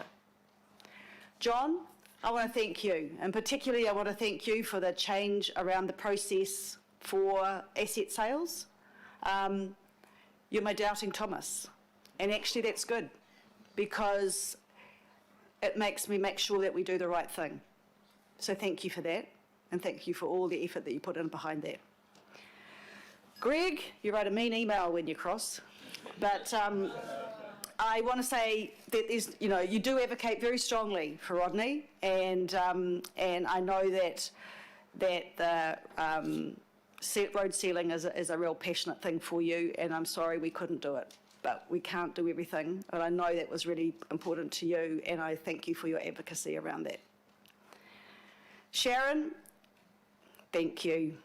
You're great. And the thing I want to say to you is, as a grandmother to you, I called you in here in the school holidays when we were supposed to have a week off. Do you remember? We were supposed to have a week away from meetings and you'd made the commitment. And I said, Sharon, I really need you. And you came. And that means a lot to me, Sharon. Thank you. Afiso, same to you. Actually, COVID was quite good to you, eh? You had a month off for the maternity leave and then you sort of spread and spread and spread and spread. I want to thank you. You talk to me all hours of the day and night. I won't tell everybody how you do that, but I really appreciate that. And you always put some humour in and you always care. You're asking me how I am, and that's really nice. So thank you. And I appreciate that you came in too in the holiday time, which was really good. Richard. Your thing has been around people's mental well-being, and I know that staff cuts have hurt you as a person, and I really appreciate the way that you have been able to have that caring approach. It's been really important, There's lots of things that are in this budget that are important to you as well. But I think that's the bit I've really noticed, that you're caring for people, you're concerned about people, and that makes you a good person. Thank you. Shane, couldn't want for a better deputy. When the Mayor gave me this, I've just got to be very careful. If I could ask the media not to report these words, please. When the Mayor gave me a raging pinko as my deputy, I sort of thought, oh my goodness, how's that going to work? But you have been great. You know, there's no politics in this game for us, you and I. You've been there every step of the way. I've seen you scared. I've seen you very frightened. Thank you for your trust in me. I said it would be okay. I'm not sure that okay is the word, but you have been fantastic. You've been with me every step of the way. When I've asked you to do something, you've done it. And I will say what I can say. I will say in public what I have said yesterday. When I needed you to talk to some local boards because I didn't think they understood, you did it. And you pretty much drove from the North Shore to South Auckland in one day to do that. So I really, really appreciate that. Councillor Fletcher, I hope you're still listening. I just want to say this has been an incredibly tough time for you as well. It's been a tough time for us, and we haven't had to live through the sorts of things that you've had to. So thank you for coming on board, even though all the things that have happened in your life have happened during this time. We really appreciate it. Daniel, you're hugely intelligent. You're brave. You don't mind calling anybody out. And this budget doesn't do all the things that you want it to do, but you know it's as good as we can get. I really appreciate your support, and I know for your community this will be tough, and I thank you. Ren, I don't live in the backyard of Ngāti Whātua without having an appreciation of Māori and the importance of Māori outcomes. So thank you for your contribution, and we have that as a very key principle behind this budget. David, thank you for supporting the Mayor when he went down to the Waikato. I'm not sure that I was really that keen when you came back with such a big price tag, but you've... better than $20 million a day. Better than $20 million a day. But I want to say thank you for your support of the Mayor around the water crisis and your support around this table. That means a lot. To the three supporters I have beside me, and I call them supporters because there's Sonia, Sandra, and Sandra. Look, you sat here patiently as we have talked, and you've supported me. Thank you for the coffee and the water and the Are You All Right and that awful smelly stuff that's called focus when I, have my moment. I really appreciate the work that all you people have done and are doing. And I really appreciate the fact that finance are usually screaming at the last hour because they haven't done their PowerPoint presentation because we've just changed it half an hour before the meeting and you're trying to load it and everyone's asking, where's my stuff? What am I supposed to be looking at? And you'll go, it's coming, it's coming, it's coming. So thank you very much. I want to say to the people behind me, our support team, all of you, thank you. Behind every good councillor is a team of others. I particularly want to thank Tam. She is a manager of the CSAs, and I have stolen her, for want of a better word, to look after me, and she's had a really tough time. Tam, thank you for the weekends, for the nights, everything, when your daughter has to go off to medical appointments and all sorts of things. Thank you for all that. I really appreciate it. You've been fantastic. Thank you to our acting CEO. She's she still here? Well, you can tell. Mr. Raisik. Well, tell her I said thank you. She's going to have a big job to do now because we've given her a big challenge. And last but not least, thank you to the legal and engagement team. The legal, I've called on you more than once. An engagement team, I think, have been fantastic in a very quick time. Remember, they've engaged twice. We did it once and then we did it again. And finally, to my finance team, you're only acting. You're not even, poor you. What a job. What a job. You've done, I don't know how many versions of this budget. You've worked all over Easter. You've worked till midnight, night after night. And you have given us sound professional advice. Now, you don't get to my age without knowing a few people. So I've actually taken some of your advice and gone to others and said, listen, what if, hypothetically, what would this look like? And I have challenged, and they have said, you're right. So I know that you're good at what you do. So to you, to Ross, Anita, Ross Sturmside, Andrew and Aaron, Pramod, Michael, Nick, Nicola, Kylie, Marin, John Bishop, I will never forget you and debt ever. I want to say a huge thank you, and ladies and gentlemen, please put your hands together and thank our finance team.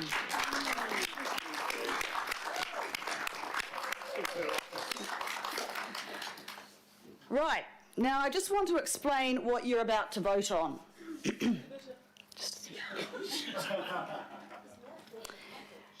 It is a package.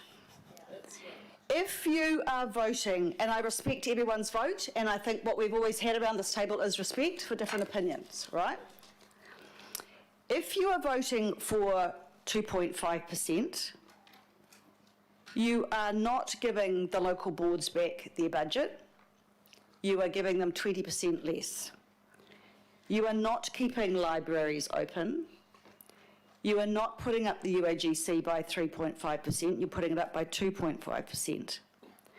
You are taking away the gold card from seniors, and you're charging more for peak public transport services. You know this, we've talked about it, those are just examples, there are more, but this is a package. You cannot lower one lot of income without doing something else somewhere.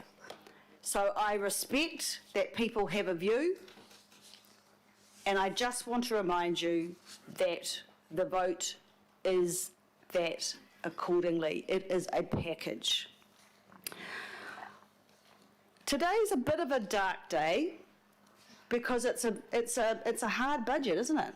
And I thank you for your support. You've led us to a good place. Well, I'm just waiting for the hate mail that I've led a group of councillors through a process that's put up rates by 3.5%. Look, I didn't get my way in everything. I didn't like the extra targeted rates for Manukau City Council and Auckland City Council. I didn't like that. Didn't want to vote for that. Didn't vote for that. But it is as good as I think we can do to confidently get us out of our financial hole. It will be monitored not quarterly, weekly, monthly, and it's got enough elasticity in it that as we monitor our way through the year, we have a bit of flexibility. So it's a budget which doesn't cripple our future, but assists us to rebuild. Hei aha te mea nui te ho, hei tangata, hei tangata, hei tangata. And that's what it's for. Ladies and gentlemen, I have seconded this budget, and I'll now call on to the Mayor for his right of reply.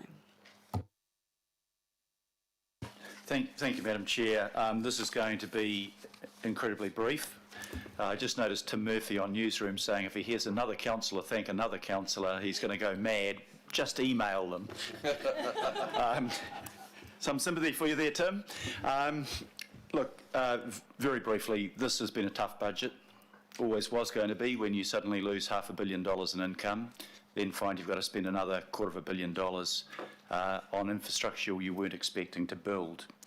What was important about this process was, one, the process was right. It was collaborative, it was informative. We were led to take evidence-driven decisions. That's what decisions should be about.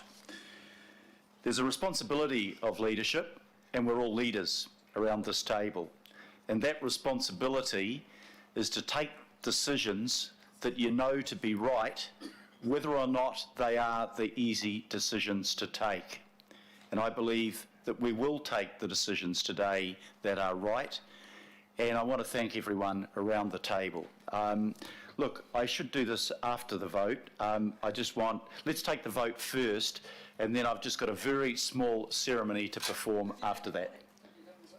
I could do it in the governing body. I'll do that in the governing body. So I just want to remind you, you're either voting for this budget or you're not. You can't take a bit out. You can't take one bit out. It all goes together. All right? You can have something noted. All right? So You can. you can note the bit that you don't like, but remember it is a package. So should I put it to the voices? No? No, sorry, a division has been called. All right? Ladies, a division has been called. Thank you, Chair Simpson. You're voting for the motion on the screen. Please say yes or no for when I call your name. Mayor Goff. Aye. Councillor Cashmore. Yes. Councillor Bartley. For.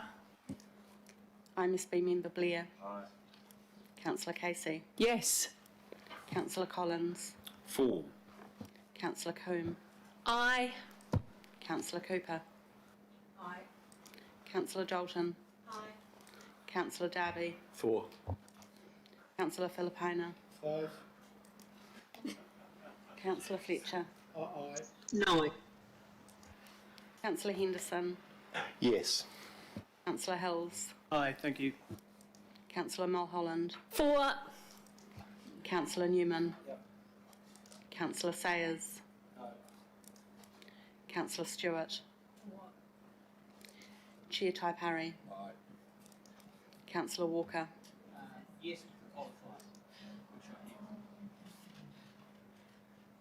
Thank you. Councillor Watson. No. Councillor Young. Yes. Chair Simpson. 4. Thank you. 20 to 3. Carried. Thank you, ladies and gentlemen. Now that brings me to the end of the Finance and Performance Committee, and we'll have a 2-minute break while we start the governing body. Thank you. It will be 2 minutes, and I reckon we can make the governing body a record meeting if you'd like to eat tonight. Thank you.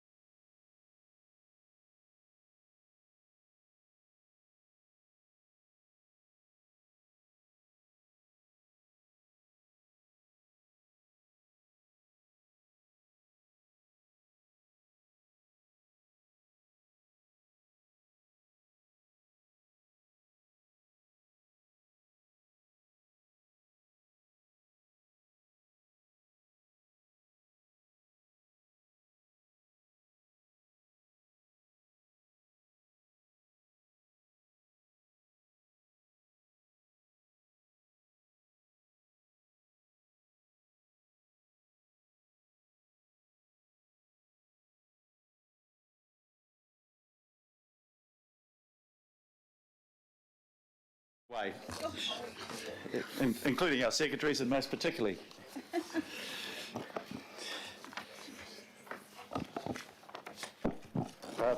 Tēnā tātou katoa, we seek wisdom, understanding, insights into the views and circumstances of others, strength to seek what we believe in, humility to accept the combined decisions of others, patience, good humour at all times, tolerance and courtesy while working in the best interests of our community. Ask first of all for apologies, there have been none received, and there's no gaps in the room, so we'll move to attendance by electronic link. I'll move that we approve the electronic attendance by Councillor Christine Fletcher. Do I have a seconder? Seconder, Councillor Walker. All those in favour, please say aye. Aye. To the contrary, no. Carried. Declaration of interest. Are there any councillors that need to declare their interests as we pass this budget? No, there are no petitions, there's no public input, there is no local board input, there are no extraordinary items, and we now come to item 8, the adoption of the recommendations of the Finance and Performance Committee relating to asset recycling in this budget. I'll move that accordingly. I'll ask Councillor Simpson to second. Are there any comments or questions? If not, I will put those motions that are on the screen in front of you. All those in favour, please say aye. Aye. Aye. To the contrary, no. Carried. We come to item 9 on the agenda, which is the adoption of the recommendations of the Finance and Performance Committee relating to rate issues for the emergency budget. I'll again move that, ask Councillor Henderson to second it. Are there any questions? Are there any comments? If not, I will put the recommendations. All those in favour, please say aye. Aye. To the contrary, no. Carried. Councillor Fletcher, that was an aye, was it? Yes, it was an aye. Thank you. We come to item 10 on the agenda, which is the adoption of the recommendations of Finance and Performance relating to the emergency budget, the Mayoral Proposal, including the Chair's recommendations. I'll move that. I'll ask the Finance and Performance Committee Chair to second. Are there any questions or comments? If not, I can do this by division or I can do it on the voices. Is there a call for a division? By division. A division has been called for, so I will ask Sandra to take us through a vote by division.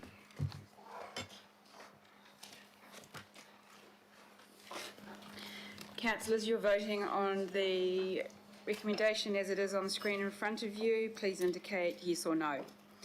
Mayor Goff. Yes. Councillor Bartley. Yes. Councillor Casey. Yes. Deputy Mayor Cashmore. Yes. Councillor Collins. Full. Councillor Coombe. Aye. Councillor Cooper. Or. Councillor Dalton. Councillor Darby. Or. Councillor Filipaina. Aye. Councillor Fletcher. No. Councillor Henderson. Yes.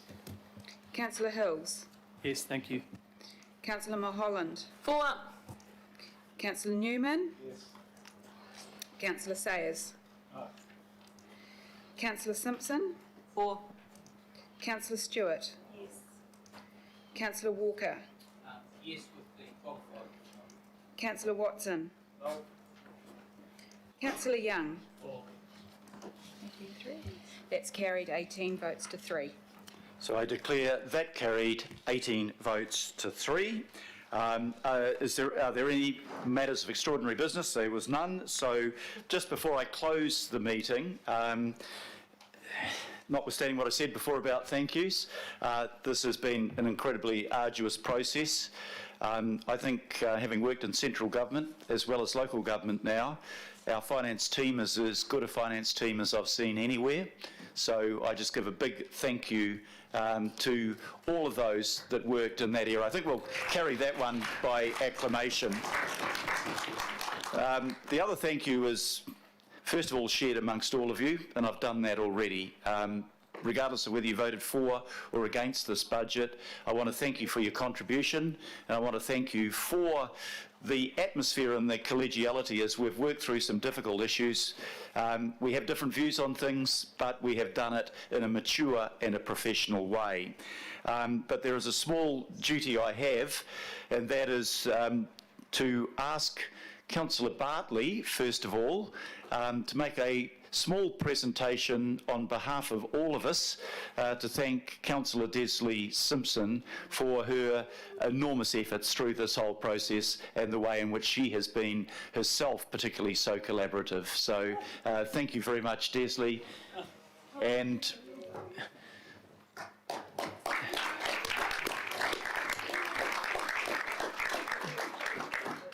before Desley sits down, we also have another thank you to Desley, this time from Troy Churton, I presume on behalf of the Orake local board. So we'll ask you to receive that at the same time. I'm not sure we should be brandishing a bottle of alcohol in the room, but okay. Look, thank you everyone. Long day, end of a long process. Have the weekend off and we're back to work on Monday. Thank you very much. I declare the meeting closed.